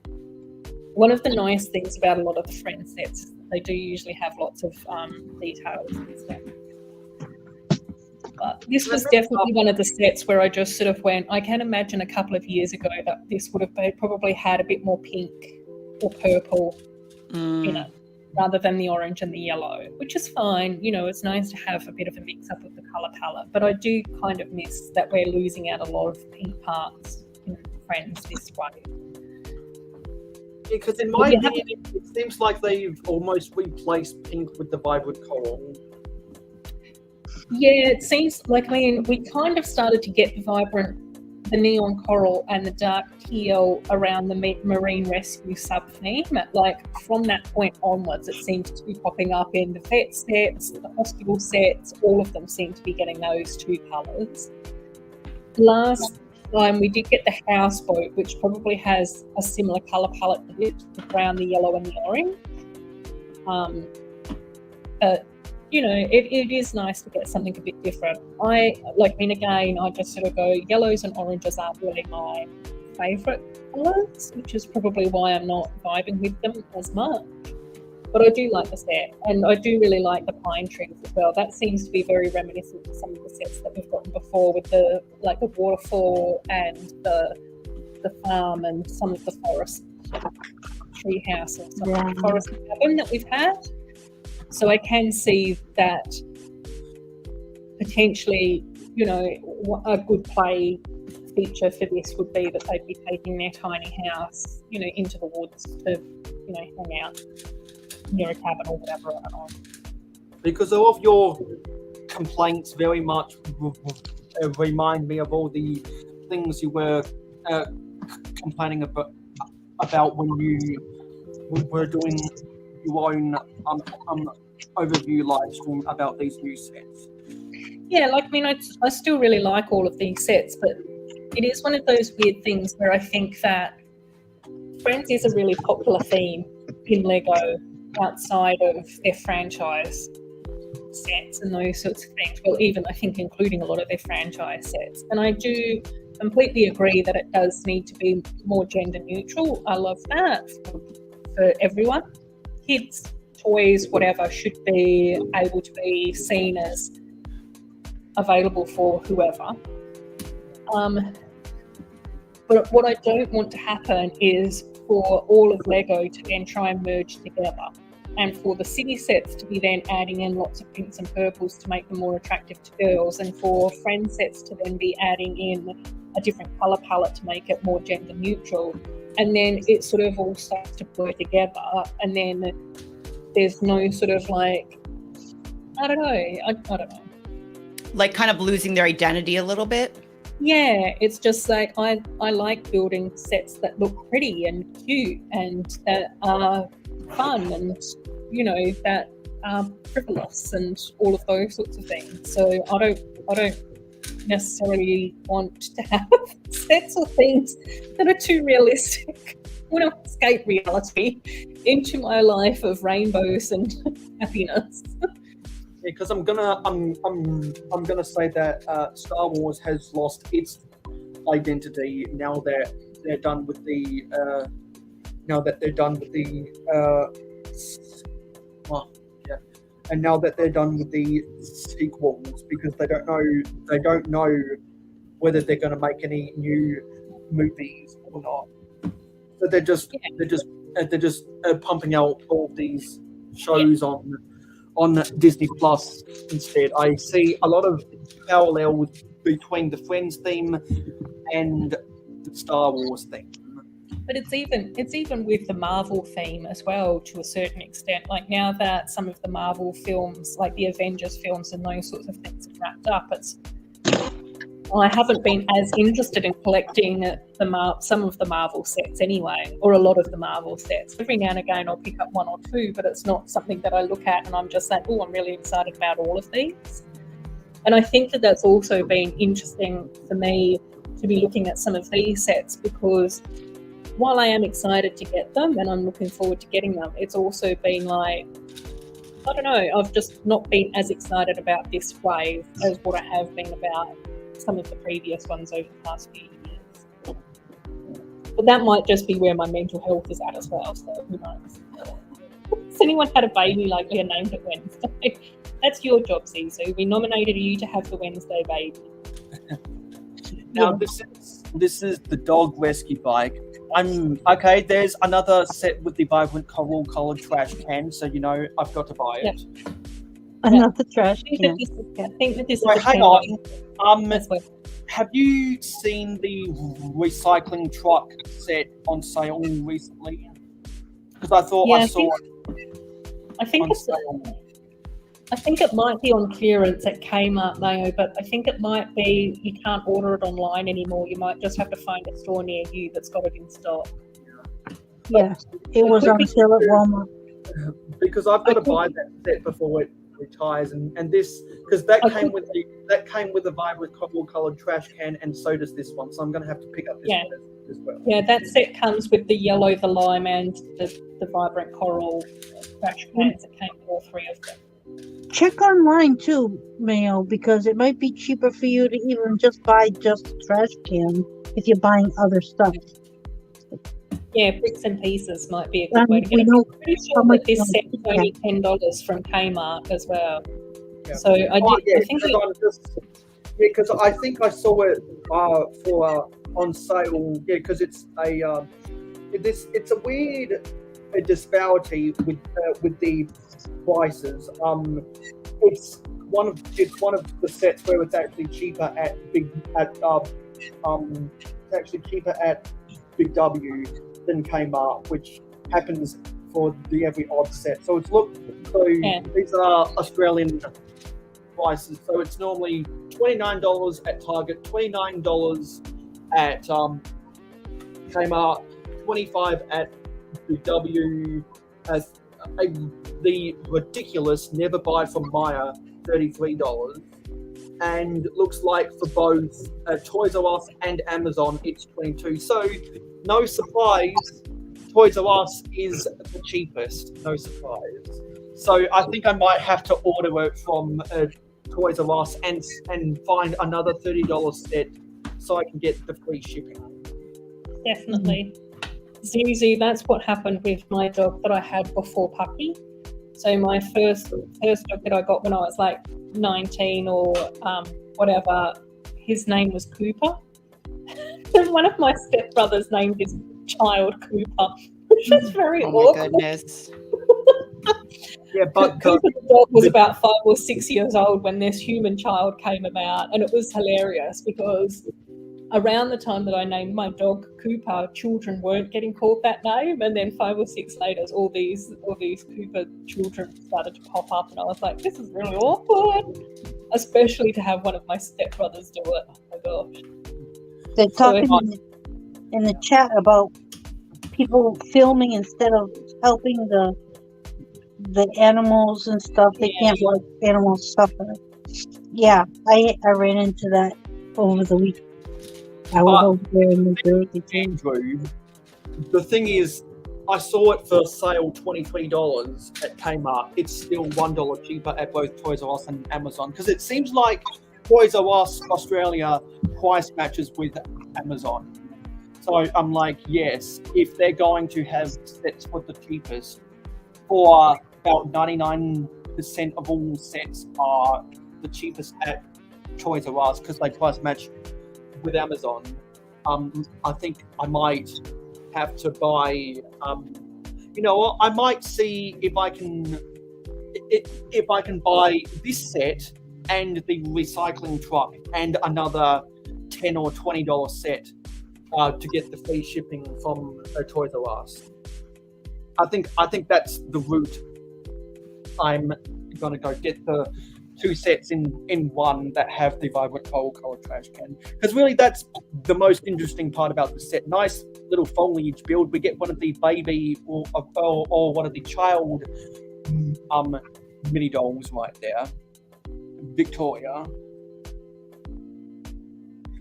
and it looks like that's a because if I that's correctly, I think that's a mobile dog grooming a trailer on the vehicle, so it's something you could put in a Central Park type thing. Yeah, little dog rescue bike. It's cute. I like this set. I think it's $10. It's cute. Yeah. And this also seems like a set that it's worth me picking up at full price, much like the donut store one. Now I think we're getting into some of the bedrooms, which was announced, I believe, on January 1, while the others while a lot of the others were announced back in December. And I said we have Rick Pastor. Hey, Pastor. Hey, Pastor. Always making me hungry for wagon wheels and penne. So yeah, I really don't have much to say about the bedrooms. All I know is that with all of the bedrooms, Jojo is going to go gangbusters building apartments. Yeah, I like all the bedrooms. They're cute. They're fun builds. We have I think we have 3 or 4 of them right now. I did look at getting all the bedrooms with my Lego order, but I think I'll wait for next pay week and then I'll get all the bedrooms together. I like the splat on the into 2 floor. different factors. Yeah. And everyone, little tuxedo coat. Oh my gosh, Stud, that's so adorable. I'm just gonna have to lay down the law. It's gotten to a point where I think after I'm done filming this live stream, I'm gonna add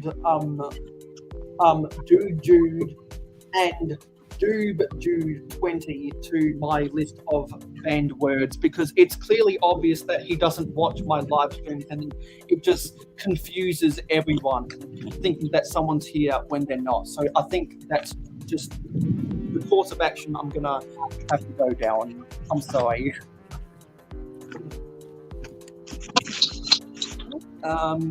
So you're right about those blue windows back there, and also that one by one trans orange brick just reminds me of some of the amber builds that we get in the Jurassic World sets that Ingrid collects. I think it's supposed to be a water bottle because it's got the bright light orange 1x1 modified round tile with a mini pig hole. Yeah, sorry. It always throws me off when my name gets used as a noun. Yeah, sorry. Oh no, it's fine. It's just I know it is a thing. It just happens so rarely that I'm like, wait, what? Oh yeah, that's a good comment. I'm sponsored by World Vision. If only, Mayo. If only we could get them to sponsor your streams.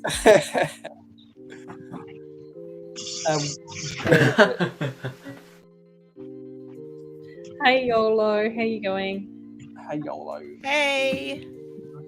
Hi, yo. So, By the way, I just have to take my meds, so I took off for 2 seconds. No, that's fine. So I think I'm on track because we're 2/3 the way through bag 7. There are 12 bags in this set.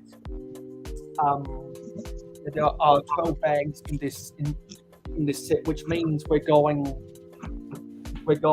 at more than slightly more than 1.5 bags per hour, which means we should be able to get this done within 8 hours.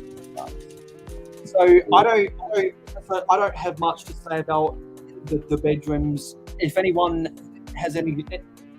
everyone doesn't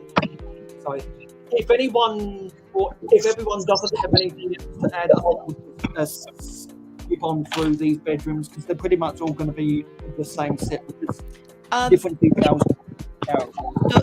One thing I would just say about the bedrooms is that, like I said, they're really fun builds, and I think it's a really fun way to get to know the new friends that they're putting out, because as you're building, you're kind of discovering little things about them as you're putting the pieces together. So I liked that. Like I said, I've built like 3 of them so far, and just doing that little journey. And there's like one of them, Nova's room, has a little hidden away area that like so she's very much this like tech streamer, but hidden away she has this little like, it looks like a young adult book cover or something, like the poster for some like movie that's like hidden away that she keeps there. And it's just super cute, those little details they put in to, you know, really kind of like let you discover the characters as you're building. Yeah. Some of my favourite sets were the heart-shaped bedrooms that we got for the 5 friends a few years ago. I still love those builds because it's exactly what you said, Amber. Like, it's all their personalities and their hobbies and all of those sorts of things. So I'm looking forward to seeing these ones as well. And I think that will also give us a little bit of a hint about what potentially the characters' houses will end up looking like once they get released over the next few years too. Yeah. So it's starting to sort of understand some of the colour palettes and those sorts of things with the characters as well. Yeah, the lizard is really cool as well, Johnny D. I love that as well. I'll definitely keep that in mind, Stardust, because I'm sure that they're going to come out with a summer Northern Hemisphere wave this year with hopefully a couple sets that we can discuss, and who knows, maybe I might try do a second edition of Girls' Night. I'm not making any guarantees about that. I would like to. I think we got. I think we did get Too Humble on the panel once. And I'd definitely like to get her back on again because I see her name everywhere. Yeah, Too Humble's amazing. She's such a lovely, lovely person. And yeah, Yola, you're right. It's a recolor of the Frozen 2 lizard. Yeah. So actually.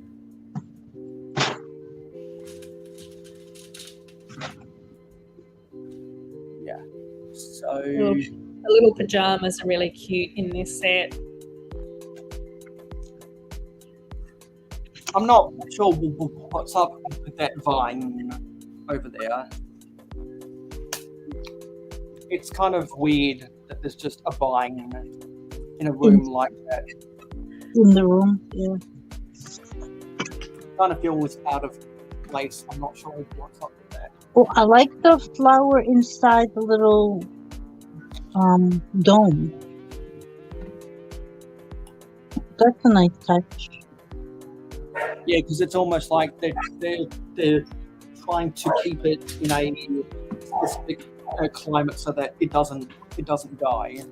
Which I wish that more people would actually preserve the flowers that they get gifted on Valentine's Day and other occasions like that, because it honestly hurts me to see flowers get thrown away in organic waste bins after they're no longer in a vase.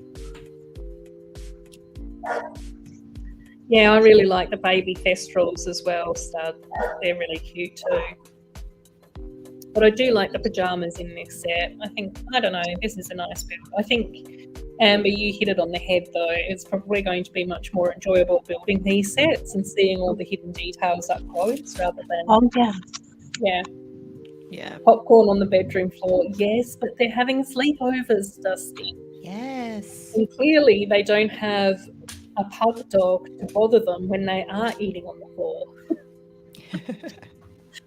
And they don't because they're not going to get you and your little dog too, because they don't own a dog. No, that's why I can't do anything on the floor anymore, because Pucky's, that's his area. Well, he's got a lot of area. That's definitely one of them. See, I do a lot of stuff on the floor, my city. And so that's why Tilda is not allowed in my room. Not. Oh, I was hoping the pants had the hearts too. No. Okay. Now I think that build for the dog bone up top of the dog rescue van, with the with the way that the anti studs are in the undercut for that piece, it makes it look more fluffy than what it actually is. So that van or it doesn't look as blocky as other sets have been in the past. It's got a little more shape to it. It looks a little weird, not gonna lie. But at least they're trying to get more of a different shape. Not the same build constantly over and over, just change the colors and add a different sticker. Yeah, and I think this one has like the little rescue dash hound in it as well, which is cute. Is it Snickers? Is that Snickers the dash hound? Yeah, so cute. And it does seem to be like a bit more of a bubble van as well, doesn't it, Ingrid? Like it's all like really curvy and like a little bubble. It could be a boba van. I'm sorry. I'm still thinking boba. Dusty, dare we say convert this into a hashtag sausage rolls ban?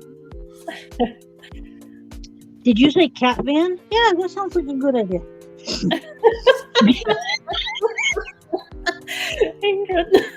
Okay, that deserves one. That deserves one.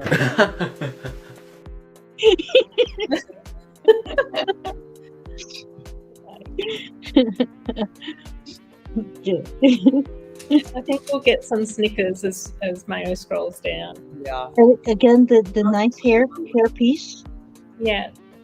And then I think Dr. Marlow must be the vet, and I think he is a new mini doll as well, which is quite cool. Yeah. A vet, or maybe he's just the owner of the rescue place. I don't know who he is. So it comes with a bus. It comes with a bus stop. I haven't seen too many bus stops in. Oh. I just saw the bus stop sign out the corner of my eye. I like that. Yeah. That's the first bus stop I've ever seen in a set. There have been a bunch of Legos city sets that I think have had a similar build for a bus stop, but never in a lavender color. Oh, wow. I haven't seen it. Indicative of Lego friends. And then, Dusty's saying a neon coral rubbish bin as well, Mayo. Oh no! Dusty, I didn't see that. I didn't see that. No. That's going to be your. That's going to be your meme now, Mayo. Every time we see a coral rubbish bin, everyone's going to be like, "Bye paycheck." Mayo. It was nice while you had the money. Fuck, I didn't notice that. Now Dusty's forcing me to buy Lego. First it was Ingrid Wynn forcing me to buy the street food market. Then it was Amberlaya forcing me to buy the Unity Street. Then it was Lego forcing me to buy the Jazz Club modular, and now it's Dusty forcing me to buy this because he was the one to spot the vibrant coal-coloured trash can. That's it. Tony G is saying Mayo is really invested in coral bin. Amberlaya is building an otter army. Mayohosko is building a coral bin army. Yeah, because I just think it's a fun. It's so challenge. cool, mate. I just think it's a fun challenge to try to buy every set that has a vibrant coral-coloured trash can. Honestly, I'm more interested in the 2x2 white round tile that has the no dogs on the grass sign or something. Oh yeah, that's cute. Yeah.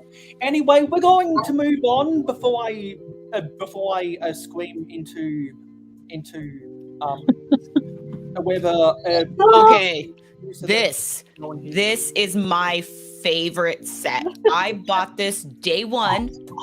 I built it immediately when I got home. And so first off, I have so much to say about this because I love it. But I love that they use that little whip piece and they put the little fish on the end for a little cat toy. So I love that. And then one of the things that I thought was so cute is there are these pink chairs that you build for it.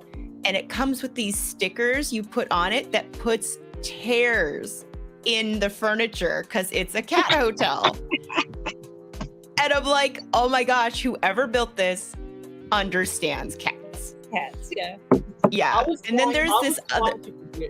I was trying to forget that this set existed because I knew there was a whole bunch of memes that came along with it.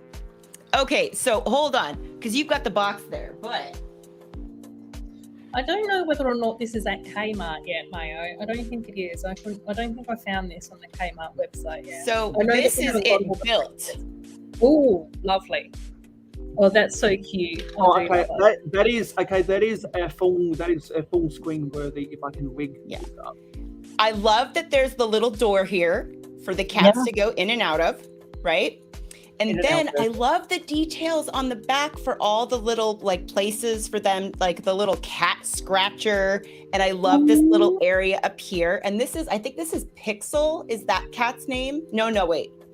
No, that one is Shallow. Pixel is the little bitty kitty right there.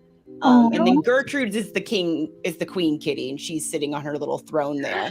But it's super cute. And you could sort of see in the corner by her that she's got that, it's got that little sticker on it. Yeah. Oh, I'm taking it apart as I'm holding it. But like, and then my favorite part, hold on, because I have to show you this, because this made me laugh so much. Because you build the litter box. Oh my God. Yes. And I was laughing so much. I was like, only in Lego is this piece either ice cream or poop. Exactly. Because it's ice cream or it's poop. Yeah.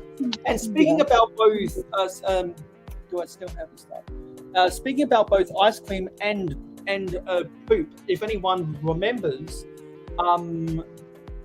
Adore Build is still trying to build a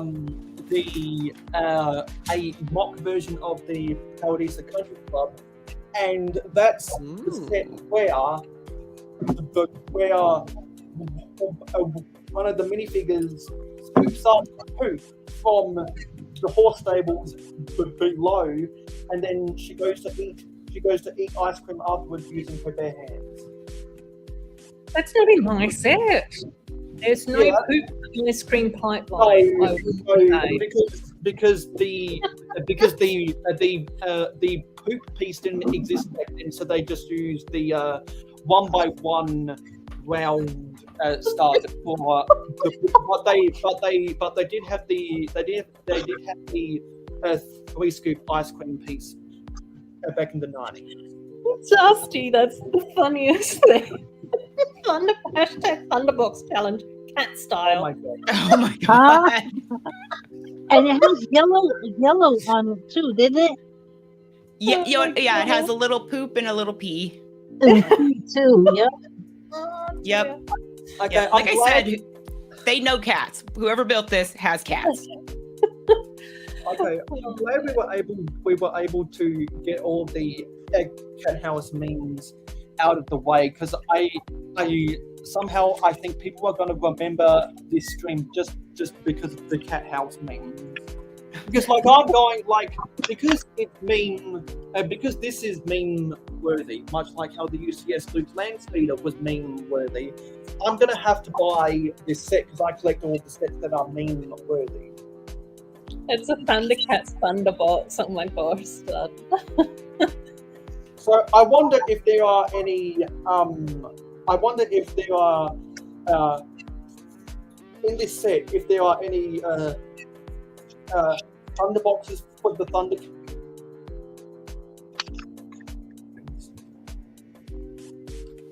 Because it would be nice if they had a little a bird bar filled Anyway, so we've got all of the memes out of the way. I'm definitely looking forward to getting this set as well. I don't think that we've got it at Kmart yet, though. I don't think that we've got all the sets at Kmart yet. And this is your dime a dozen hair salon. I like these spring green windows. Yeah. And it comes with a magenta version of not magenta, a dark pink version of the relatively new scooter mold. Yeah.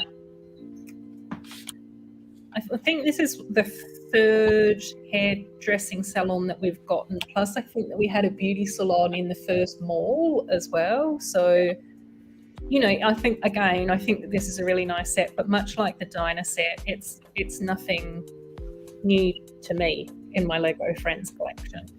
Does it show it the chair, the salon chair? If Mayo scrolls down, we'll probably see some of the interior stuff. Yeah, there's the interior view. Oh, Yeah. there's the salon chair. Okay, yeah. Yeah. It's got the beaming, light overhead. That you put over the top to help with the dye to take. Yeah. You And know, then I think it's like there's a little smaller chair as well over on the other side. So it looks like there's I'm assuming dyeing or straightening section, and then there must be the section where you get your cut. the or wig section.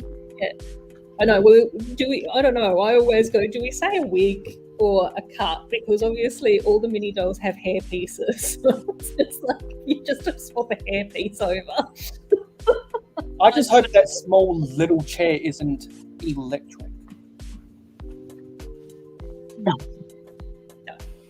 No, we don't do that in hair salons in Friends. That's for an Arkham Asylum set or something, isn't it? Okay, I'm gonna open bag 8 now. So Oh, cool. Yeah. I might need to head off soon as well because I don't know how much longer I can sit with my poor little injured back at the moment. So You need to rest. yeah, but Yeah, I'm and- so yeah, I'm so and happy although- to have been able. I'm so happy to have been able to stream with you, Ingrid. It's always lovely catching up with you. You're just Oh, you amazing. too, Ruth. Yeah, and we're going to have a catch up again at some stage or another soon. Obviously, it's always amazing to catch up. Amber, I always love chatting to you and listening to you and joining in with all of your wonderful things that you get up to as well. Love the chat. There's been so many beautiful people in the chat, and seeing everyone has just made my day. And Mayo, as always, you're just, such a amazing, enthusiastic, fantastic part of our lovely Lego community as well. So thanks so much for the invite. Sorry I was a bit late, and sorry I'm having to duck off early, but we'll see. I'm going to have a little bit of a rest, see how my back goes, and then potentially I might see if I can stream tonight. And I might see if I can stream a little bit earlier as a little bit of a Tasman, love you Taz part of my stream. So if I am going to stream, I might see if I can stream from 7. Thank you so much, Dusty. Yeah, I'm gonna just go and stretch out for a bit. Yeah. And also if there's any projects or social media that you want to plug before you have a rest, feel free to do so. Sorry? If there's any projects you got coming up or social media you want to plug, feel free to do so. I don't even know if I'll be streaming tonight. I'm hoping to be able to stream tonight, but I'll just have to see how I go. Yeah. I've got my heat pad on, and if I just have a bit of a stretch out, then hopefully that will mean that I might be able to stream tonight for an hour or two, but we'll see. Because we know you're on Instagram somewhere. Yeah, I haven't been posting much on Instagram either, but I do quite often chat to people in the DMs over on Instagram. That's probably where I've been most active over the last couple of weeks.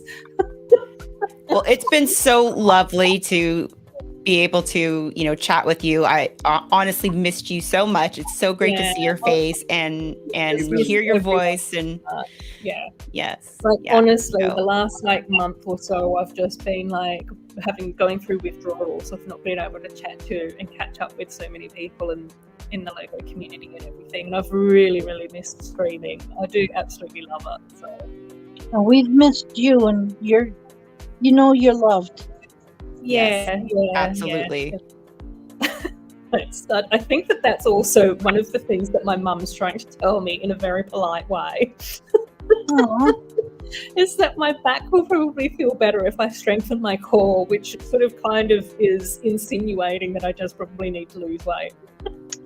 No.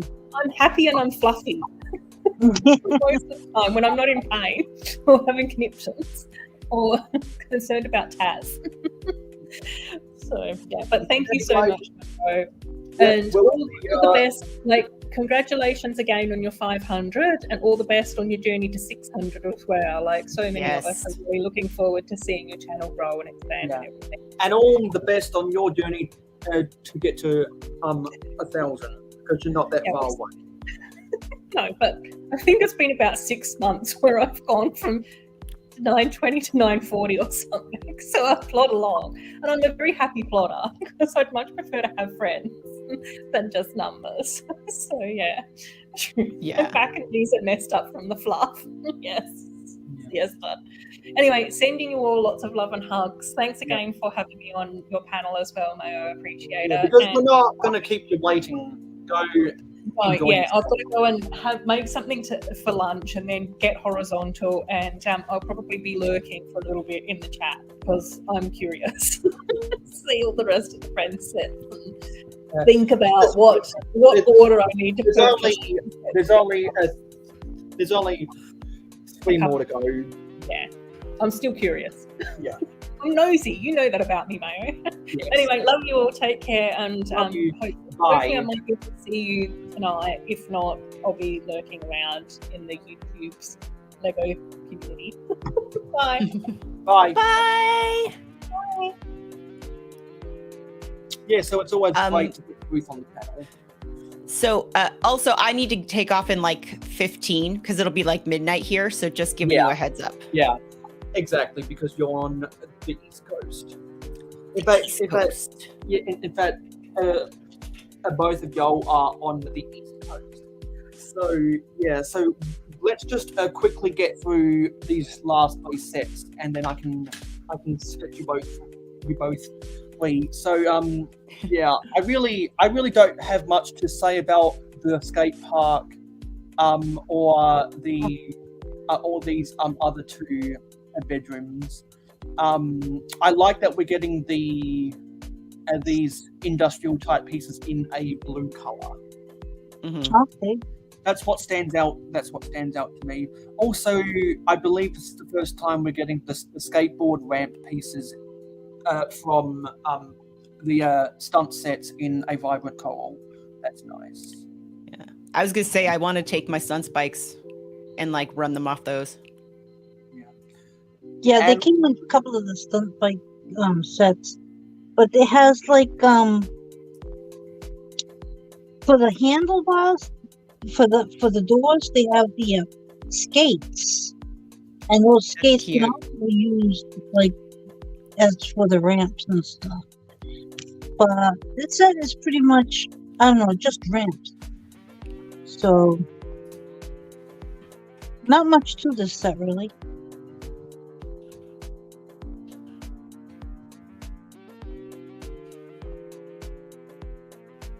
Yeah, because I'm seeing that we're getting another one of the scooter pieces, and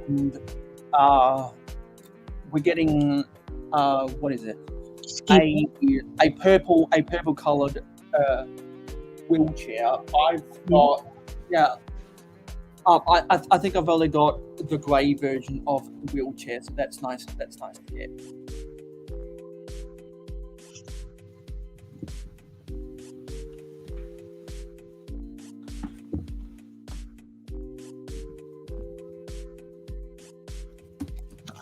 Yeah.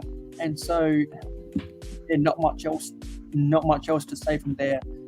Not in this set. Or sticker on that top back there. But really, yeah, not much. I just not built much this one. Right about Leo's room. Got a skateboard with the stickers for a watermelon. I like that. Yeah. So, because I just built this one, and again, this one comes with Grumpy Cat, which is Chiro, which is really literally what I bought this for. I bought this to get that Grumpy Kitty because this was the cheapest set to get him. But it's one of those things where those little details, like as you're building it and you're just kind of learning about like the different characters and stuff, is really fun. And I also like the fact that when like they aren't just these little rectangles, they're different shaped like rooms and things like that. So there's a little bit of architecture and stuff kind of going on there with them. So they were totally fun builds. They were absolutely fun. Again, like when they're done, I don't really know what you do with them, but I mean, you can display them, but it would be great if they could have like connected together and like made something, but I understand why they don't as well. But again, total fun. Yeah. And I love the ring light. That's cute. Yeah. That's a nice idea. I also like that, similar to the Cat Hotel, you get the build with the whip and a fish piece, so that a Grumpy Cat can chase with her pouncing motion, just like what my and it has the little ball on the end, so you can like turn it back and forth. Yeah, because it's on a technic connection through the but that's really all. And I actually know. Yeah, I think I have seen those before. And then the last, it looks like there's a little soccer net there, and this is the awesome one. This is my favorite. This is the one I built. That's pretty the other one I built. What my room is right now, because I do all of my Lego building and I sleep in the same room. So this, I think, out of all of the bedrooms, this is the one I most resonate with. Yeah. What's with my creepy head inside the Oh, it's just one of those like weird kind of edgy decorations. That's all it is. She's a little edgy. Yeah. An edge lord. She's got a nice bed. Oh, yeah. A giant cheese slope. Oh, yeah, that's with a pet. Yes. Dog. That's the ramp. To go up onto the bed with her. Mm-hmm. And I'm pretty sure they're using that vibrant coral round 2x2 tile as a frisbee for the dash hound with the little wheels on it. Pretty sure that's a frisbee. And for some reason, there's a skeleton inside of a jar. A skeleton head inside of a jar. Yeah, like I said, just a decoration. Yeah. Again, so welcome to your own stream, Mayo. They said that 2 minutes ago. Yeah, because I get little emails like that every now and then. It's really annoying. Yeah, so that was all of the sets. So overall, my thoughts are, I think these sets, as a collective, and pound for pound, is a step down from the last 3 years. I really liked over the last 3 years how we were getting more earth tone colors. I really do not like how they have gone back to more vibrant colored buildings. I much prefer them to go with just white and a color, or tan and a color. Like, I really liked the tan and sand green color scheme of the Emma's art school. If they had kept the colors of the architecture's fine. I just don't like I think there's an explosion of colors. I think that it's trying to do too much with the color scheme. It's kind of all over the place, and it looks consistently inconsistent with previous years that they've done. Those are my strong thoughts, and I just wanted to walk all over these sets before I came to before I said that. There are some really good builds, there are some fantastic animals, there were some legendary accessories, but I think what you're paying for is the buildings, and the architecture is fine, the color scheme just looks like the vomit emoji in my opinion. Like, I know a lot of people are going to disagree with me about that, and I appreciate everyone who will come up in the comments and disagree and say, "Oh, mayohosko, you're wrong," because that's what I want to hear. I want people to disagree with me, because that means that your opinion is different from mine, and we're all allowed to have our own opinion. Well, but here's the thing, though, too, is like, you're not wrong for you. I mean, this is all subjective. You know, everybody's going to have things that they do and don't like, and parts of, you know, a build that, you know, work for them and parts that don't. So you're not wrong for your personal opinion. Yeah, and it's like, yeah, because I've been interested in, like, people may not realize this, but I've been interested in Lego Friend sets before I made my YouTube account. So, because when I first saw the Brick Show reviewing the City Park Cafe from 2012, which was the original Friend set, I was like, oh my god, this is fantastic. Look at these bright light orange accessories. Look at all of these light aqua and royal light blue plate pieces. These stickers are stickers that we've never gotten before. These mini dolls look really intriguing. The architecture is something we haven't gotten from City before. Oh my god, this is awesome.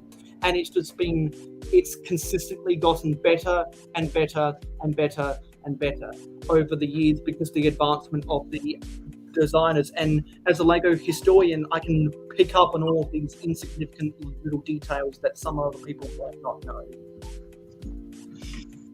Because I think the past 3 years for Friends has been peak design for the sets, because it's like how Lego has only had a decrease in profit 2 times in the last 20 years. Lego Friends, in my opinion, has only gone down in quality of the design 2 times in the last 10 years. And 2023 is one of those years for me. I think I can't remember. It was the wave after they did the stuff with the sports. That was the first time I saw a decrease.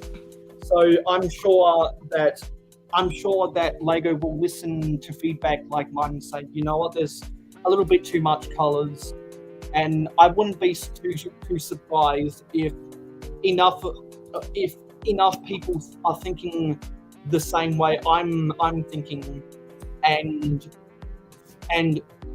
the individual profits for Friends sets goes down compared to the last 3 years. I wouldn't be surprised if that. Because I have seen a lot of people having a divided opinion about it. But anyway, that's my overall thoughts.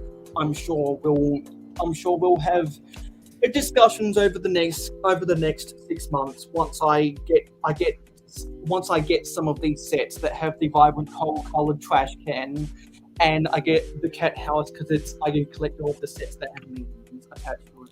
So so the great thing about YouTube is that it's forever, and we can continue this conversation until the end of time if we really want it. So I appreciate Mama Lego, Adore Build, Amberlaya Builds, and Ingrid Wynn being on the panel with me throughout this. I'm going to keep on building this set. If there's any, because I know that my going to bed soon, and it's almost midnight. And Amberlaya said that she's got to go at midnight. So before you do get on out of here for because it's nearly midnight, is there any plugs you'd like to do for any upcoming projects or social media? So let's see. Tuesday nights, I'm still streaming. I'm building Darth Vader's castle currently right now, and those are every Tuesday at 8:30 Eastern time till 10:30. And of course, Good Morning Brick World host. I am a co-host of that. And I also run the social media. So I've been working on trying to get some of those posts and things up. So if you get a chance, make sure to follow Good Morning Brick World on Instagram. Also, we do social media questions before the next upcoming episode. And for every question that you put an answer in for, you will be entered into basically a drawing, and at the end of the month I am going to pick one, possibly more than one person, who will receive a free little Lego thing from it's something that I'm doing on behalf of Good Morning Brick World, but it's just a way of saying thank you to everybody who's been participating in the social media questions and things like that, because we really love to hear from everybody. So, and that's it for me. And I know we mentioned it on Good Morning Brick World, but congratulations on your 500 subscribers. Yeah, and I appreciate that, because I did see the Instagram story for the Good Morning Brick World account that you posted earlier, and so I'm going to promote this weekend's episode of Good Morning Brick World myself, because I know that you guys are including the 500 subscriber milestone as a part of the celebration segment. And also, the next time you do a happy birthday segment, I believe Doc said to me either in DM or on my panel or on someone else's panel that we're going to include my 10th birthday in the next happy birthday. Yes. So, yes, we will. Yeah, and so before you gotta go, I'll let you know, and if Makro's still here, I'll let him know as well that after this live stream, I'm going to be taking some behind the scenes images, and I'll throw that up on Patreon. Nice. Because I talk about all of my Lego maintenance and some people, and yeah, that is definitely behind the scenes worthy stuff. So I'll get that stuff up before you wake up tomorrow. Nice. Anyway, it's been fantastic talking to you, and you know that you're always welcome back. Thank you. Thank you for having me. I had such a wonderful time. And Ingrid, it was so wonderful chatting with you and getting to stream. It was nice seeing you again. It was nice streaming with you. And thank you for having me, Mayo. Yeah, so I'm guessing you got to get on going too. Yes. It's midnight, yeah. Have a good night. Bye. Yeah, so before you get on out of here, is there any social media that you'd like to plug? I just have my YouTube channel, and I wanted to thank everybody for, watching my content and for being there for me. Mayo, thank you for having me on. It's been a blast. I built 2 sets, and we had a lot of fun tonight. Yes. Congratulations on 500 subscribers. On your way to 600. Thank you, and I hope you get a good night's sleep. Thanks for coming on. Really, since the start. All right, bye, Mayo. Cheers. So I'm going to keep on building this set, and now that so I'm going to remove these other share screens because they're just eating up data over here. So now that we're done with the girls' night in, what I will do is I will go to StreamYard, and now I will put the invitation link in the live stream game. So anyone else out there who's watching, actually, sorry, what I'll do, yeah, anyone out there who's watching,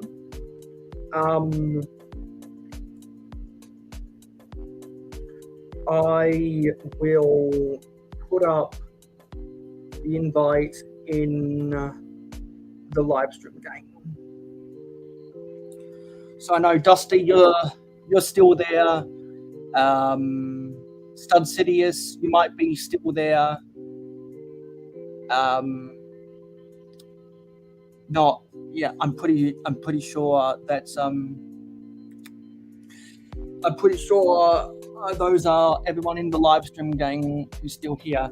But now I'll open it up for general panel members, because we had a fantastic time looking at the friend sets, and now that people are starting to doze off to sleep, I'm going to spend the next 3 hours trying to get this set built, because it's an 8-hour build. Because I actually timed myself the first time I built this stuff, and it took me 2 4-hour live streams to get done.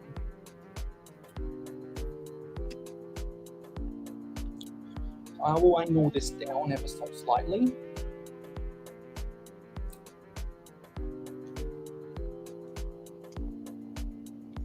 And I'd like to thank everyone who's still watching, because even though it's on the clock of midnight in the even though it's on the clock of midnight, just past midnight now in Eastern Standard Time,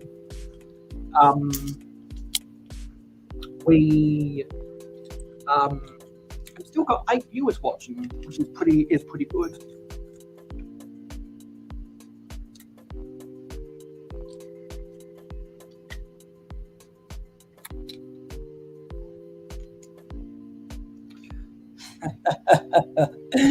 No one needs to put lipstick on, and no one needs to put on a girl's wig either.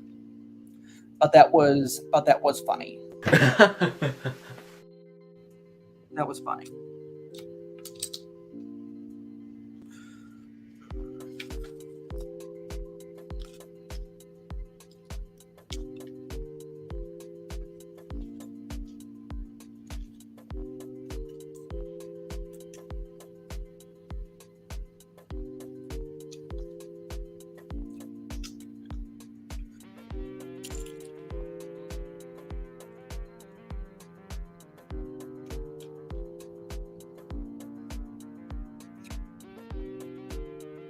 What I'll do is I'll go back and read some of the comments that I might have missed out on while I was building this stuff after I'm done with this bag.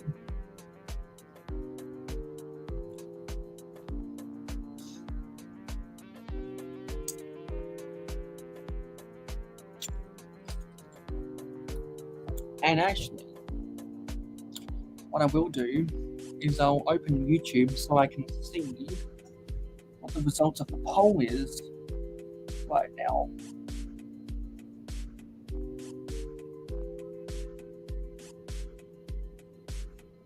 What is the results of the poll? So we've gotten 27 votes so far, 41% for the Friends Main Street. 41% for the Friends Main Street, 26% for the Vintage Town Main Street, and 33% for the Winter Village Main Street. And I would put the Vintage Main Street ahead of the Winter Village Main Street, but without doubt, the Friends Main Street is the best of the main streets.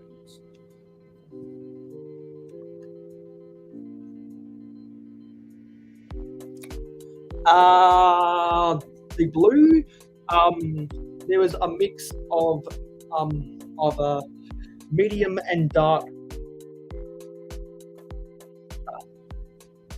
a mix of medium and dark azure.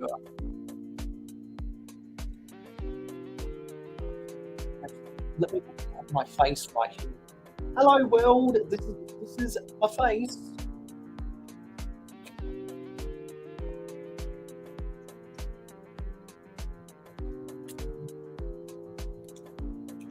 So we're pretty much going to go ASMR hour, unless by hook or by crook we get someone on the panel. Because I had a really good time chatting with the ladies of the group tonight. I enjoyed myself.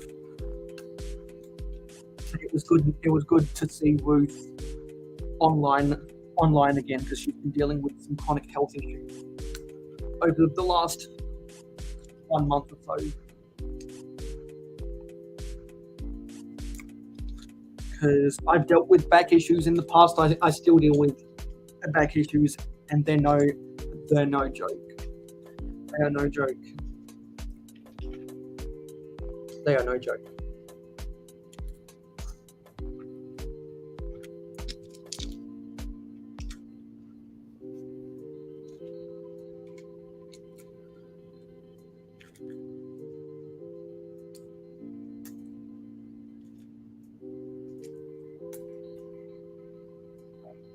And I thought I was gonna need a Mountain Dew to get through this live stream, but I don't think I'll need to drink it, which is a good thing. That means my body's creating its own energy without me needing to caffeinate myself.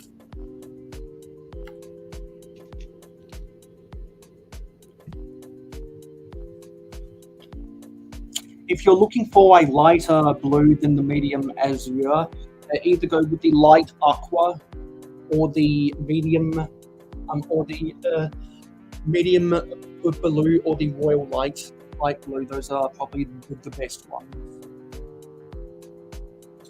Pretty sure you can find different pieces in those colors on Quick.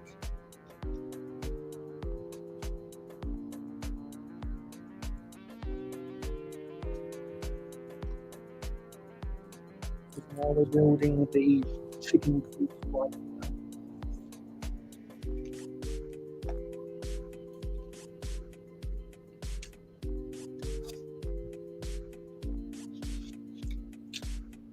And we got Richard Cranium is still lurking, says, I'm still here, Mayo, been lurking, cleaning the room.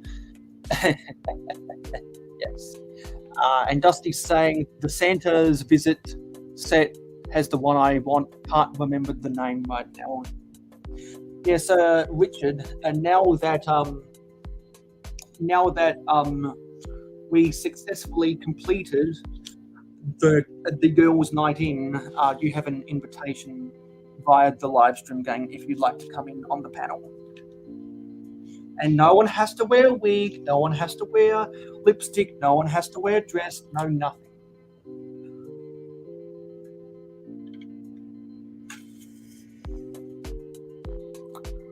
Because we had an enjoyable time.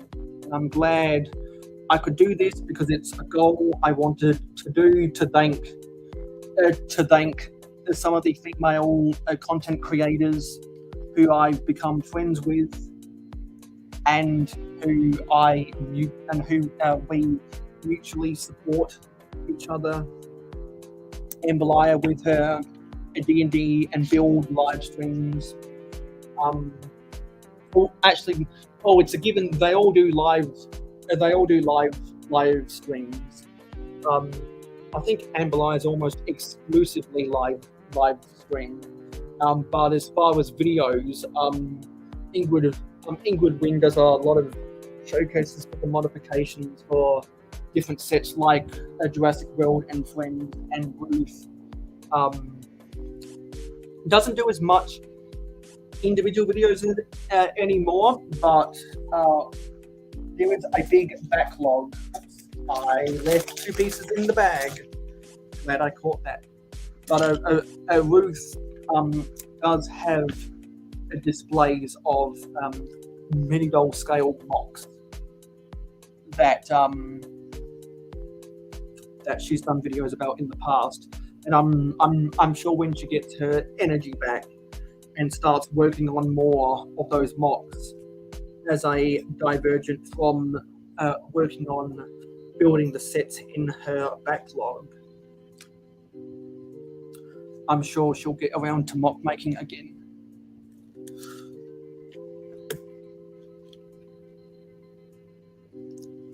And fingers crossed, Ruth will be healthy enough a little bit later to go live for the first time in over a month. We've all missed Ruth, and I'm glad that we were able to get her back today. Because for those who don't know, Ruth is 2.5 hours behind me. So Ruth had to go because it's just after lunchtime for her right now. And it's approaching twilight for me right now. And it's already twilight for people like Dusty who are in the Australian Eastern Daylight Time, and it's after midnight for everyone in the Eastern Standard Time. I know all this stuff because I watch so many live streams that I'm good at tracking time zones. Also because I upload all of my content at convenient times for a North American audience. Because I did a community post a while ago where I did a poll about where my audience is from. Not surprisingly, 70% of the respondents answered the Americas.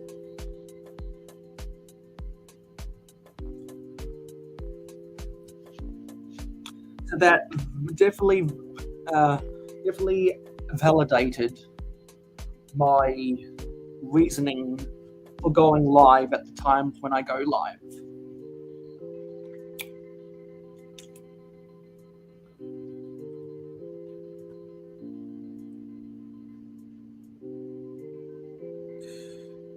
Yes. Ingrid definitely makes more mocks than sets. And I think mock making is a more creative side of Lego. I always come across people who will defend that set building is creative when it's really not. You're just following instructions. I don't understand that argument, and I don't agree with that argument. When you're just following instructions, there's no creativity. When you're following instructions, it's not creativity, it's skill that you can follow instructions. Because everyone knows when I've said, "Oh, I accidentally built something wrong." That's because I wasn't reading the instructions properly. Just trying to manage chats and talking with people on the panel, it gets a little bit distracting like that sometimes. But I'd rather get distracted to have fun doing what I'm doing instead of doing everything by the letter of the law, because it's more fun. Now it's time to put some stickers on.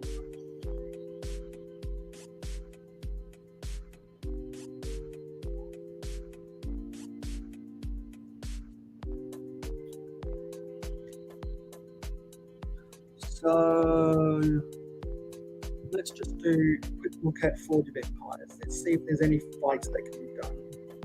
Okay, these fights can be done now. So I'm gonna stop my camera over here. And I'm gonna play something in the background. And it's something that I do to remind everyone why I'm very selective about who I bring onto my panel, and I'm sure most people know what I'm about to refer to. Let's hit it up if we can find it. Oh yeah, now I'm going to try and say this again. Mayohosko for commenting on Jabbo channels. I love crazy things. Where did you get that name from? Do you know the story behind that name, Jabbo? I do. So I'll try to be real quick.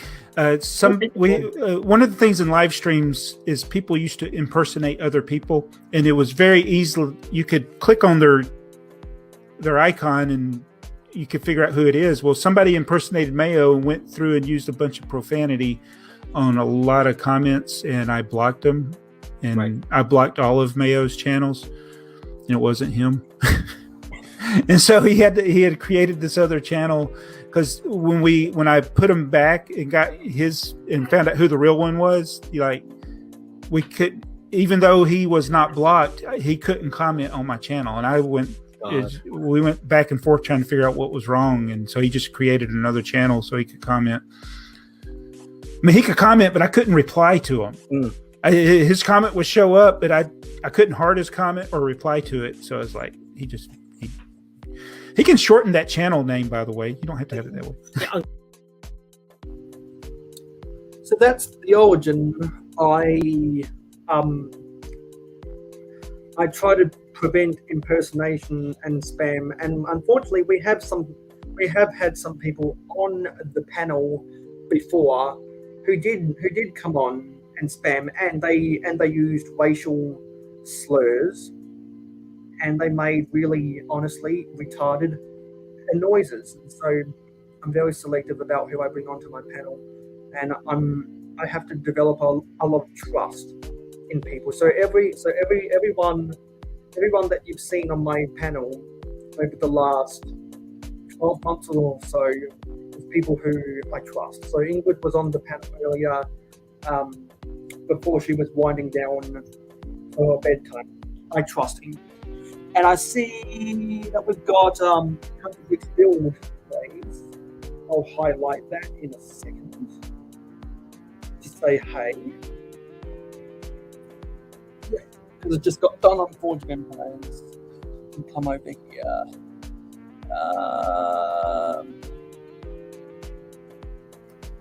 Dusty's saying, sets help with the creative process. It's handy having methods and techniques when you need them. That's the only justification I can find for the argument that building sets is creative, because what you can do is you can build a set and then you're like, oh yes, that technique, I want to use that technique because I do that. But somehow, some way, I separate that from building the set, because anyone can go online and look at the instructions. You can go to lego.com. You can go to boic.info or legoboicinstructions.com, or in the old days, Piron and Boic Factory. There are a whole bunch of resources. So you can very much look at the instructions and see, oh, that's a really cool technique. I'm going to use that in my mocks without building the set itself. So that's why I kind of separate it. If anyone can see it. Yeah, I'm doing really good because before you came here, we had the girls' night in, because we had Ingrid Win, Mama Lego, Amberlaya builds, and Adore build on the panel. We were talking about the Friends sets for 2023, because I've been meaning to do it. Have a look over with some of the female Lego builders out there, because I always like to get a female's perspective when I talk about Lego Friends on a live stream. As in, I like to have females on the panel, because it's just something nice to do, in my opinion. And so yeah, that was really good. And now we're just finishing up the rest of the main street. And once I'm done finishing the main street, and whenever I buy all the other Friend sets I talked about, I was gonna buy, because they come with the vibrant coral colored trash can or their meme worthy set, I'll send off another package to Adore build with a whole bunch of hairless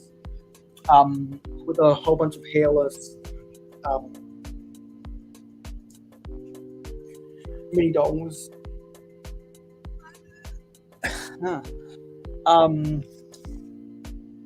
I'll do.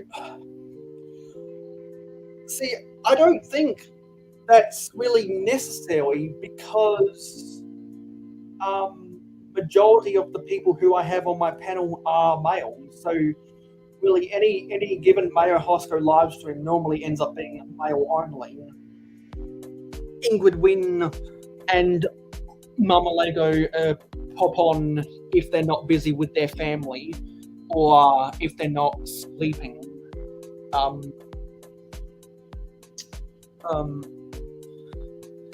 Amberlia is normally doing stuff for Good Morning Brick World, but she's always welcome on my live streams, and she's been the one most vocal about the sorting party I'm going to be doing at the end of February, because she said that she's got tons of Lego that she's got to sort.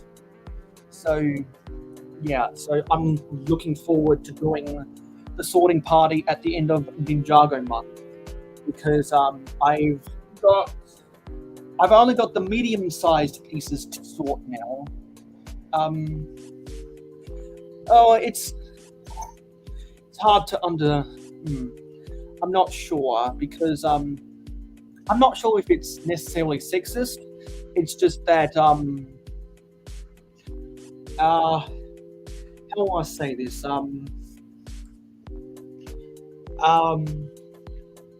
It's difficult.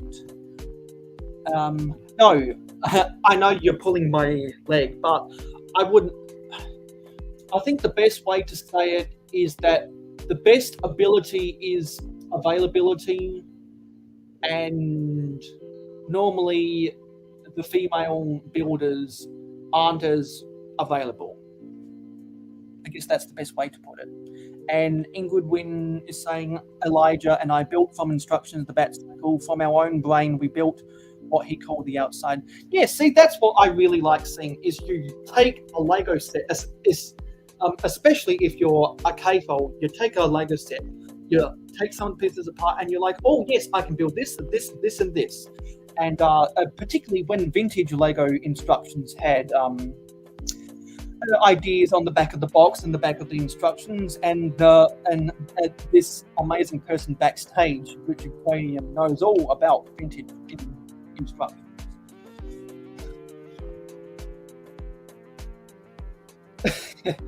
Hey, what's up, buddy? Hey, how was your week going? Oh, doing good, man. How was your ladies' night, man? It was really good. It was nice to see a door build for the first time on camera in about a month, because we've been going with health stuff. It was nice, and it was nice catching up with Amberlia, Ingrid, and Mama Lego again. It's always good. It's something I've been planning for a little while now, and I'm glad we were able to pull it off without a hitch. So how's your week been going? Going good, man. Going good. Same old, just work and then Lego. We got cold weather coming this weekend. That's about the only difference. Is it's supposed to get down to the 30s this weekend. So, but that's it, man. Yeah, Building Lego. I got some of those time cruisers I was telling you about. Oh yes, yeah. Because for those who don't know, on the 24-hour live stream last weekend, we were talking about the time cruisers and the time twister sets, and yeah. So I wasn't expecting. Actually, no, sorry. I was expecting this. Now that we've got some time, if you want to quickly show off the time cruisers, I'll put you on full screen. Yeah, I mean, if you want to see them, we can. Because a time cruisers is an underrated theme from the 90s. So I only got half my order right now. However, the other stuff's coming from Canada, so it's a lot further. This stuff was like only coming from Ohio or something like that. But here, let me turn this camera around real fast. Yeah, because for those who haven't seen it before, Richard has one of the best vintage cities on YouTube. Although you can most prominently find him on Instagram. From_blocks_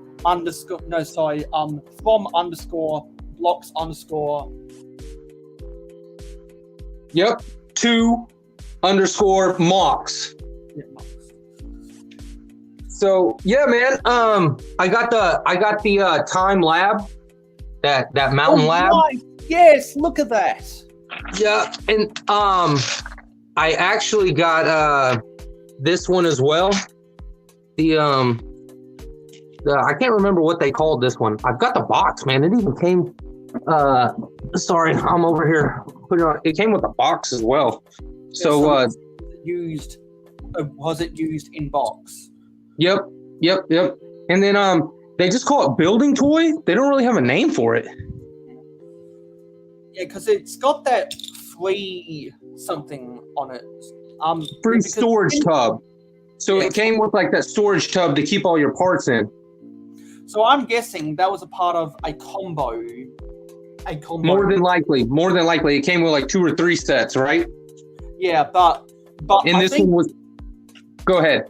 Because I'm guessing if that has a free storage tub, that was probably in like a bundle that included a medium-sized set and a 2 or 3 smaller sets, right? Like this was probably the biggest set in the whole deal. Yeah, that's what I thought. Hey, remember we were talking about? You said the what'd you say? It was crazy Timmy or whatever they call him. The Crazy Eye Timmy minifigure. So I figured out what it is. The reason he looks so weird is because he has a nose, man. Yeah, because it was the 1990s when for some themes like a Western with the Indians and time cruisers that some of the minifigures got noses for the first time. Yeah, so here I'll get out of it so you can kind of see it. But yeah, I don't know if you can see it there. Yes, no, maybe so. We can just barely see that little nose detail. Yeah, he has a nose, so that's what makes him look so different than all the other minifigs. And also because he's got those really funny bug eyes. Yeah, no, and that's when they first started actually giving them eyes and like pupils instead of just dots for eyes. Yeah, because the it was the late 80s with the 1999 pirate sets when they first got away from the classic style a smiley face, and they actually put beards, and they put eye patches and mustaches and sunglasses. But it really wasn't until the mid 90s where they started putting minifigs that had white dots with either black or red pupils, which was a big advancement at the time. Oh yeah, it gave them facial features.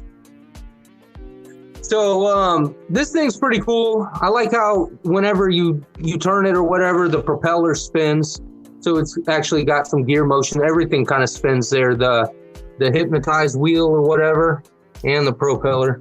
So this I thought this thing was pretty cool. The best thing about the time cruisers is how many moving parts there were. I was gonna say, man, this thing has so many features on it. I'm gonna try and open it all the way up. I think I may only have to open it or get to open it up one side at a time, just because of how it is. But yeah. So we take this out here. I've got it jammed up over here right now. But yeah. So it had this side. When this side opens up, and it's got a thing here where if you press this like kind of lever or like a handle back here in the back, it has all these barrels filled with red studs. I guess they're supposed to symbolize fire, but then you put them in there and it's supposed to shoot the skeleton out. And then the front, this is also supposed to be like a spaceship that comes off the front, and so it's got flames and everything coming out of it. And then let's see if we can't move some other stuff around right fast. so many play features in the Time Cruiser set. Yeah, it's ridiculous. How did I just get that?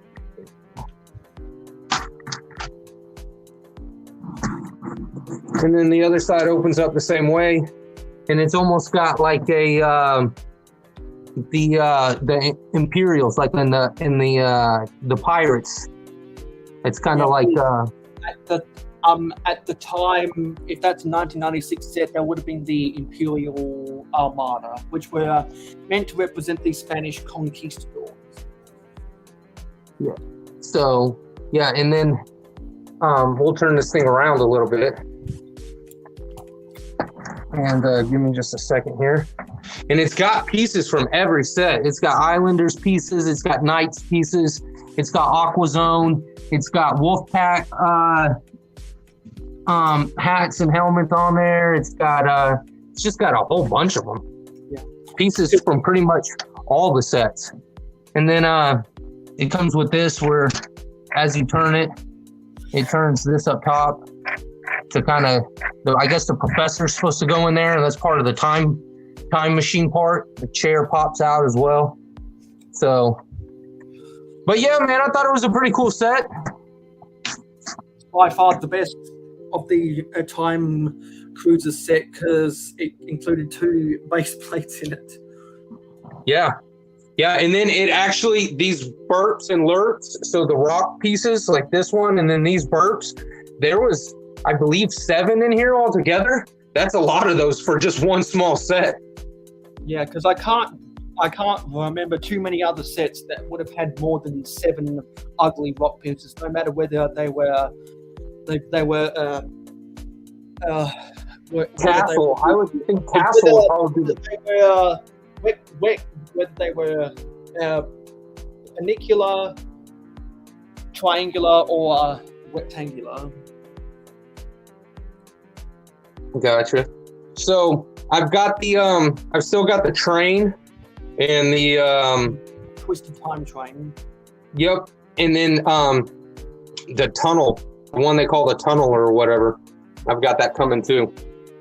So what I was thinking about is I'll have this built into another part of the mountain over here, and I'll make this all connect, and then I'll add some water and stuff so it kind of does that. But I was thinking about having this set here, and then in the underwater area, and then other places like in the castle theme and stuff have spots hidden kind of in the mountain where they're time traveling to back and forth, going to the different spots of the city.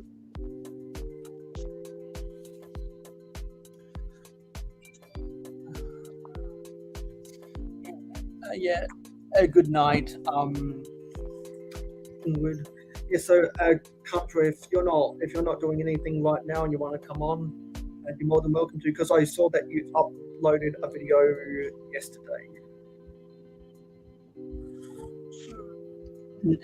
Because I'm just saying, nice to have some of the Time Cruiser sets. Would love to see someone that has them all. I don't think. Yeah, I just saw that. Well, that has a complete collection. Oh, good night, Ingrid. I was just now looking at the comment sections here.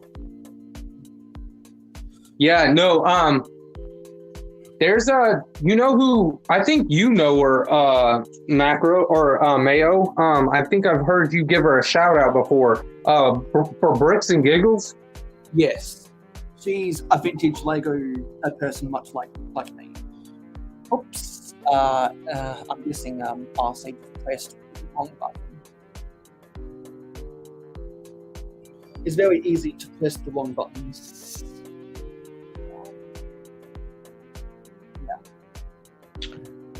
Hey, my bad, buddy. I pressed back one too many times. Exactly.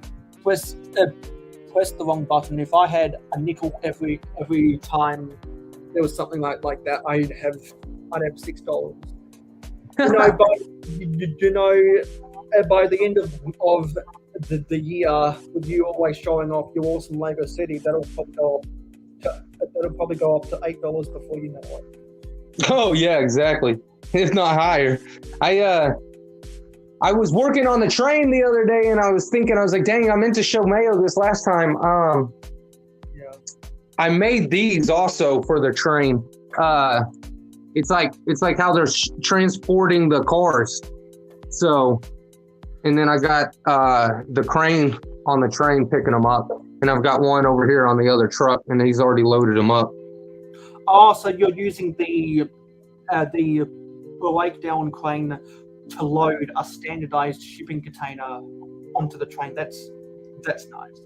Yeah. Dusty, yeah, my internet also just crapped out for a little while. What's that? Our internet's just crapping out. Oh, yeah. No, for sure. So it looks like you've got a standardized shipping container method. Is that a 6x10x6? Yeah. 7? Yep. And actually, let me double check on that. That's yeah, it is 6x10, and that's a smaller one. And then the other one over here, it's a little bit bigger. I think that's 6x12. So are you using that standard from another set? You know what? I kind of copied it off of how they did the little snowmobile here. That's in here. Yeah, because I'm pretty sure that's a 6x12. Yeah. Well, this one I'm pretty sure is 10. These smaller ones that do the money, and then I think that one may be the 12 because that one's a little bit bigger, the one that I made, but I had to make it bigger to fit that car inside of it. Yeah. Wait. Oh, yeah. Actually, yeah. Those ones are a 6x10. I was counting the studs wrong. Yeah, because it might if you've got another container that has that larger vehicle, it might behoove you to modify the container trucks that came with the 2018 a cargo train, make it so that they can transport 6x12s, so that you can have a standard shipping container, so that you're not jumbling between different sizes, and it always makes sense to go with the larger size, so you have more capacity for different types of cargo. Yeah, so exactly. So just make this one a longer car. Yeah, because these come off. Because what I'd suggest doing is changing out those. It should be an easy conversion with the one that's carrying the snowmobile. Change out the 6x10 plates for 6x12s, and just put everything back on there. Yeah. The only thing is that this would be a lot bigger. You know what I mean? Because if it was it would be like this. So I would just make this car a little longer. Yeah, exactly. So then in a consequence, so that it can also fit on that. It can also fit on that alloy you got behind there. Extend the length of that shipping container truck by 4 studs long, and that means you can make. If you make that the standard, you can make copy paste coming out of the engine shed, and have that as standardized transportation on rails and standardized cargo sizes. Because that's what I do with the vintage scale, because I use the 6x28 stud train bases so that I can fit 3 of the 4x8x4 style shipping containers on there, and it leaves me enough room so that I can have that as a whole intermodal system. And that's why when I get locomotives that come on a 6x28 stud train base, I always make those shorter on the 24 stud long ones, so I can preserve the 28 stud long ones so I can use them for intermodal shipping and shipping container trucks to transport 3 at a time on the railway line. And I just go copy paste. Yeah. How much vintage Lego train do you have? Do you have a lot of 12 volt?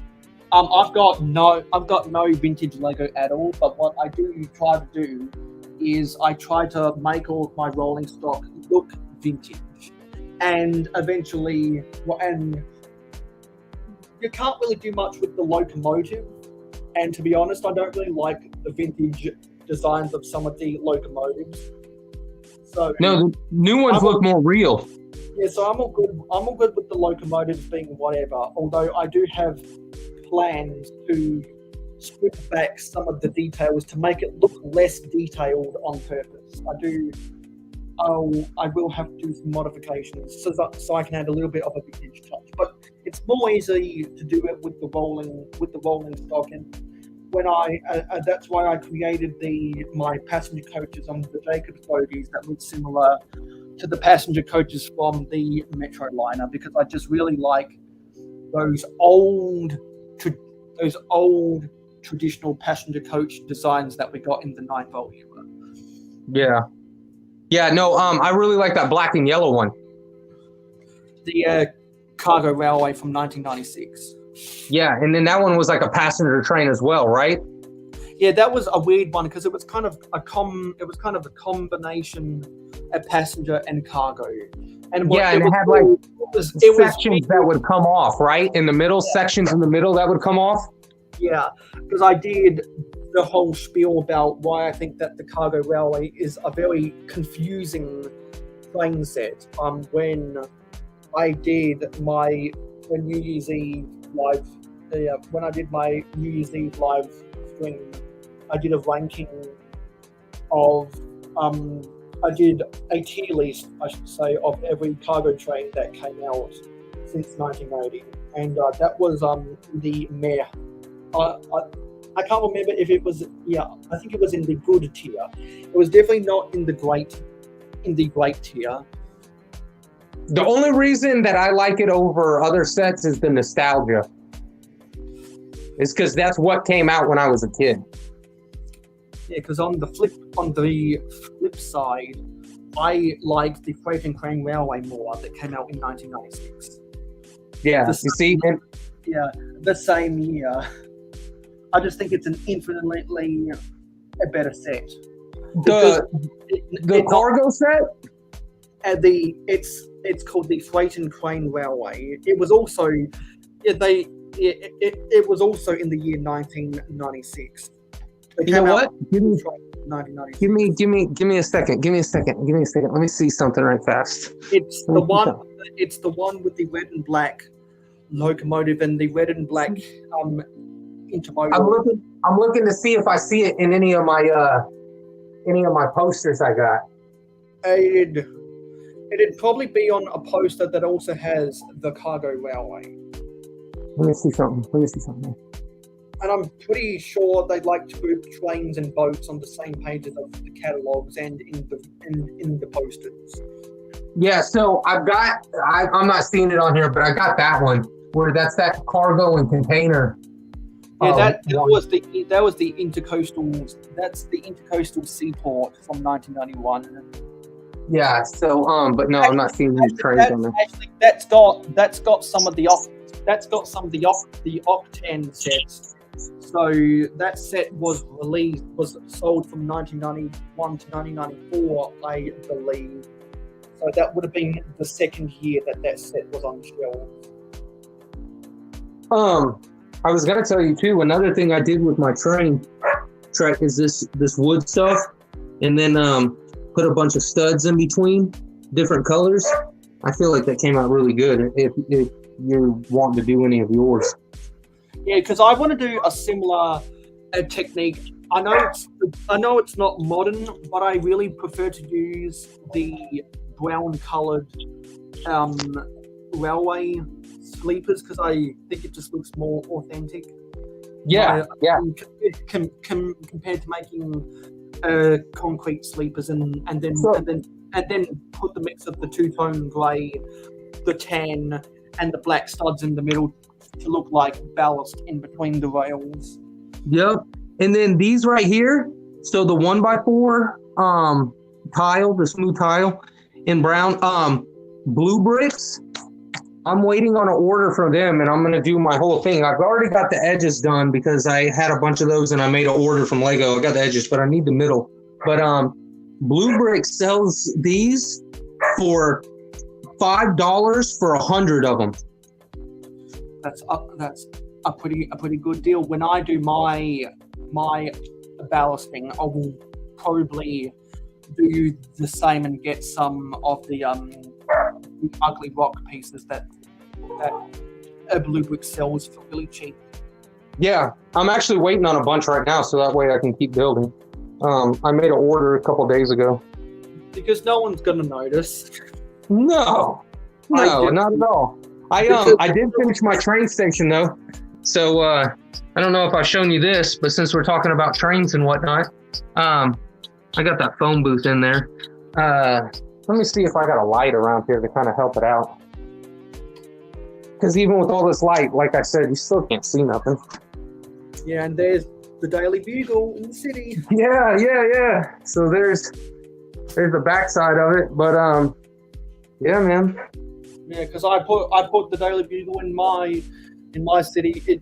I ended up punching the top 2 floors behind, so I had to spend like half an hour repairing them, and it took me an hour just to put it in my city because I had to crouch down. Yeah, no, I was lucky enough. I didn't have much when I got that. I got it when it first came out, so I didn't have much built around it at that point. Like I didn't have like this is a mock Green Gods bank that I got, and then this is like my train station that I built, but none of this was in the way when I put that in place, so it made it a lot easier on me.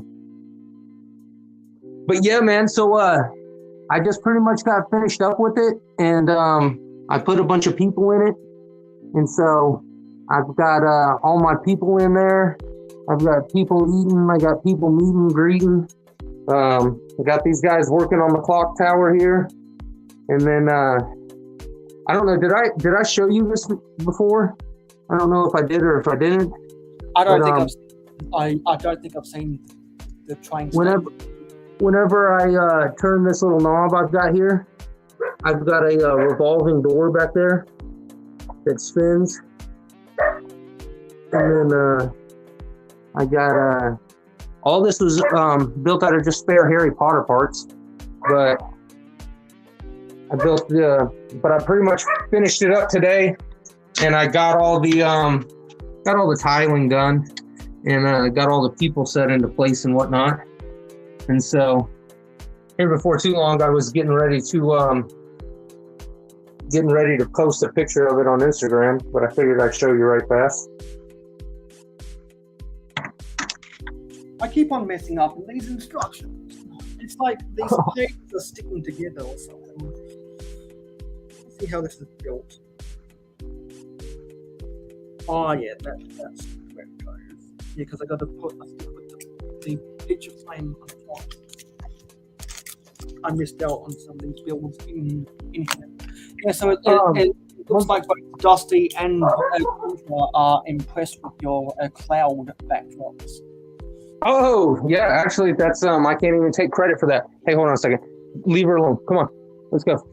I can't even take credit for that. That's my girlfriend. She painted that. So it's yeah, I appreciate it. I'll let her know you guys really like it. I get compliments on it all the time whenever people see it. But yeah, no, she definitely came in here. I painted it blue, and she came through and she painted all the details on the clouds. She's pretty good at the shadowing, and believe it or not, it's not just white. There's light gray and dark gray in there too to make the shadows. But it came out pretty good.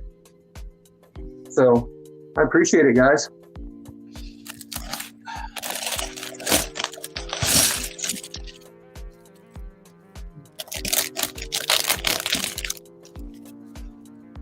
Opening these bags and notifications are blowing up. Yeah, he can hear me. Makro Bricks, no problem, man, not at all. And I appreciate it, Dusty. I'm trying to. I'm gonna probably go to Best Buy in the next couple of days or whatnot, and I'm actually gonna get. I've been talking to quite a few people, and one person who I was talking to Makro about it. I think you had stepped aside, actually, Mayo. It was during your 24-hour live or whatnot. But he was telling me he has a GoPro camera and he has like a little wand and a gimbal that he holds it all on, and it allows him to really like kind of get down there in a city, and you don't have to worry about knocking things over or whatever because your hands and your arms are out of there. You don't have your hands in the middle of the way trying to press record and whatnot. So as soon as I'm gonna probably go down there the next day or two, and as soon as I get that, I'm gonna probably start posting some videos to YouTube, because when I try and do them on my phone, it just doesn't come out right. It's really shaky. You can't edit anything, so you got to make sure you get it all right in one shot. If you run like after so long on the phone, say you run 20 minutes, I think it is, and then it tells you have to stop the video and start another one because it won't let you do more than a 20-minute video. And when I start showing my city and I start talking details about it, it goes longer than 20 minutes. Yeah, because because you got such a big city. That's why it takes so long. Yeah.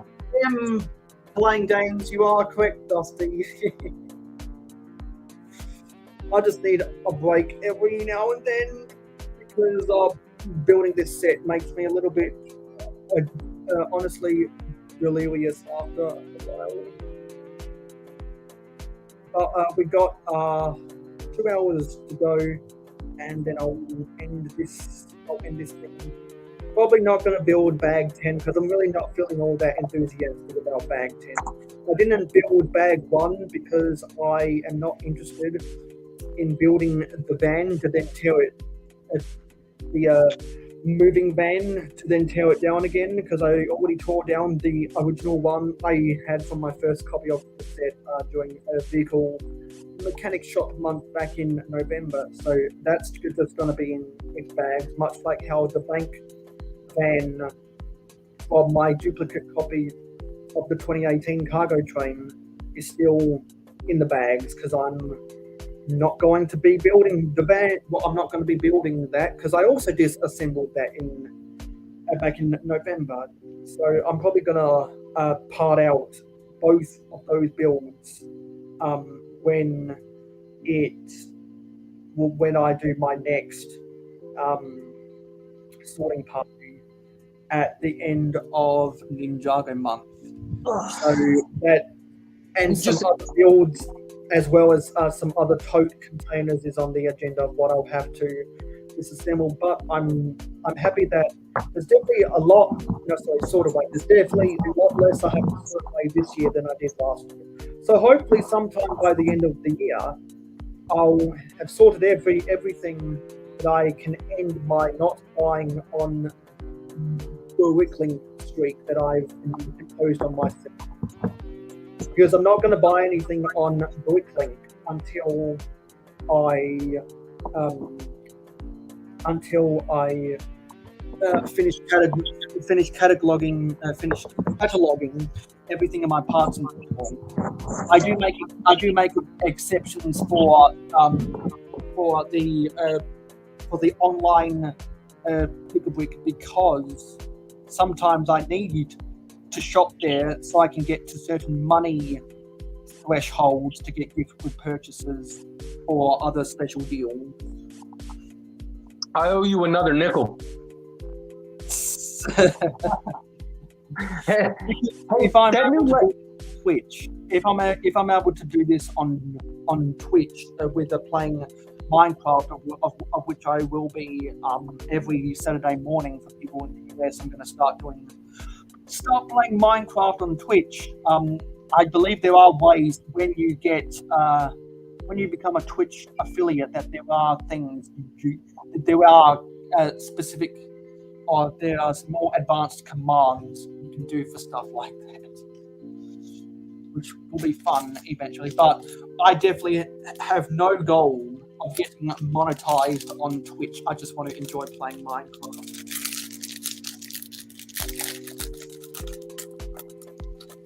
So that new Lego Ideas cabin set, you seen that, Mayo? Yeah, I saw people on Instagram and some people on a Discord sharing that thing. So is that like they're gonna release that? I don't collect the ID sets, so I never get into the hoopla about about the next round of possible 30 ID sets, or when the ID sets get announced. Yeah, that's what I'm saying. Is that cabin, like, did they win? Did the cabin win? So like that's a Lego idea set that made it, and now Lego's gonna release it, or is that like just the same thing you say? Like I see Lego idea set all the time that never get released. Yeah, because that was one of the 4 idea sets from either 3 or 4 rounds ago that got approved to be sets, because it normally takes them 2 to 3 years in a review stage to become actual sets. Yeah, that's what I thought. Because I'm pretty sure that thing was originally posted at the start of 2021, and now it's January 2023. So it makes sense 2 years later that Lego has announced that is a set, because it's gone through its review stage, and if they've already released official images, that means for the press release, that means that that it's been reviewed and designed. Yeah, it's already set in motion. So I wouldn't be surprised if the other idea sets from that same wave that got approved, because normally they do a maximum of 4. Sometimes they only do 1. It's all frantic. I think it's due to the budget they have in the ideas thing. So I thoroughly think if Lego expanded their budget for idea sets, a bigger percentage of idea sets per wave would get approved. Because if they're doing waves of 30 ideas per round, and only four of them at the moment are really getting chosen. If Lego increased the Lego Ideas budget by 25%, maybe they might make 5 per round instead of 4. And we still got the stud skiers lurking in the background. I wonder what the current results for the poll is. We've gotten a couple more votes for the vintage towels. Actually, no, we've gotten one more. We've gotten one more vote. You already know how I voted. Yeah, we've gotten one more vote. So that means that the Friends Main Street is only 39% now. That dropped. The Winter Village Main Street dropped a little bit to 32%, but the Vintage Town is still last at 29%. Because if I was to do it my way, I will have the Friends Main Street be first, the Vintage Town Main Street be second, and the Winter Village Main Street be third. Winter Village Main Street. That's a new one that just came out with the trolley.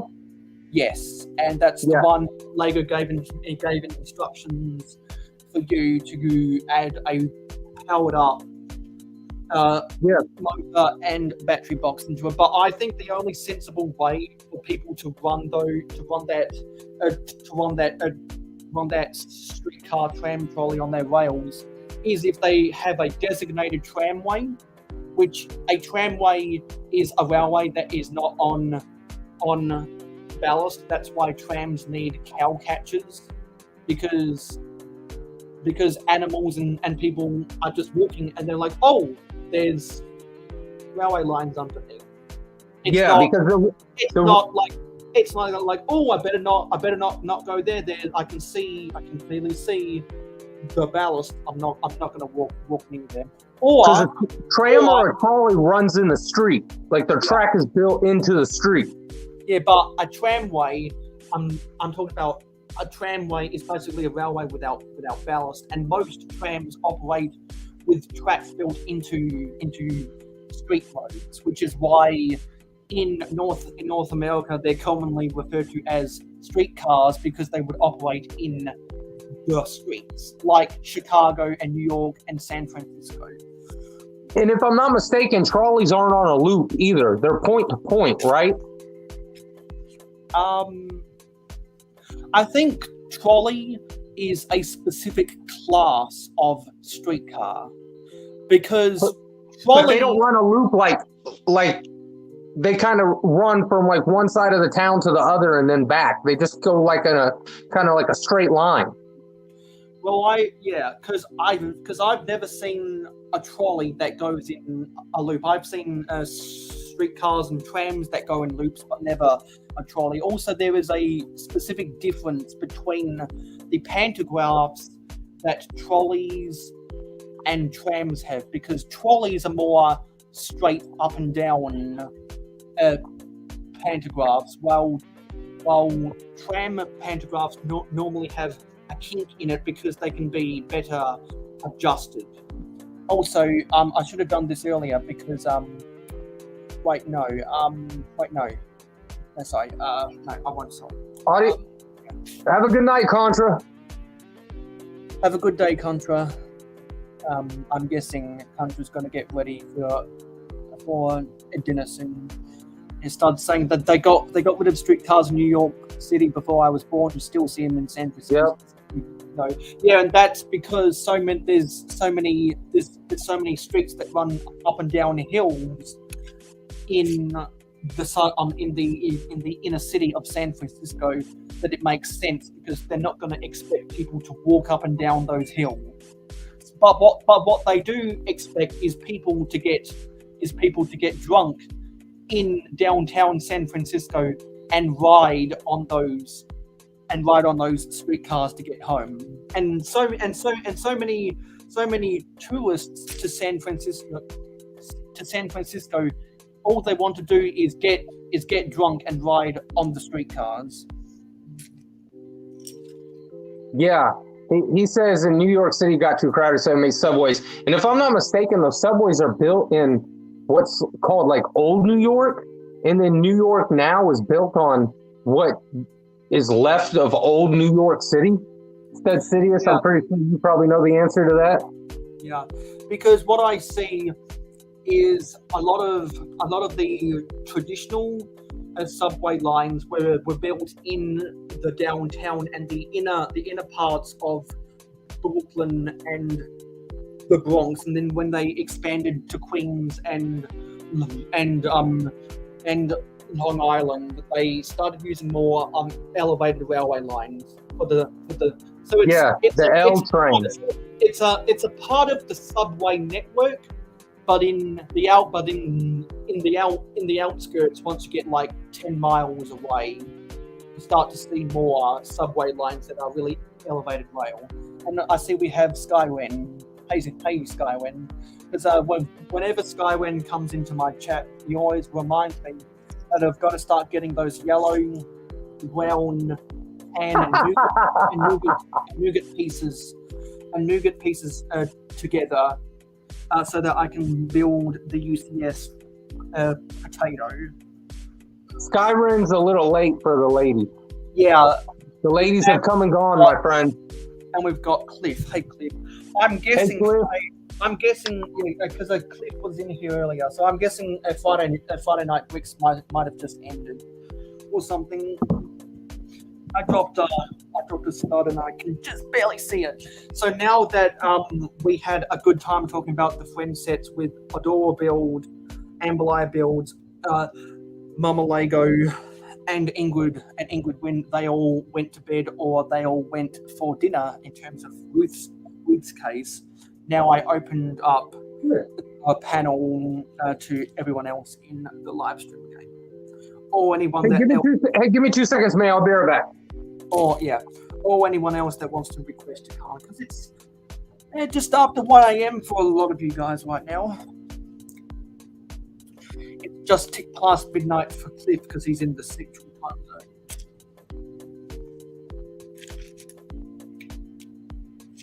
So I'm on bag 9.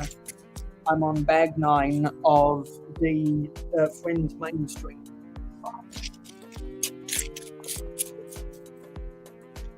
And I'm going to put an annoying sticker on. And for a brief moment there, we got back to double-digit views, which was nice. It was sticker number 22. Where is sticker 22? Here it is. And it's up, yeah, because so Skywin is in the mountain time zone.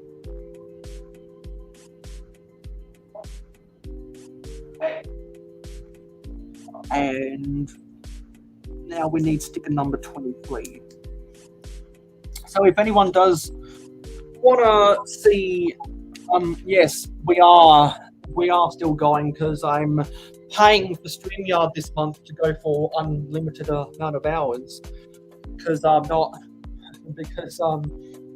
wasn't going to let limited StreamYard hours get in the way of me enjoying myself this month, so I had to pay the 20, or I had to pay the 30 at the 30 something dollars, but it's worth it.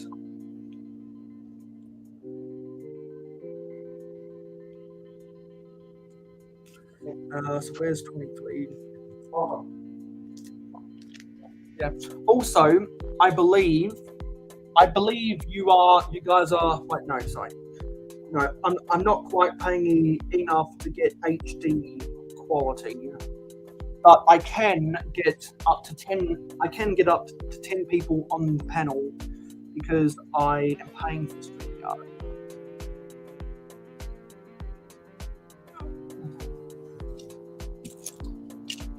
So, for those who may not remember, because we hit 500 subscribers, and by the end of my last 24-hour live stream, we'll be doing another 24-hour live stream at the end of the month to build the 90th anniversary castle. So anyone that wants to be on there, let me know, and I'll give you first. I'll give you first dibs because we're only allowed 9 other people plus me, and I'll probably have myself and my camera going. Have two cameras going, so only 8 people really.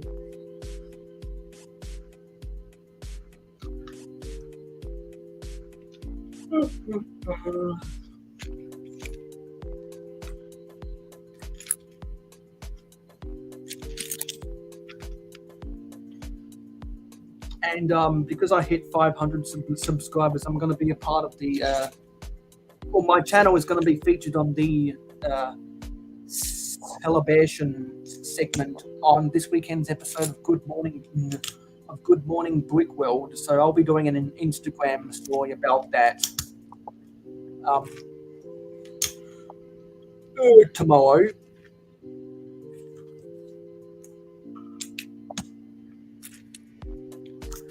So everyone that wants to see that, I'll put up a link in my Instagram stories.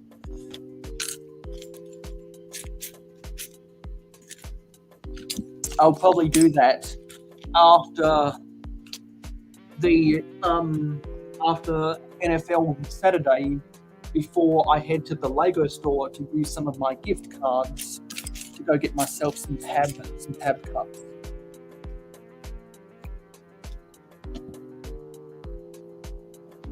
I got a $150 gift card for my birthday last year, and I've got, I think, $50 still on it.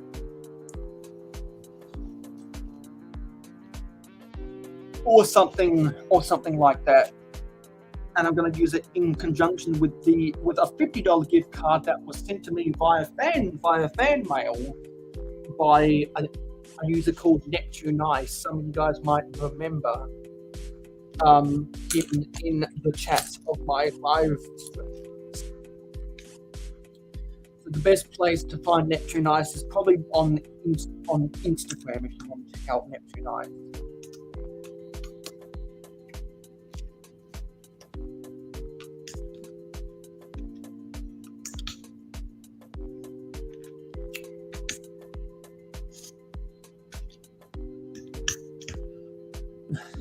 Exactly. Money, money, money. To quote Mr. Krabs. Money, money, money. I'm back, buddy. Yeah, I just went off on a tangent about how I'll be on the celebrations on Good Morning Goodwill. Also, when Amberlight was on earlier, I reminded her that Doc reminded me that for the next time they do happy birthdays on Good Morning Brick World, I'll be a part of their segment because my channel is now 10 years old, and that is a birthday because my channel is 10 years old. I am 21 years old, and my sig fig is 37 years old. Skyrim was keeping a close watch on that clock, by the way. Yeah. You're gonna have to take it up with the dogs that were barking to go outside. That's too funny. So that's that friend set, right? That you're building right now, Mayo? Yeah. Continuing to build Friends Main Street, which I think is the best of the three the best of the three main streets, and people who have voted on the poll near the pinned comment also think it's the best of the main streets. So I got 3 questions right quick. Sure. How much is it? What's the piece count? And is it dollhouse style or is it built like a modular where it has a back? It is dollhouse style. I believe it's $160 about 200 for me at the retailers, and I think it's like 1,800 something pieces. So for the US dollar, it's slightly better than 10 cents per piece for those 10 cents per piece metric enthusiasts. I'm not one of those. I look more at I'm more concerned about the price per gram of ABS plastic. Exactly. So, you could get for example, you could get a set that was like 100 pieces, but if it was a bunch of burps and bridges and like cool pieces that made a huge set, then that'd be one thing. It's almost like that world map that they consider the largest set because it's built out of all those dots. Yeah. But I mean, who cares if you get a bunch of dots? Yeah.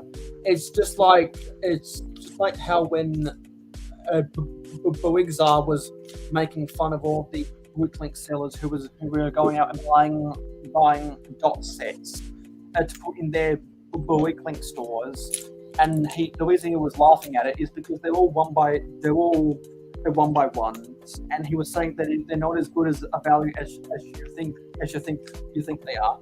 Which the only time they're a good value, like most Lego sets, is when they're 20% off or more. I honestly don't see how buying a Lego set and parting it out, you make any money on it, really, to be honest with you. With the price of the Lego sets, I mean, I couldn't see the people being, or the parts being in that high a demand. Well, certain parts maybe.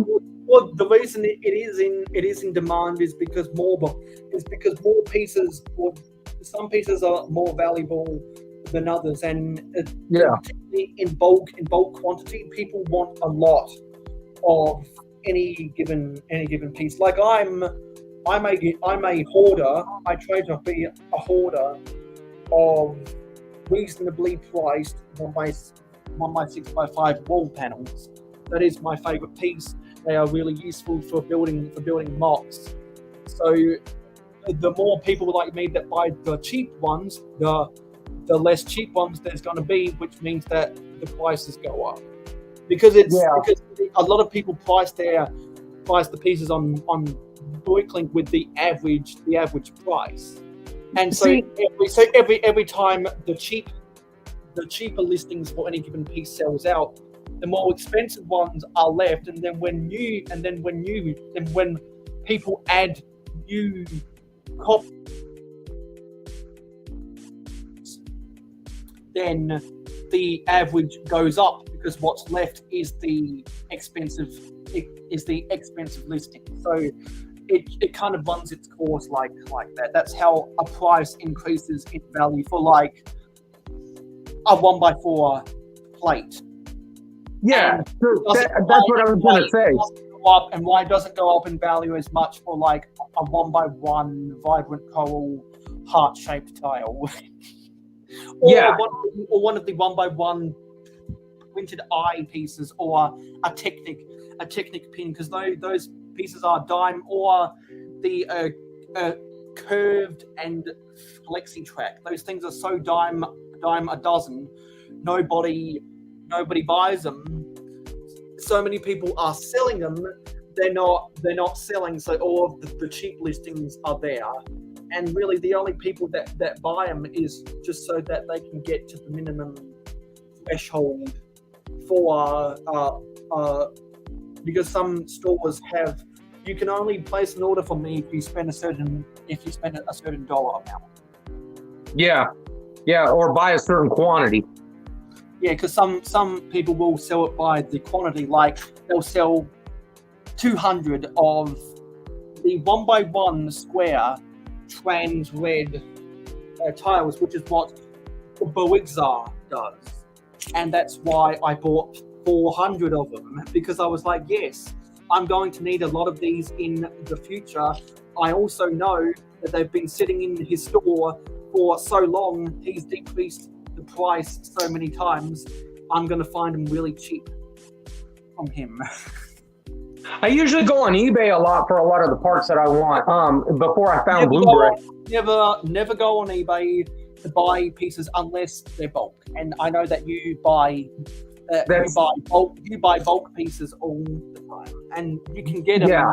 You can get them anywhere from $7 to $9 per pound.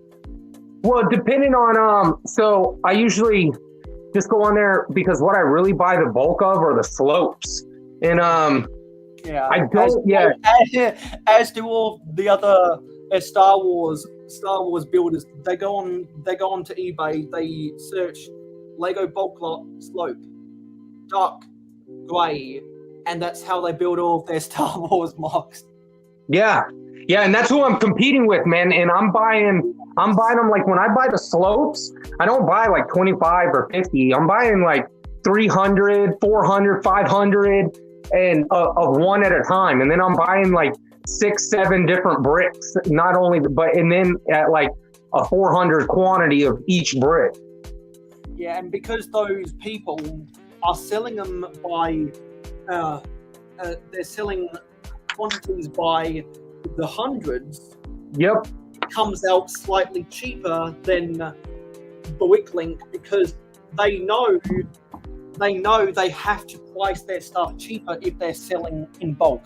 Not as many people on Bricklink sell in bulk; they sell individually. So if you do the math right, for if you're going to buy 1,000 of any given element, chances are you're more likely to find that on eBay than so for certain parts. Yeah, because when you do Bricklink, if you were to order that many parts, you have to go through multiple sellers. Yeah, and normally the sellers that have the highest quantity have the higher prices because they know people are after the quantity. And then that's why I'm saying it's like to get the quantity amount of what somebody like me orders. So say a set comes with like 10 gray bricks or 10 gray slopes. Well, how many of those sets are you going to have to buy to get my 400 slopes that I'm ordering from you? Yeah, but what they do can't make it worth it. Yeah, because they either just part them out on Bricklink, or only buy sets that have like different sets. So what I know some people do.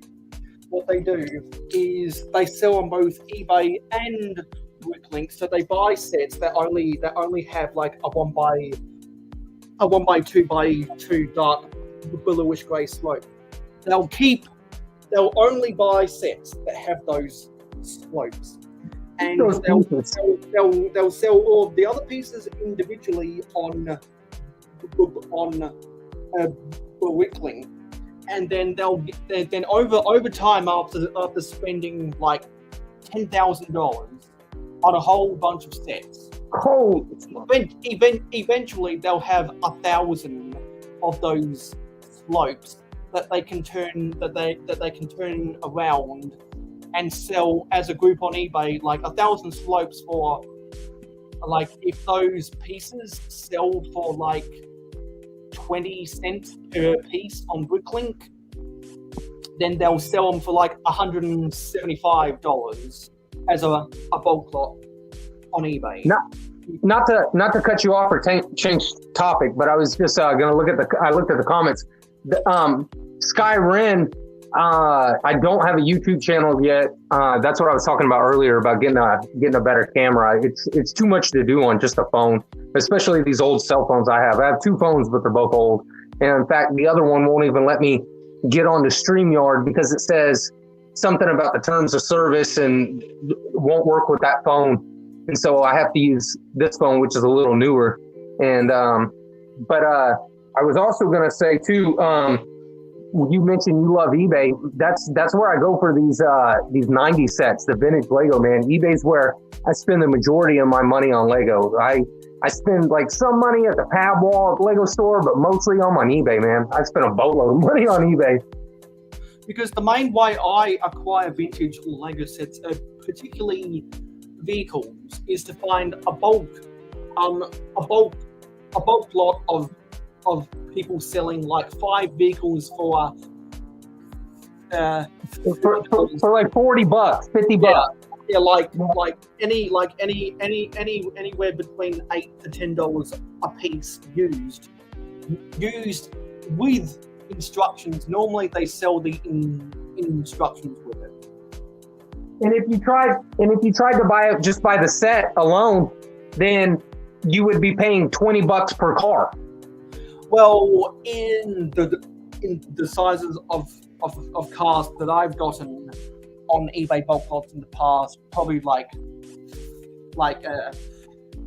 15, because they're slightly smaller. But I have spent $20 and even $30 on individual vintage Lego vehicles because they were such cool sets, and I'd never seen them in.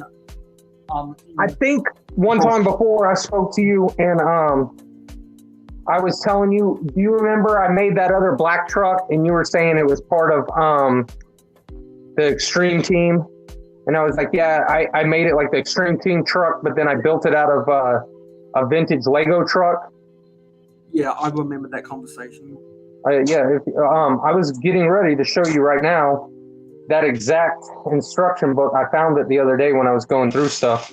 But it's this set right here. Put you on full screen so I can see the instructions. Let's see if you can see. Oh, there you go. Can you kind of see that? Yeah. That's the one that you got my sig fig writing in. Yep. I got it right by that one. But yeah, no, it's So that was a Legoland.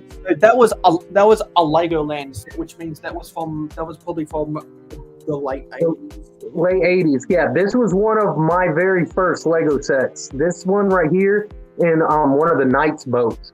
But this right here is the set that I was telling you about. It's like one of my first as a kid, and yeah, that's what it. But it was just so small compared to the other truck, so I built it like the other truck. And the reason you can tell that that's an 80s set is because it's got Legoland, not Lego System. Yeah, so it went from Legoland, and then when did it go to Lego System? I think it went to Lego System in 1991. Okay, yeah, because then that's when, because I see a lot of the sets that I have are either Lego System or Lego Land or the ones that I want. And then what after that they went to nothing, right? Well, Lego Land and Lego System was. And then when was Lego Town? That was Lego Land and Lego System was the box because they didn't think to put, hey, let's have a logo for Classic Space. Let's have a logo for Lego Castle. Let's have a logo for Lego Town. Let's have a logo for Lego Pirates, and then trains and boats.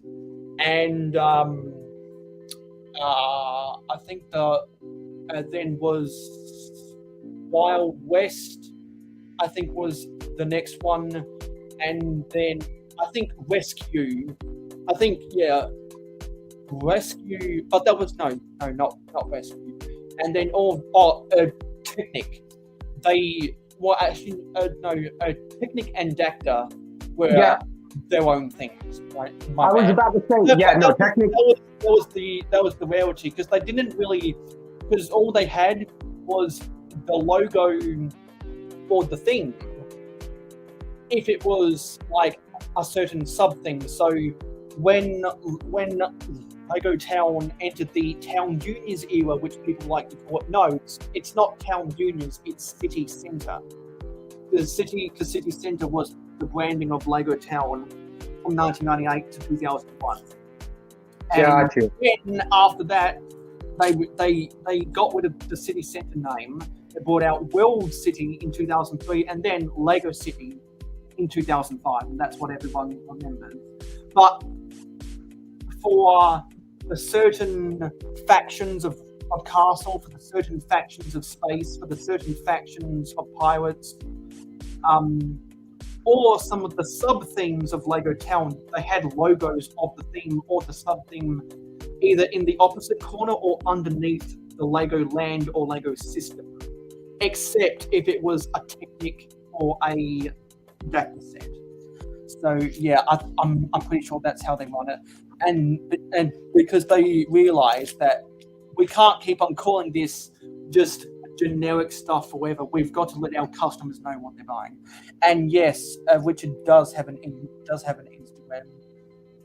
Oh, yep, I do. And it's from blocks to mocks, and there's an underscore in between each word. So from underscore blocks underscore to underscore mocks. I know it's kind of a pain, but they don't let you put spaces on there. No.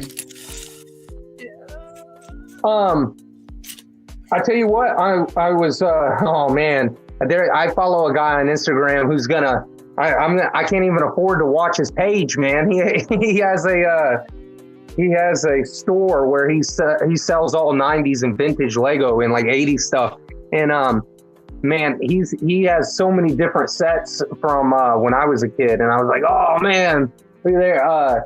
Do you remember Model Team? Yes. Do you know what Model Team is? Yeah. I believe Model Team, like Technic and Dacta, also had its own logo that didn't have the system. Yep, and that was almost a mashup between Lego and Technic. Yeah, because you build the vehicle, but it had Technic pieces to like steer and use in it.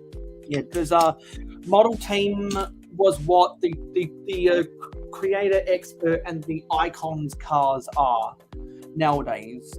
Okay, I got you. Yeah. So there's one on there called like Magic Flash, and it's like a van with a boat. And I remember I had that set as a kid, and that's I was like, oh man, but he wants like $250 for it. I was like, golly. Yeah, because isn't that the one that's white and yellow? No, it's black, red, and yellow. Also, a similar livery to the Midnight Transport from 1993. That was a Lego Town set. Yeah, and it's so it's like a van. It almost looks like an A-Team van, and it has a trailer with a boat on the back of it, a little speedboat. I think I need to wait. Oh yeah, I need to add. Looks like it's coming along good, man. Yeah, it is. I'm building the last segment because there's 3 segments in here.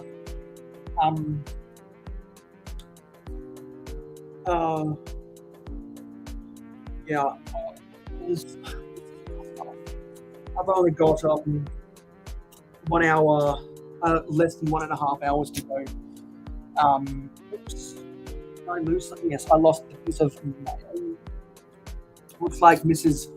Taz is back in the chat. Says, hi, Mayo. It's Mrs. Taz again. I had the stream for Taz for a while now. I really can't wait for him to wake up from the coma. Yeah, so he's still in a coma. Miss Tasman, my heart goes out to you. I had just talked to him through the chat on one of his lives not too long before that accident happened. We were actually talking about motorcycle riding. I really feel for you guys right now. I know you guys are going through a tough time. Yeah, it says, I just wanted to say thank you again for your support. I'm sure Taz will want to say thank you when he wakes up from the coma. He will. He will. He's just got to heal right now. We understand, and we look forward to it.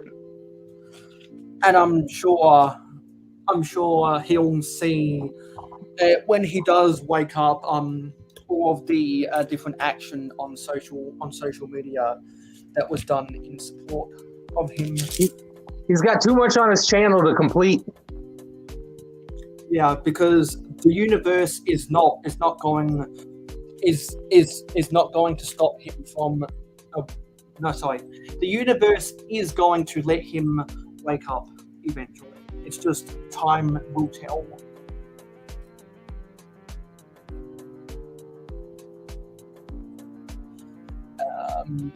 And John is saying, ugly, my brain will not turn off and allow me to sleep. I was feeling that same way last night. Somehow I'm able to do this. I woke up at a ridiculous time of 5 p.m. in the afternoon on Friday. I slept for like 14 hours on Thursday night, and I was like, fuck, it's 4 p.m. on Friday, and I'm only just waking up. So I'm pretty sure that's how I've been able to survive on 2 hours sleep since then.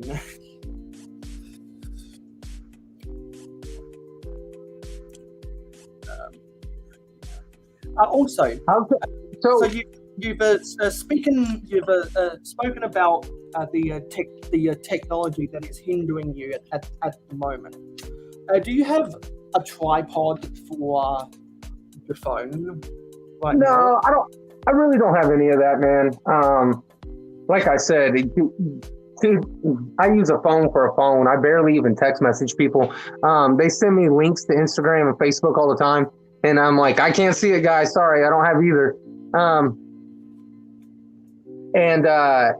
Anyways, I just checked the comments real quick. Skyrin, he was actually in a pretty bad accident, and he's in the hospital right now. So, he's been going through a lot.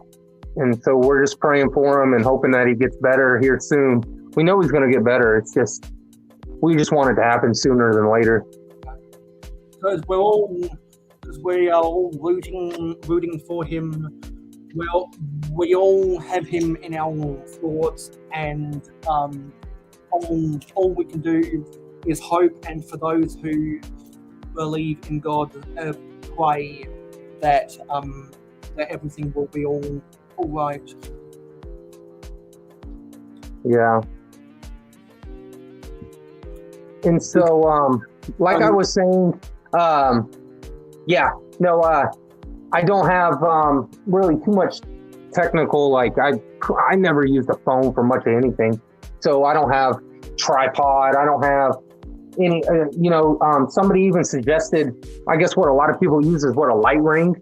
Like you can get a light ring for around your phone. So that way you don't have to, like, you can always have light on what you're trying to show without like a flash. And so we'll see. But like Mark said at Macro Bricks, he said that he got the GoPro, and when he got the GoPro, it came with like an editing program and everything.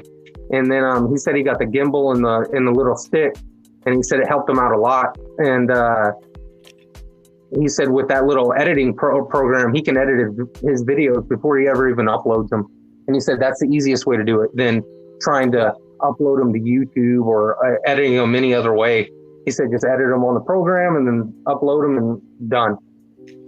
Yeah, that's the nice thing about a GoPro is that it has built-in software. For my parents actually gifted me a cheap little $30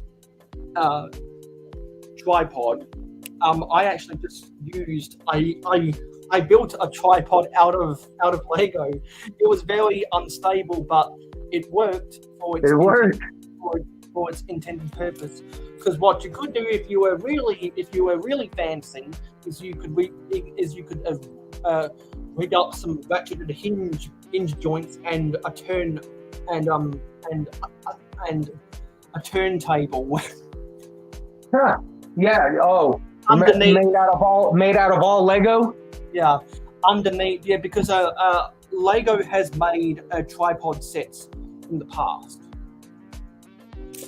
Lego made a whole set back in the day called like Lego Studios, and it was all about like stop motion, right? Yeah, with the worst with the worst quality stop motion camera of all time, because that was fucking 2001. No, hey, I give it up to those people that do stop motion, because you've got to take just hundreds of pictures to get 2 seconds of film or movement or whatnot, and it's just small movements, another picture, small movement, another picture. Yeah, because that's why I want to get archive moments of the magic and into the week of it on a live stream one time, just to talk about the art of stop motion. See, because I think that'd be a fascinating conversation, just to talk about stop motion.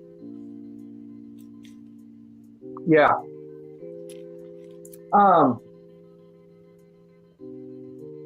The Blue Bricks order I got coming, once I get that, I'm going to get a bunch done on this mountain. What's that? I can only imagine. Yeah, I hope. So, like I said, I'm going to start building that mountain in the corner and for the castle and whatnot. And if you want somebody to build a castle with, I got mine. And so... Yeah, because hopefully you'll get your pieces in from Blue Bricks before the 27th, 28th of January, because that means that we can get all castle-y themed. Yeah, no, and it's possible I get the bricks by then. We'll see, because that's 2 weeks. And the shortest I've received the Blue Bricks order is 11 days, and the longest has been 18 days. Hello, Brick Bunnies TV. If you're not busy right now, or if you're not sleepy, because it is an ungodly hour, let me know if you'd like an invite to come onto the live stream for the next 1 hour and 18 minutes.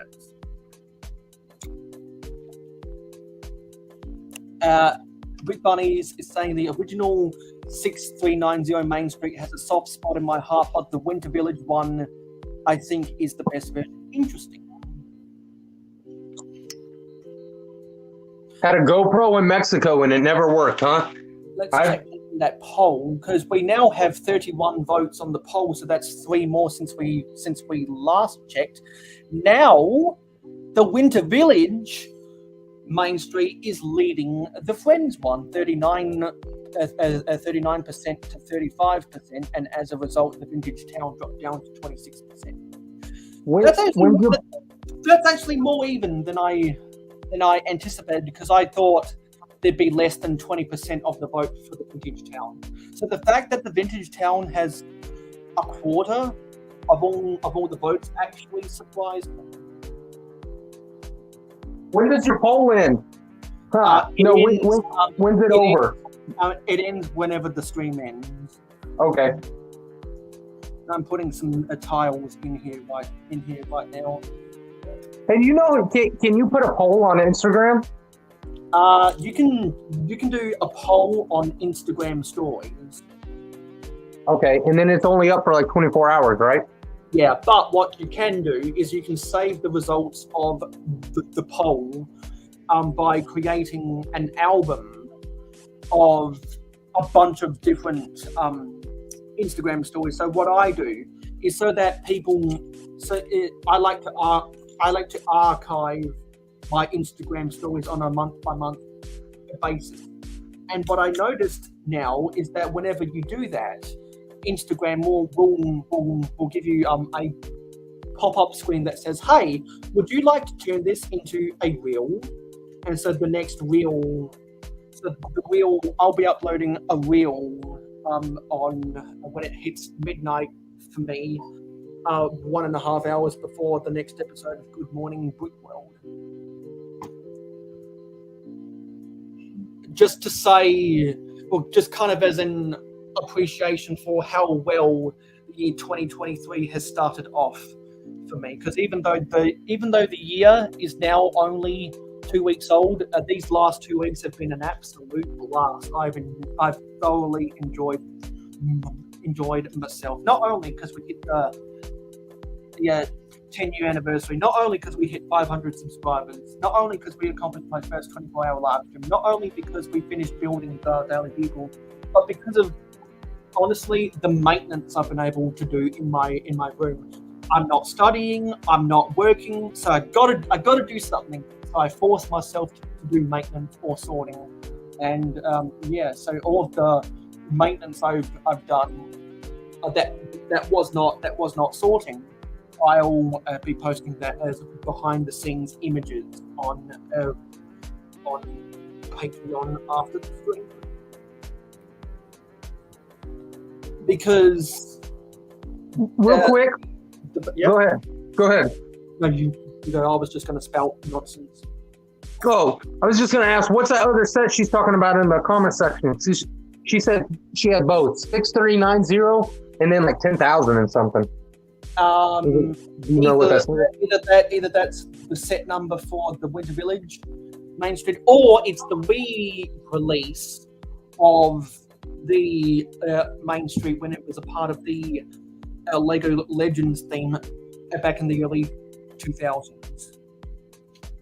Because that and the Breezeway Cafe, that and the Breezeway Cafe and the Metro Liner and other amazing town sets like that, where I believe the Gas and Wash Express and the Black Seas Barracuda and the 1997 Lego truck were re-released in the Lego Legends thing. And also some of the bigger sets for Western, like Sheriff's Lockup and Fort Lego Raider, were also re-released in Legends. I wish they'd bring back Lego Legends. You wish they bring back what? I wish they'd bring back Lego Legends. Oh, okay. So that I wish they bring back a lot of sets. I wish they bring back Western big time. Yeah, so that we can get releases of some of the sets that came out in the 2000s. Like it'd be nice to get a re-release of the Red Baron or the Sopwith Camel or the statue of or the Darth Maul bust. Something like that. They have done. Lego won't release a set unless a movie comes out now. Yeah, they have done sets that are Lego Legends type sets, because they re-released the Eiffel Tower. They re-released. The castle. They re-released the Taj Mahal. With the 90th anniversary Castle and Galaxy Explorer aren't really Lego Legends, because they were voted upon in that poll on Lego ideas on. I got you. December. I was thinking more like a Legends theme, like the castle was like a Legends theme. Yeah. Exactly, but it'd be fun if they re-released the King's Castle Siege from 2007. That would make a good Lego Legends set. Or if they trying to think of I any. think I don't. when it comes to cars, I think they need to start going back to the way they were, so that way they fit in the cities better. I feel like the six wide is pushing it, and 8 wide is just beyond too big. I think they need to go back to the classic cars, like even when it was the 90s cars, like the 4 wide. In the 90s when we first started, it was the mid 90s when we started getting the first 6-stud wide vehicles. In 1993, which is the early 90s, was I believe the first time we got 5-stud wide vehicles. Yeah. Skywen is saying, I'm gonna go have a wonderful day or night and take care. Thank you for stopping on by, Skywen. Awesome. Thanks for the Instagram follow, Skyren. Ooh. Well, I've got Forge Vampire stuff to do. Hope you have a great day too, buddy. Yeah, so glad that more and more people are following you. I'm gonna. Yeah, man, it's getting like, I mean, not out of hand. Like, I'm just blown away, man. And not to mention, like, I get a lot of people on there with a lot of positive comments. I would have never thought.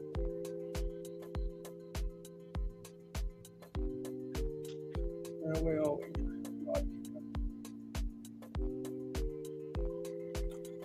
Yeah, I'm amazed that we're only one view away from double digits at this time of day. Maybe it's because we might have... It's Saturday. Yeah, well, maybe it's because maybe some people in the UK, and Stardust. Night Zuzu. Stardust is going to bed. A good night, Stardust. Where did Stardust come from? Oh, baby. Cutting out stars? Because he was cutting out stars on your live stream? No. Oh, baby. I feel like the music sounds better with you. Because whenever Zissou is on people's panels, his StreamYard tagline is "the music sounds better with." Oh, okay. And I that's got you. that's a parody of "The Music Sounds Better With You" from Stardust back in either 1997 or 1998. Oh, okay. We were going back and forth on Instagram the other day, and he actually forgot about that song. But the first moment I saw him using that tagline, I was like, yes, that's a reference to songs from the 90s. That's my jam. And some people on YouTube have argued that's the greatest song of the 90s, which I disagree with, but it's definitely on my top 25. Gotcha. Because I'm pretty sure there are some Michael Jackson and Madonna songs that I rate ahead of "The Music Sounds Better With You." Yeah. But yeah, for those who don't know, that's why I call him Stardust. I got you now. I see. I didn't know that about on his page on Instagram or whatever. Yeah, it's a relatively new thing I've been doing. I only started doing it this week, to be honest. So because we were going back and forth, and I'm like, yeah, I'm scared about making that into a meme. And then I said in response, yes, everyone except me in the Lego community can't remember what they did last Tuesday, but they can remember memes from live streams from 52 Tuesdays ago. No, that's funny. Because it's true. We remember all of the stupid shit that we do on live streams. What's funny is that you can remember dumb stuff from 20 years ago, but you can't remember something important from last week. Yeah, because I was born at night, not last night. Yeah. Because really, I was born at 3 a.m. and my sister was born at 1:30 p.m. Well, then that means you were born in the morning, buddy. So technically, she can't celebrate her birthday until the middle of the fucking day. Don't quite work like that, but yeah, sure. You know, I don't know if you know this, but in Asian culture, when you were born, the day you were born, or like a month after the day you're born, it's something like that, you are considered 1 year old. Because they consider the time that you're pregnant. Like, I think that has something to do with it. And then they also consider when you're here, you're 1 year old. Yeah, definitely. I think that's because technically there was no year zero. Yeah. Because when Jesus was born, if you follow the Bible, there was no 0 AD. It was 1 AD. Yeah, exactly. I think that's the same. That's the same logic that some of those Asian cultures use. Yeah. No, it's crazy. They don't, and what's crazy about that is like you bring up, like maybe they follow it by religion, but then they turn around, they don't really celebrate Christmas, but they're big about New Year's, man, like huge about New Year's, all about good luck and giving money to people, because like giving money to people for good luck is a way to have good luck in the next year. Like they're all about luck, man. Luck. And that's because Jesus means nothing to them, but the moon means everything to them. Yeah. And I've never seen so many people gamble. It's crazy. Because they're all about luck. If you have good luck, you'll win. So it's all about luck. It's crazy. Exactly. And that's why a lot of fireworks have either luck branded in them, or they have ducks branded in them because of Lucky Duck. Yeah, and have you ever seen that cat that's all at all Chinese restaurants, and it's like got its paw up and it's kind of waving? Yeah, that's called a lucky cat. Yeah, because I see that in a lot of sushi places as well. Yeah, and so that cat's supposed to be like good luck. Yeah, because it's a part of their culture. Yeah, it's crazy. I mean, it's crazy to us, but what we do is probably crazy to them. Yeah, everyone's culture is crazy to everyone else's culture. Exactly. Because like my culture is crazy. Because the way I interpret God is it's just easier to say the universe than it is to say God. Yeah. Well, I mean, everybody's got their opinion. Everybody's got what they believe in, and just like I don't really believe in the same faith as other people believe. But if you have a God or a higher power that you believe in, and it promotes you to be a better person, so that way you can get into heaven one day and meet your God and meet your Maker, by all means, and more power to you, man. Yeah, because for a really long time, I was a faithless, because I didn't know what my true faith was, and then I realized, you know what? People interpret things differently from others all the time, and what if this random interpretation that I conjure up in my mind is how I believe and how I have faith that the universe will treat me right. Because back in high school, we would always have the religion debate, and I felt, because even though I have no proof that God exists, who knows, there might be a God out there, and so just because you don't have proof that something doesn't exist doesn't mean it doesn't exist. So there has to be a higher power out there somewhere. Exactly. Just like you don't have any proof it doesn't exist. Is there any way that you can prove to me it does not exist? And there's no way.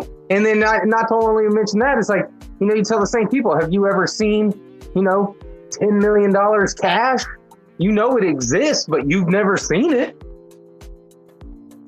And so it's like I so I felt kind of homeless with my faith, and then I realized, you know what, all of these people who do believe in God, some people say that He's all around us, some people say God is love, and some people say that God is inside of us.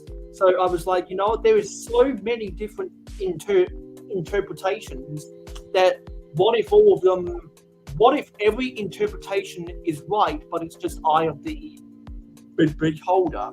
And what if God is just a spokesperson, because it's a figurehead that people can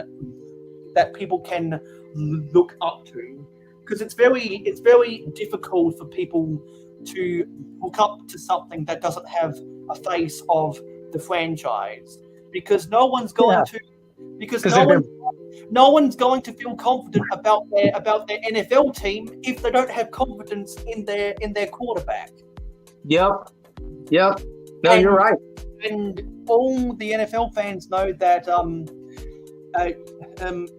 that sermon in church better be over before I have time to drive home and watch the 1 p.m.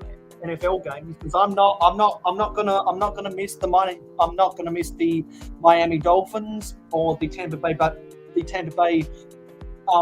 Buccaneers or the Jacksonville Jaguars or the Atlanta Falcons or the New Orleans Saints or the Tennessee Titans or the Dallas Cowboys or the Houston Texans. I'm in the South. I'm not going to miss my football team after church, and that's why there is so much religion tied up in the NFL, because the NFL is like a religion to those in the South, which I find really sweet. Well, what I think's funny is that they were all protesting, kneeling for the national anthem, and they were all kind of didn't want God and things. And then as soon as that guy that you talk about, I can't remember his name off the top of my head, got hurt, every single one of them kneeled and prayed. And exactly when oh man, when Damar Hamlin went to the hospital because of cardiac arrest, everywhere you looked, NFL fans, thoughts and prayers. Every channel on the media, thoughts and prayers, because no other sport in the world, in my opinion, is tied up to religion so strongly as American football. And it's an identity of the American football fraternity, which is uniquely American football. Yeah, you're exactly right. By the way, Dusty Bricks. Some of the funniest scenes in the Simpsons is when Homer is trying to watch football on his phone in church. Those are so funny, because it's so true. That's why if you're a sermon, you got to end your service before midday. Well, and you see what really happened is that they brought football games in on Sunday when religion was big in America, man. That didn't happen. There wasn't TV to hurry up and get back to on a football Sunday. It was Monday Night Football for as long as I could remember. I remember Monday Night Football was a big deal because everybody went to church on Sunday. Yeah, because they didn't think that they would get the ratings, because the NFL didn't want to the NFL didn't want to adjust around church, but the NFL grew to be so big that now church adjusts around the NFL. Yeah, exactly. Isn't that ridiculous? Which is why in a couple of years, the National Football League company is going to be worth $25 billion. Oh, for sure. As in the value of all 32 teams, one day combined will be worth $32 billion. Revenue of $25 billion. Revenue. We're talking about revenue. We're not even talking about the total value, because I believe all teams combined right now are worth like 50 billion. Because I'm guessing crazy like that. I'm guessing the next TV rights deal. Yeah, I'm guessing the next TV rights deal is going to be, and with all the international markets, because the NFL is growing internationally, because they've already played games in London and now, as of this year, Germany. I'd suspect that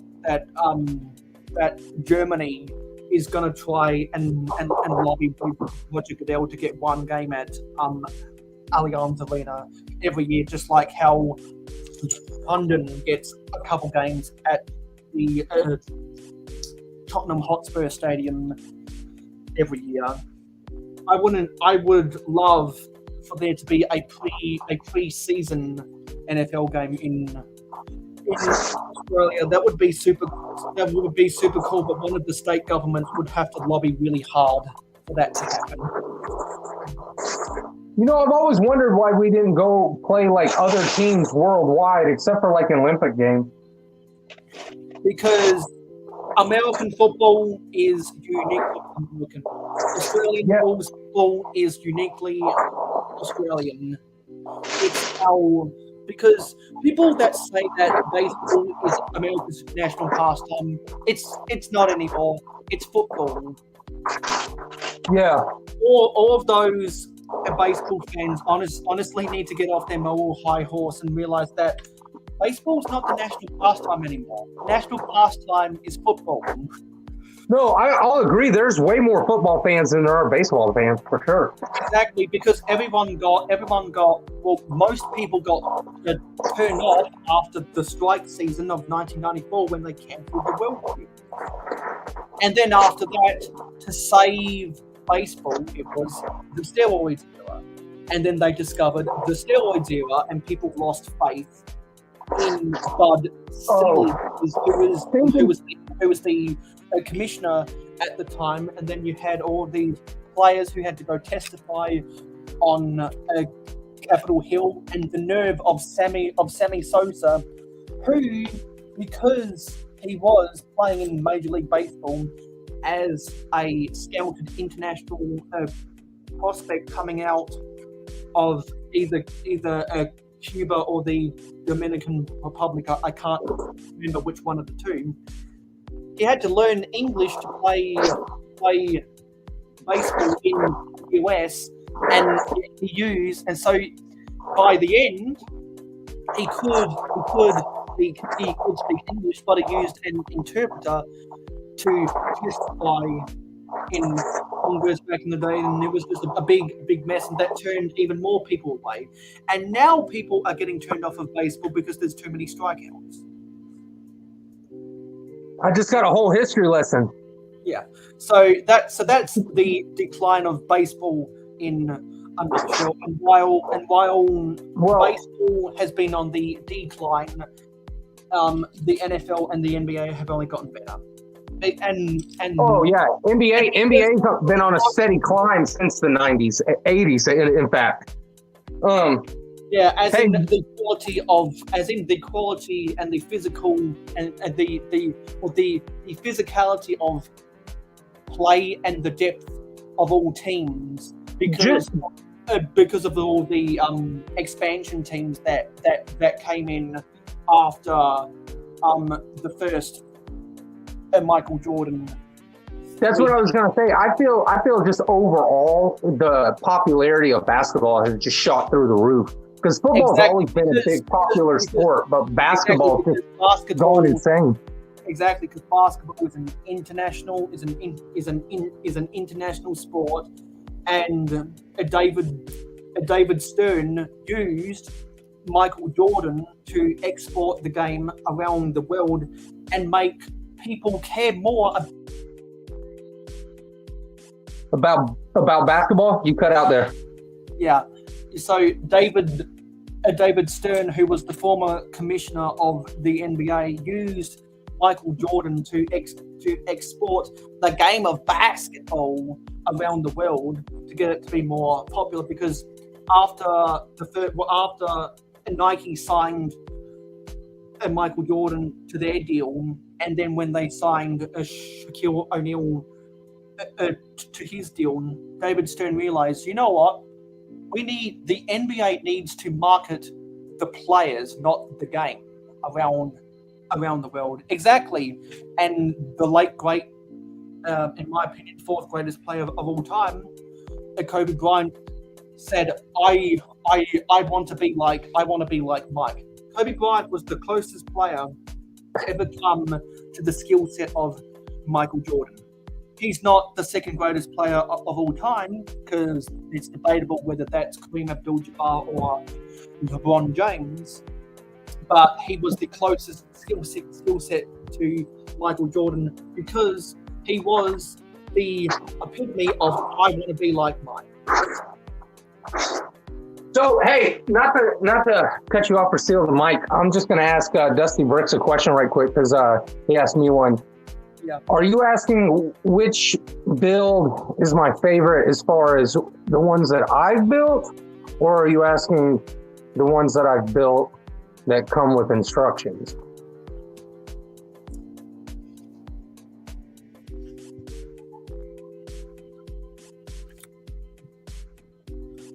So I'm very glad that we've been able, that myself and everyone of the other panelists have been able to have this conversation over the past 7 hours, and because we've had a lot of good conversations, the girls earlier and Richard for the last 2 hours now. Had so many good conversations that they've distracted me enough that I don't think I'm going to be able to build the roof. If I am able to build the roof, probably only halfway through. Which means if I am building a set that takes me 8 hours and it ends up taking me more than 8 hours, that means that I've had lots of good interactivity in the chat, which makes me happy. And I'll see what the like count is. Yeah, we've gotten to 23 likes, which is good on this live stream. We've gotten to 23 likes, and we've still got 5 people on. Because these are by far the quiet hours. Because even the late stragglers in the US are normally already off the bed, unless you are nocturnal like us, truly. Because it's not just yours truly, it's us. It's us truly.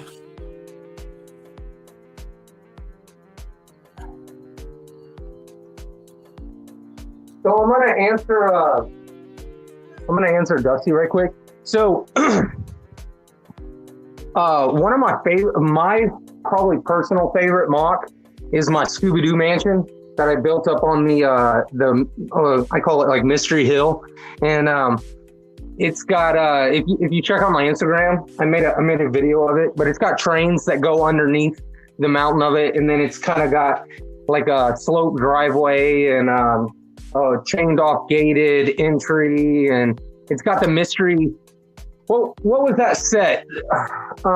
Mayo, what was it called? The Mystery Mansion, or was it called the Haunted Mansion, or something like that? I think it was the Mystery Mansion, because I think they didn't want to have it the same name as the Haunted Mansion from the Monster Fighters, which came out a couple years before Scooby-Doo.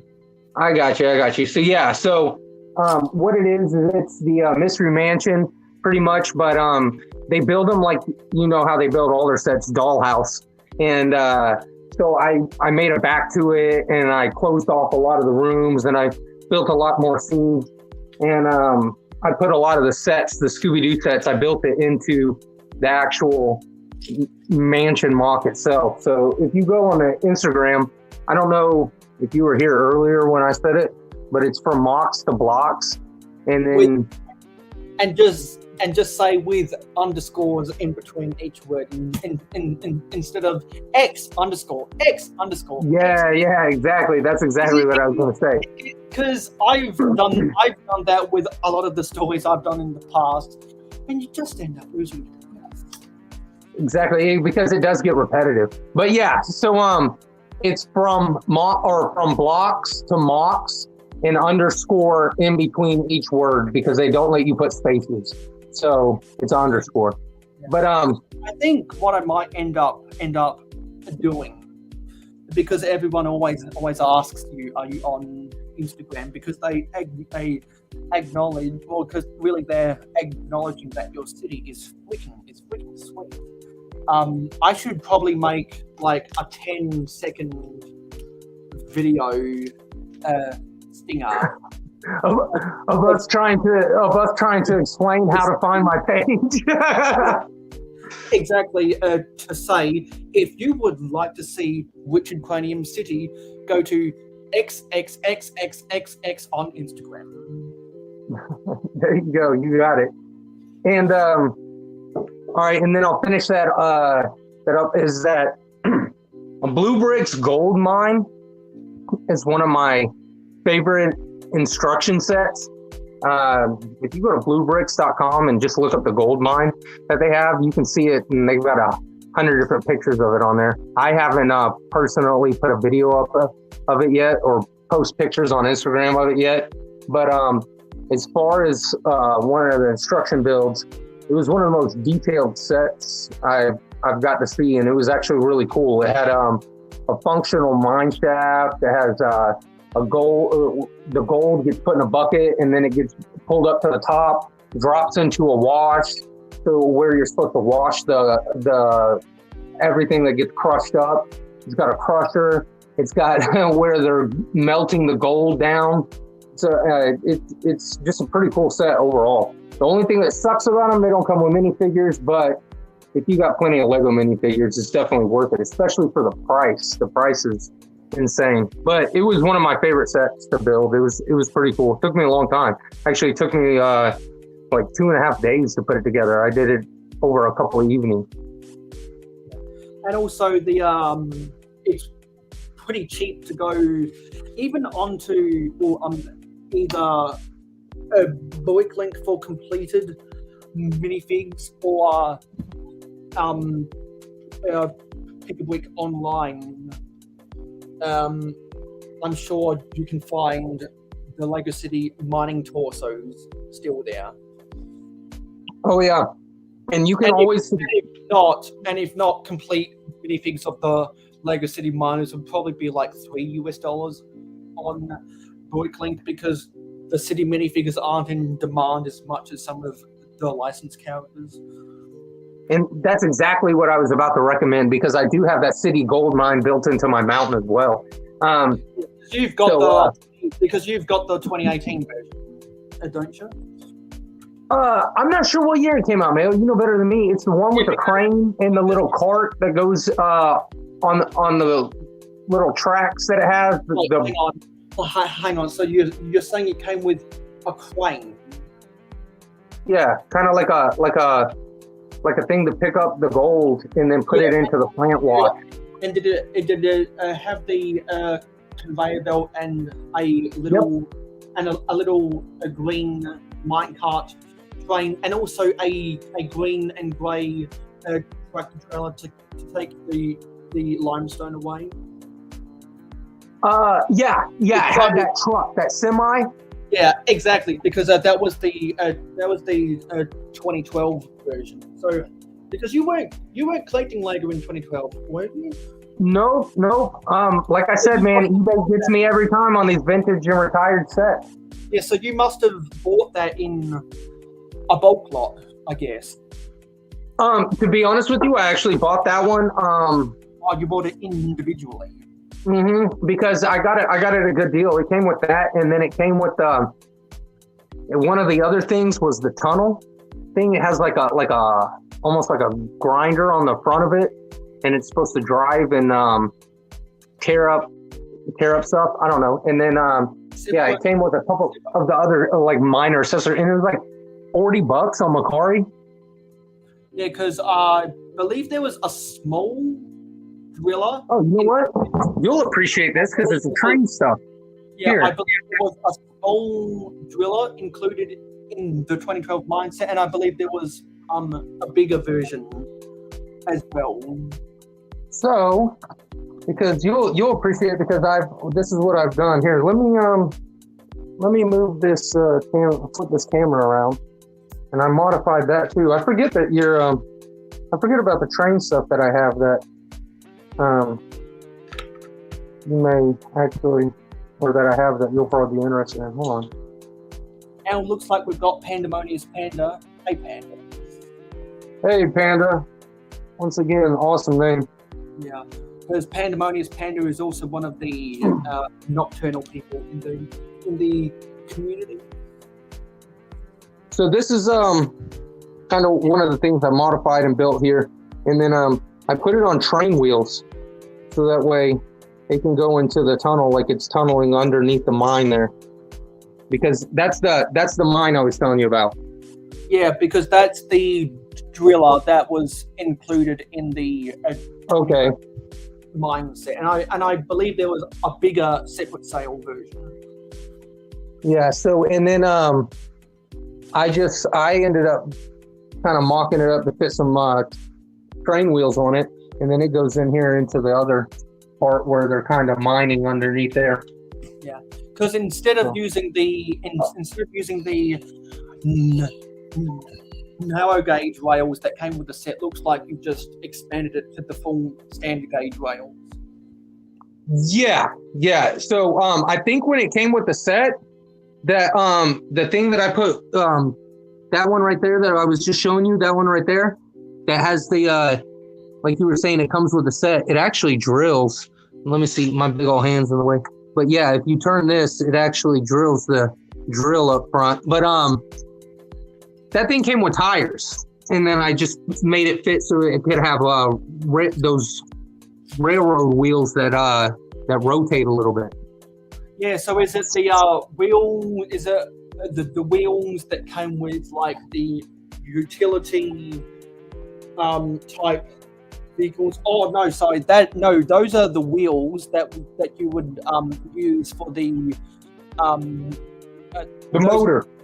Yeah, those are the wheels that you assemble put a Technic axle through so that it hooks up to the rotating function of a motor. Yep. So yeah, no, there you go. And then that way I can use a Technic pen and make this little piece so that way it can turn.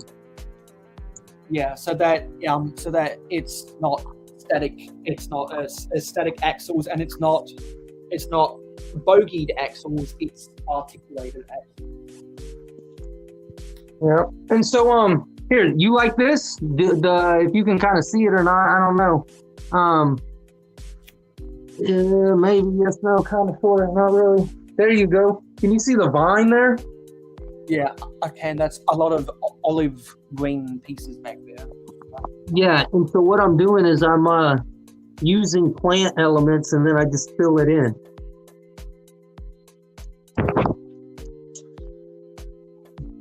But either way, yeah, no, yeah, I was gonna suggest if you were to ever do the gold mine, then just get those miners like you're talking about from that set right there. Exactly, because if I ever want to expand upon my gold mine in the back corner of my city, I'll probably just go to Bricklink, and any time I need to get to a certain lot limit, or validate the amount of shipping I'm paying on the order. If they see any minors, I'll throw them in there because I know eventually one day I will expand my mind because I really only got four minifigures in there, and I probably should include some other smaller things that require more minifigs, and I know I can get them really cheap on weekend. Yeah, and you were talking about ordering the blue bricks still? Is that what you were saying? And then just getting the minifigs? Yeah. Because you were talking about the shipping price. Yeah, because also with blue bricks, if you order, I think Eric was saying if you order $40 or more, it's free shipping. So the more things you order from the blue bricks, the more bang for your buck you get from the free shipping. The way it always works for me is, I don't know, because you got to put in your address and then it tells you shipping from there. But it's always $35 shipping from them to my door. And it doesn't matter what I order. I could order, $100 worth of stuff, or I could order $1,000 worth of stuff. It doesn't matter. Yeah, that was a deal that Eric was talking about. It's a $35 flat rate shipping above, or I think for all purchases internationally. So to make the most of that $35 shipping, you want to order as many things as you can afford and or need. Yeah, exactly. Which is why I'd want to wait to place an order for all of those 1x4 and 1x2 reddish brown tiles for my. They got a whole pack, and they come in all different shapes and sizes, and the whole pack comes with I want to say it's 500 pieces, and it's like $17. And within the same order, I'd want to add the ugly rock pieces to my cart. Yeah, no, they're a smoking deal. In fact, I don't know if you saw Brooks Bricks, Matt over there at Brooks Bricks. He just posted on his story. I don't know if I saw it on YouTube or Instagram, but he posted on there that he just got an order. He got 2 boxes of them. Yeah, because I want to place an order for one of each of the grays. I don't care about the dark tan, but I do care about the light gray and dark gray. The light gray is killing me from Blue Bricks, man. I sent them I sent them an email in October, and I said, hey, when are the light grays going to be back in stock? I've been waiting for like 2 months now. I've got a mountain project that I'm kind of like stalled on because of this. And I'm waiting on email. Yeah, they said, oh, well, when you see it say coming soon, it can be anywhere from 2 weeks to 2 months. Well, it's already January, and it still says coming soon. Yeah. I think they're just waiting for more stock to come in. Also, John is going to bed. Good night, John. Thanks for hanging out. All right, John. I appreciate the likes on Instagram, Dusty, if you're still out there. And I know Skyrim said something about they were leaving, but I just saw all their likes too, so thank you. Because I've got the notifications turned on for your content, so any time you post a post, I get the notification. Because that's what I was going to ask. How do I do that? Yeah, because what you've got to do is you've got to go to someone's page, and they're within the options to the right of the person's handle. There's an option to share the to copy the account URL, other stuff like that, and there's also a notification bell that you can choose to be notified your choice of posts, stories, and reels. And so I always turn on the notifications for people's posts. All right, cool. Yeah, so I'm gonna go and do that because I always have to look you up. Hey, give me 2 seconds. I'll be right back. Because I don't like to get bombarded by reels and stories.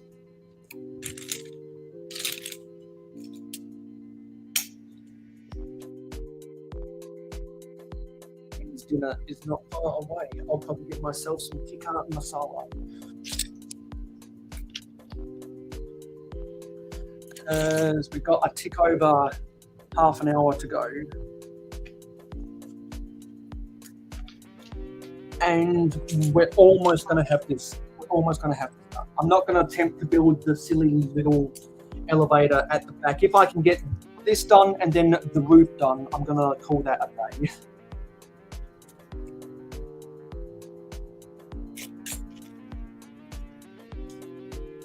Because originally I was like, yeah, I could probably get this done on 2 streams, but then I decided, you know what, I'll just go and pay for streaming out. I was like, yeah, it's probably best if I try to build everything on the one stream if I can, and so that's what I'm attempting to do, and I'm almost there, but I'm probably going to fall just short.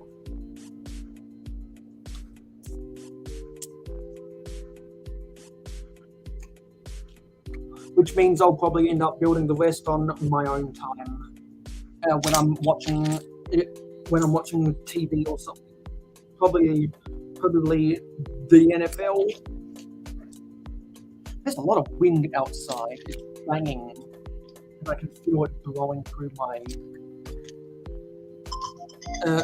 security screen window. It's making a uncomfortable vibrations.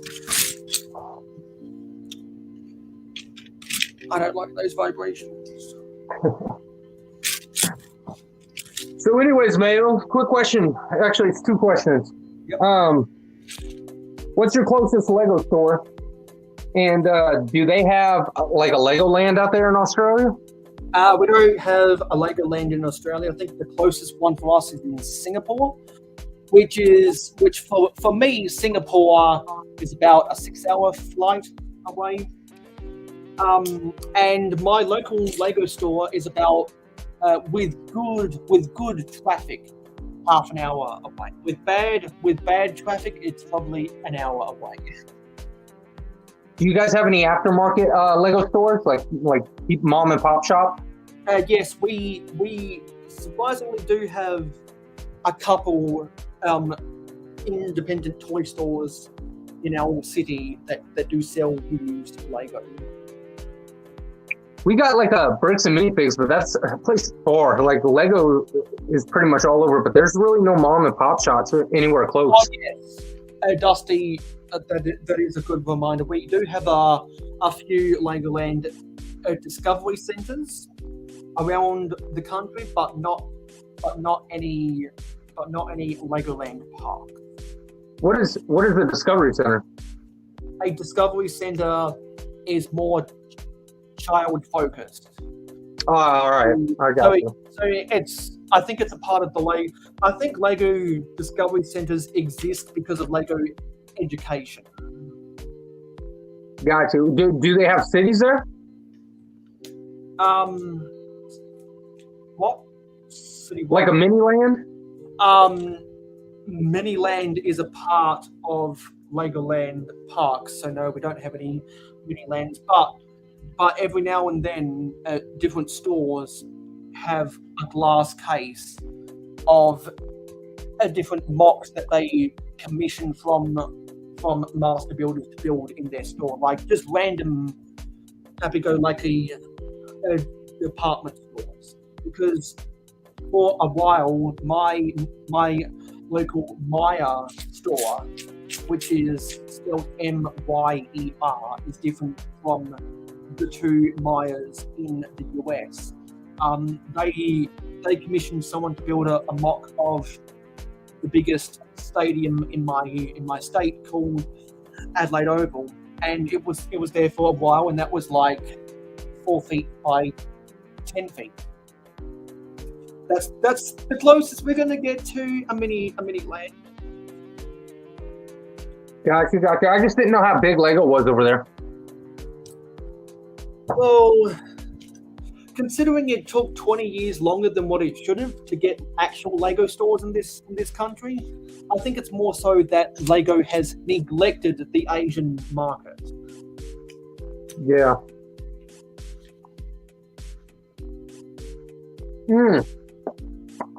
Because they speaking of go ahead. Because they look at the numbers and say, yeah, it's not worth doing that there. It's worth doing this there. We'll spend money here. We won't spend money there. Have you seen Daryl's newest video over there at Bevan's, or even on his Instagram? I got a lot of catching up to do. So I've got 2 of his city updates in my watch later, and I've got 2 of Mark's city updates in my watch later. I'm gonna attempt to watch them when I get back from the Lego store tomorrow, because I want to see if I can binge watch. All right. Well, I won't spoil it for you, but it's non-Lego and surprised. What? Yeah, you're surprised? I'm not surprised. Non-Lego from Bevan? Yeah, not because he uses non-Lego stuff all the time. He's kind of a wizard at it. Well, yeah, the lights and stuff, but he kept to bricks and everything. He kept the Lego usually. So he uses industrial. Industrial tubing instead of Lego's official. Got you. So he's no a stranger for non. I have seen him use off-brand plates too. So I will take that back on that. Yeah. Yeah, for the Mills plates. But it's a pretty cool setup, and it's not a bad price. So I won't ruin it for you. I'll let you watch it though. Yeah, because I saw from the thumbnail, he got done with the train station and he's moving on to something else, and I don't know the other one, but it was like a 3-minute something video. Yeah, thank you, by the way, Dusty Bricks. I appreciate it, man. That train station he builds pretty cool too. Yeah, because I watched all the last video I watched from him was the train station. But I just want to watch all of Ingrid's videos about the vacation she went on, and then I've got to finish binge watching a bunch of city updates by Miss Weeks, Bevan, Mark. Just Too Good made a Dream City something video, which I want to give a look at. There's a whole bunch of city content. Mainly, I've been distracted by all the reviews that Jane Griggs has been doing lately. Yeah, I've seen his videos too. And you know who else actually pulled off something pretty cool? Brixie. He did an elevated train through a city. Yeah, because I've caught up with all of his videos except his last one, because I went to bed before. I went to bed after I got the notification. Brixie has uploaded a new video. Yeah. So no, he did a pretty cool setup. He used to just do nothing but like Lego build. No real creativity or addition. It was just buy the mock and put it down and set it next to the other mock that I built, or not the modular. I mean, buy one modular and build it and set it next to the other modular, and then I never really saw him do anything like mock style, but he's been doing more and more lately. Yeah, over the past 4 years, he's been more involved in mock making. The he's a land member though, so he has to Yeah, he has to be careful on everything that he does. Yeah, he's obligated to do stuff for the land. Yep. And another thing is like he can't even mention anything that's un-Lego. Yeah, because like Alex Nunes recently got to 100,000 subscribers, and so as a result, he became a part of LAN. And on his channel, he made videos back in 2013 and 2014 instead of using Lego 9-volt train track, you can use copper foil tape, or you can use a C bracket, which is the same gauge as a Lego train. And he has all of that stuff still public on his channel because he knows that LAN is not going to go back that far to his old video. Oh yeah. Because if they catch you giving out those secrets and stuff, they'll get mad at you. Exactly, and they won't want to associate. Yeah. Because it'd be cool to be in LAN one day, but I have no expectations. They say my highest expectations is just to get that first $100 AdSense check. That's my expectations, and it's a 5-year plan that I'm halfway there to achieving, and I'm halfway there in terms of time. So everything's going good for me according to my goals. There you go. They say that you can't say anything negative about them, like whatsoever. Like, so if they send you sets and stuff, pretty much it's like all positive reviews, no matter what. That's wrong. People misconstrue that a lot of times, because the only things that LAN members are actually obligated to do is fill out a form saying what they like and didn't like about that set, because that feedback from an authorized reviewer essentially is what they are. When they ask for or get given sets, they become a trusted authorized reviewer. So people make out that they only say positive things when that's not necessarily the case, because more than likely the reason why they're saying so much positive things is because they're not going to ask LAN to send them bad sets. If someone who only built Lego City got a whole bunch of Technic pieces, or got a whole bunch of Technic sets from LAN, they'd be like, "Oh, this is terrible. I'm a city builder. Technic is such an ugly theme. It doesn't have any use with the system." They would go crazy on criticizing that stuff. So that's why they get given things that they're interested in, and therefore it has an effect on their criticism. So people misconstrue that all the time, and it's almost become a stereotype.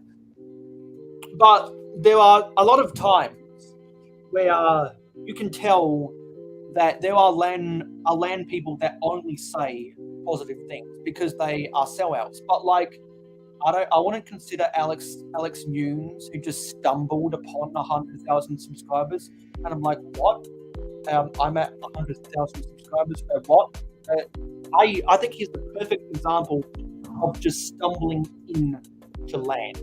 He stumbled in. He was not begging he was not begging people to get him into LAN. He just stumbled into LAN because instead of him applying, like what they've been trying to do with Jang all these years, they discovered him and they said, "Hey, we think you are LAN material. Would you like to join?" And that's why when I've seen Alex Nunes do reviews of stuff that he got from LAN, he takes more of a critical approach than someone who's like, yes, please come subscribe to me because I want to get in land because I want to get all of this free Lego, blah blah blah blah. I'm not gonna say that I'm a sellout, but I'm a sellout. You know, a difference in those types of people. I think people like Brixie and Alex Nunes are more grounded like that because they know what it means to work 9. They know what it means to work 9 to 5. Alex Nunes still works 9 to 5. He still has an office for accounting, but I don't think it's going to be too long until his AdSense check starts to outweigh his paycheck, because that's how good Alex Nunes stuff is. But I just don't think he gets the views right now to warrant that. He still gets a handsome AdSense check, but it's not as much because normally only 5% of his viewers actually watch his videos, while other people, 10% of their viewers watch their stuff. And if you have 10, because the 10% rule, if you're doing better than the 10% rule, the algorithm loves you. If you're doing worse than the 10% rule, the algorithm hates you. Because that's why if I have 502 subscribers, I should have the expectation that every piece of content I upload is going to get 50 views or more. Yeah, well, you know, some people subscribe and then they don't put notifications on or whatever. And that's why when they become inactive, YouTube unsubscribes them because they're an empty calorie subscriber. When I say that I don't like shorts because they bring in a lot of empty calorie subscribers, they don't. They're just temporary, right? They don't watch your other stuff, and so YouTube is like, unsubscribe. This is dead weight, empty calorie. Fortunately, as I did grow my channel about 40 odd subscribers from doing shorts, I haven't gone below the 10%, so I can't accuse those of being empty calorie subscribers because I'm still within the 10% rule, which means everything is still good. And what I've noticed is that over my past couple shorts, I haven't gained any subscribers out of that, which means that there's no empty calorie people coming in. Yeah, it's all current. Hey, real quick, Dusty Brick said he had a train station made in non-Lego too to sell. Who are you talking about when you say that? Are you talking about Bevan? Or Yeah. I mean Daryl? Or is he talking about Bevan. Brixie? I'm not going to bother building the roof either because of time constraints. So I'll just get this done and then we'll do the spiel on the sign off. Because I am happy with everything I've done today. Anytime we get over 20 likes, that's a success. So thank you everyone who's liked the live stream. Is this thing? Go ahead. No, I was just saying. I thought you were done.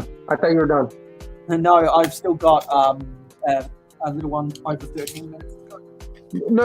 I thought you were done talking. Sorry, buddy. I'm not done.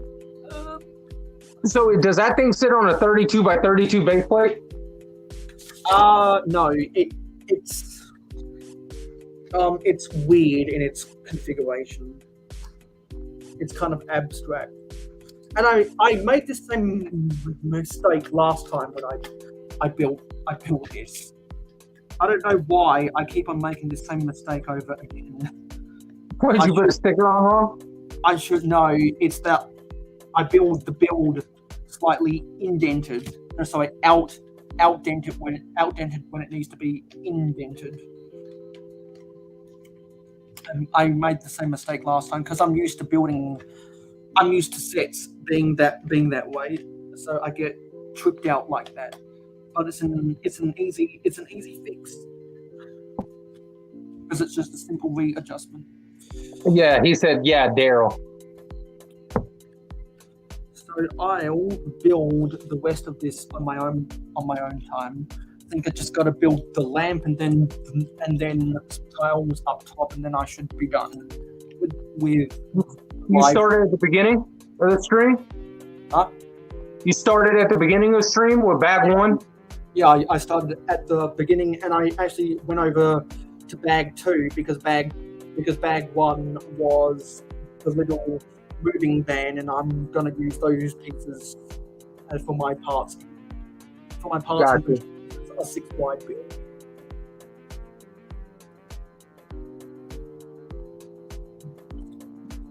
It's a 6 wide build, so I heard Cliff's getting a new place on Monday. That's awesome news, man. yeah. I wish he was still here in the chat. Because I think what it means by new place is a temporary rental, so he doesn't have to pay for a hotel.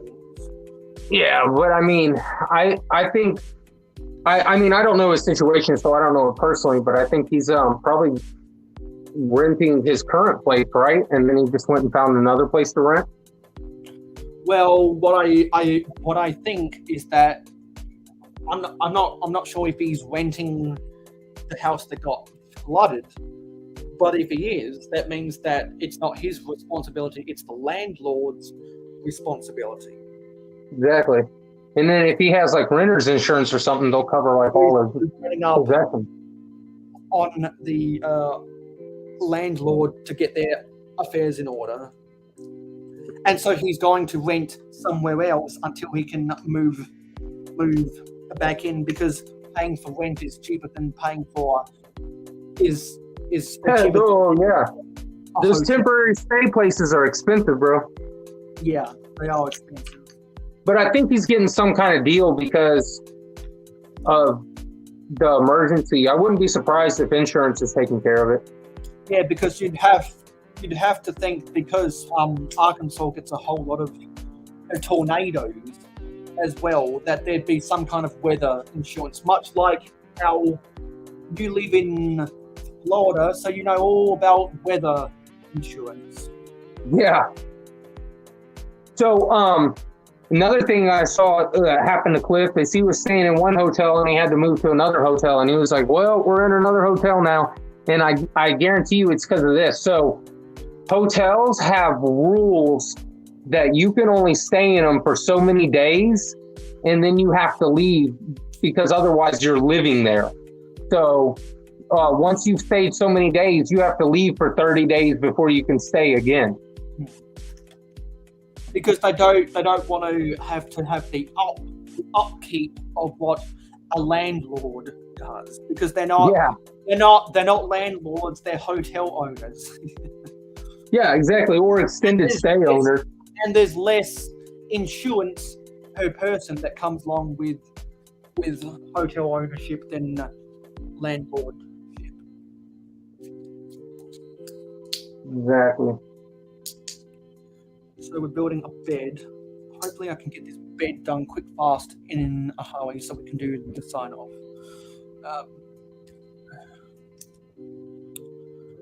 This is really annoying. Yeah. So because we are now less than 10 minutes to go, do you have any Lego projects coming up, and where can we find you on social media? I constantly have a Lego project coming up. If it's not one, it's another, man. And if you want to find me on something, Instagram as of right now, and it's from mocks to blocks with underscore in between each word. So from underscore mocks underscore to underscore. And I said that all wrong. I just realized at the end of it, I said that all wrong. It's so confusing because because of stupid social media case sensitivity. Exactly. So it's from blocks to mocks. Sorry, guys. So from blocks to mocks, from underscore blocks _2 _mocks. You can Yeah, go ahead. This is why I've got to make you a stinger, so that instead of the physical Richard Cranium doing the spiel, a virtual mayohosko can do the spiel instead. Yeah, exactly. You'll probably be better at it than me, anyways. And I'll deliberately try to do it at the speed that you did it to make it more authentic. Much like how Jalen Hurts is one of the most authentic quarterbacks in the NFL. So they say he's doing a whole lot better, right? Yeah, because over the off, because when he was drafted in the second round, his game style was like, yes, this could be something.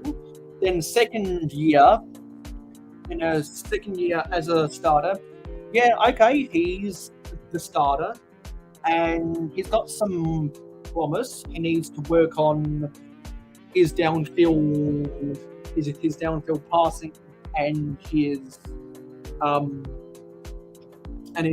accuracy in the middle of the field.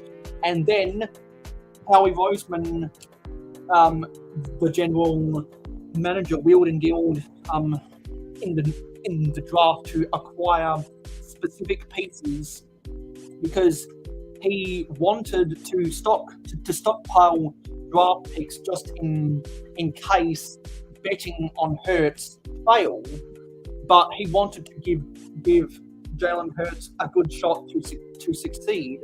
So he wheeled and dealed draft picks for a 2-year period, one to build a team around him, which is why they drafted Devonta Smith instead of drafting Micah Parsons, because Micah Parsons, for those who don't know, is now the best defender in the NFL because Aaron Donald has been injured as of lately, and he might be the best player in football, period. And the reason we didn't draft Micah Parsons is because we recognized we had a pretty good defense with Electric Hawks, Brandon Graham, Josh Sweat, and the previous year we had traded for Adarius Slay at the cornerback position, and we had a decent linebacker crew.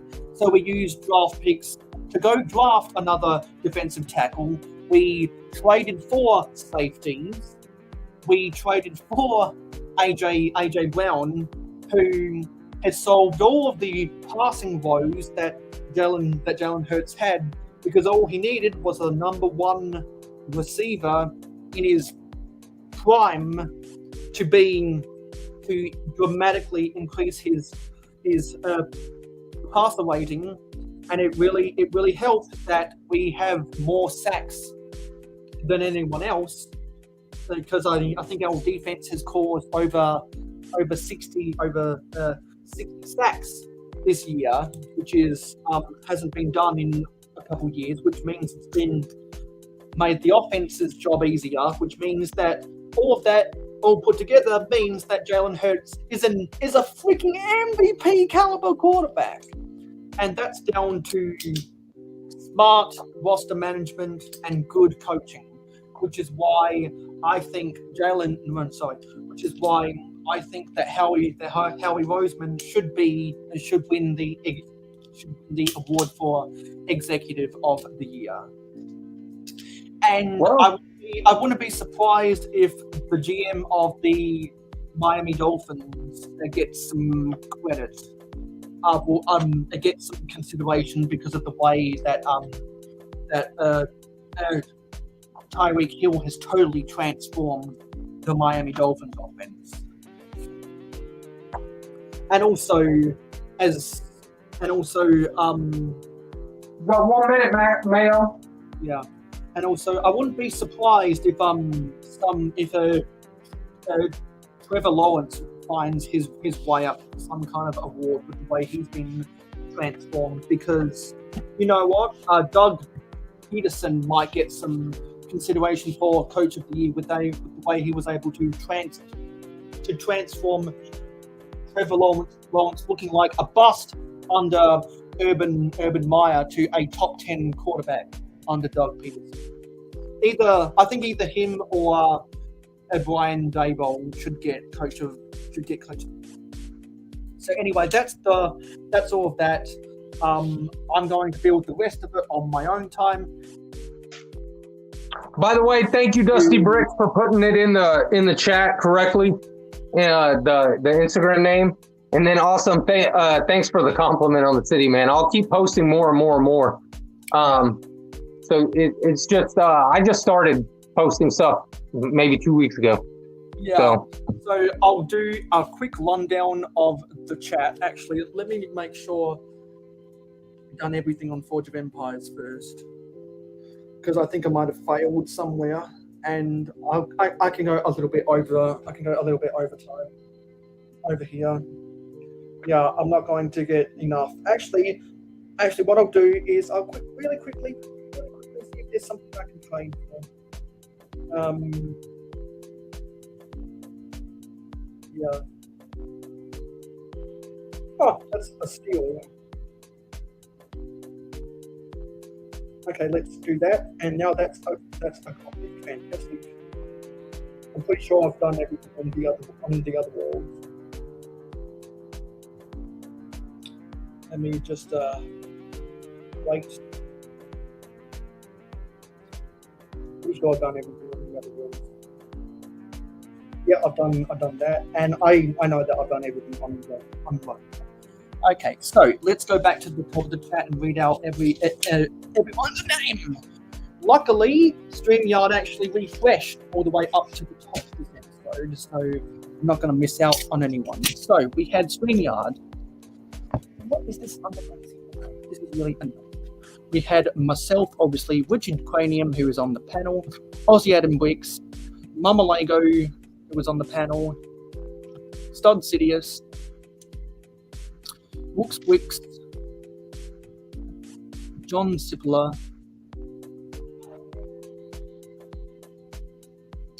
Steve Weiser, Dusty Bricks. Was in there.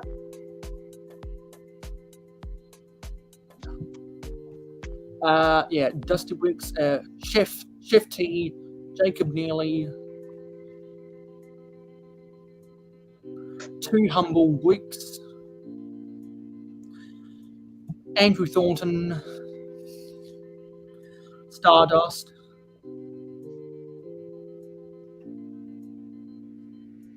Scott's Blocks,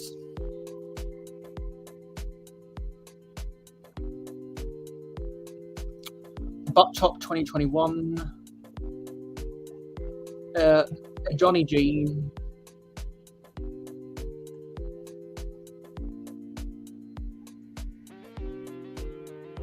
a lot of the same people. I'm pretty sure there's been over 500 comments that were messaged today. Mikey J Productions, Adore Build, who was on the panel, Big Nate Bricks,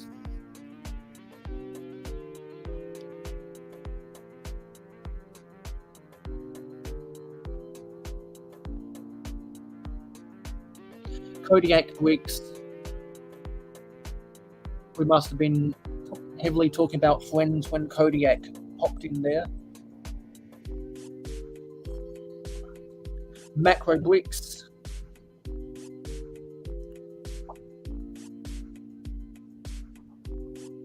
Brother from Another Brick. Amberlier Builds, who was on the panel.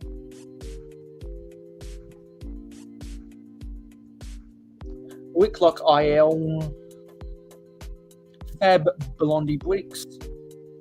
Tasman Bricks' wife.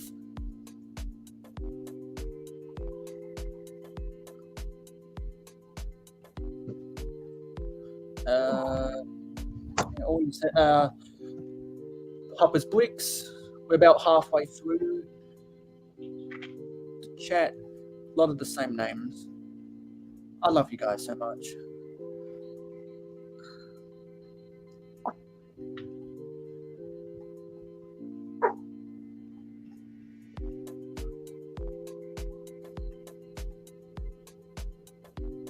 Pick out any different names. Brick Pasta, YOLO X.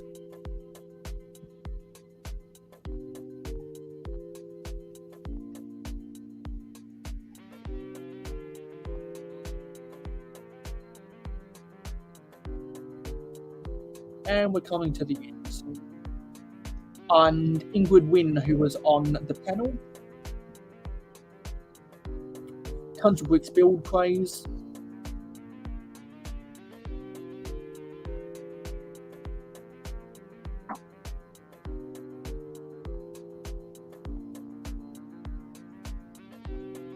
Sky Wen.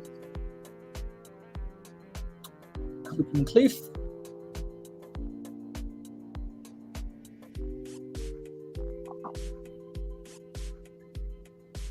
Brick Bunnies TV,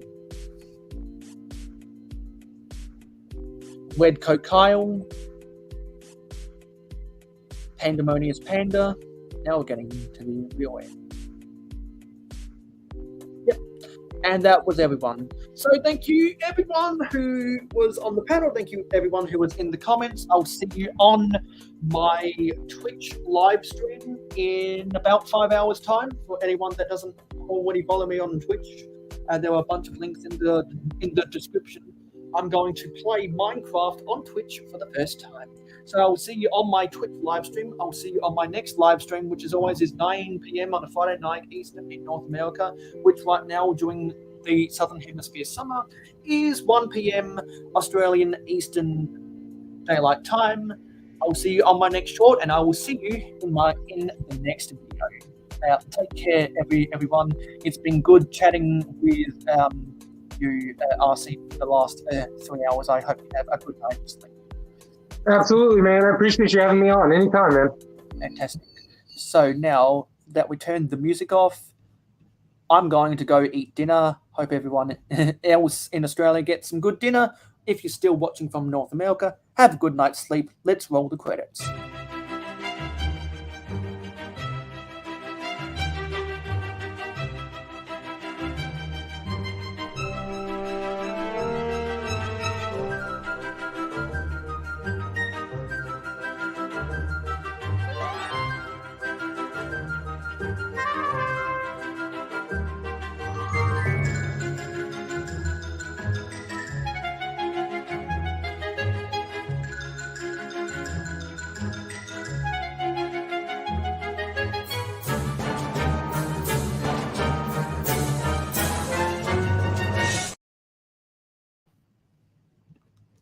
End live stream.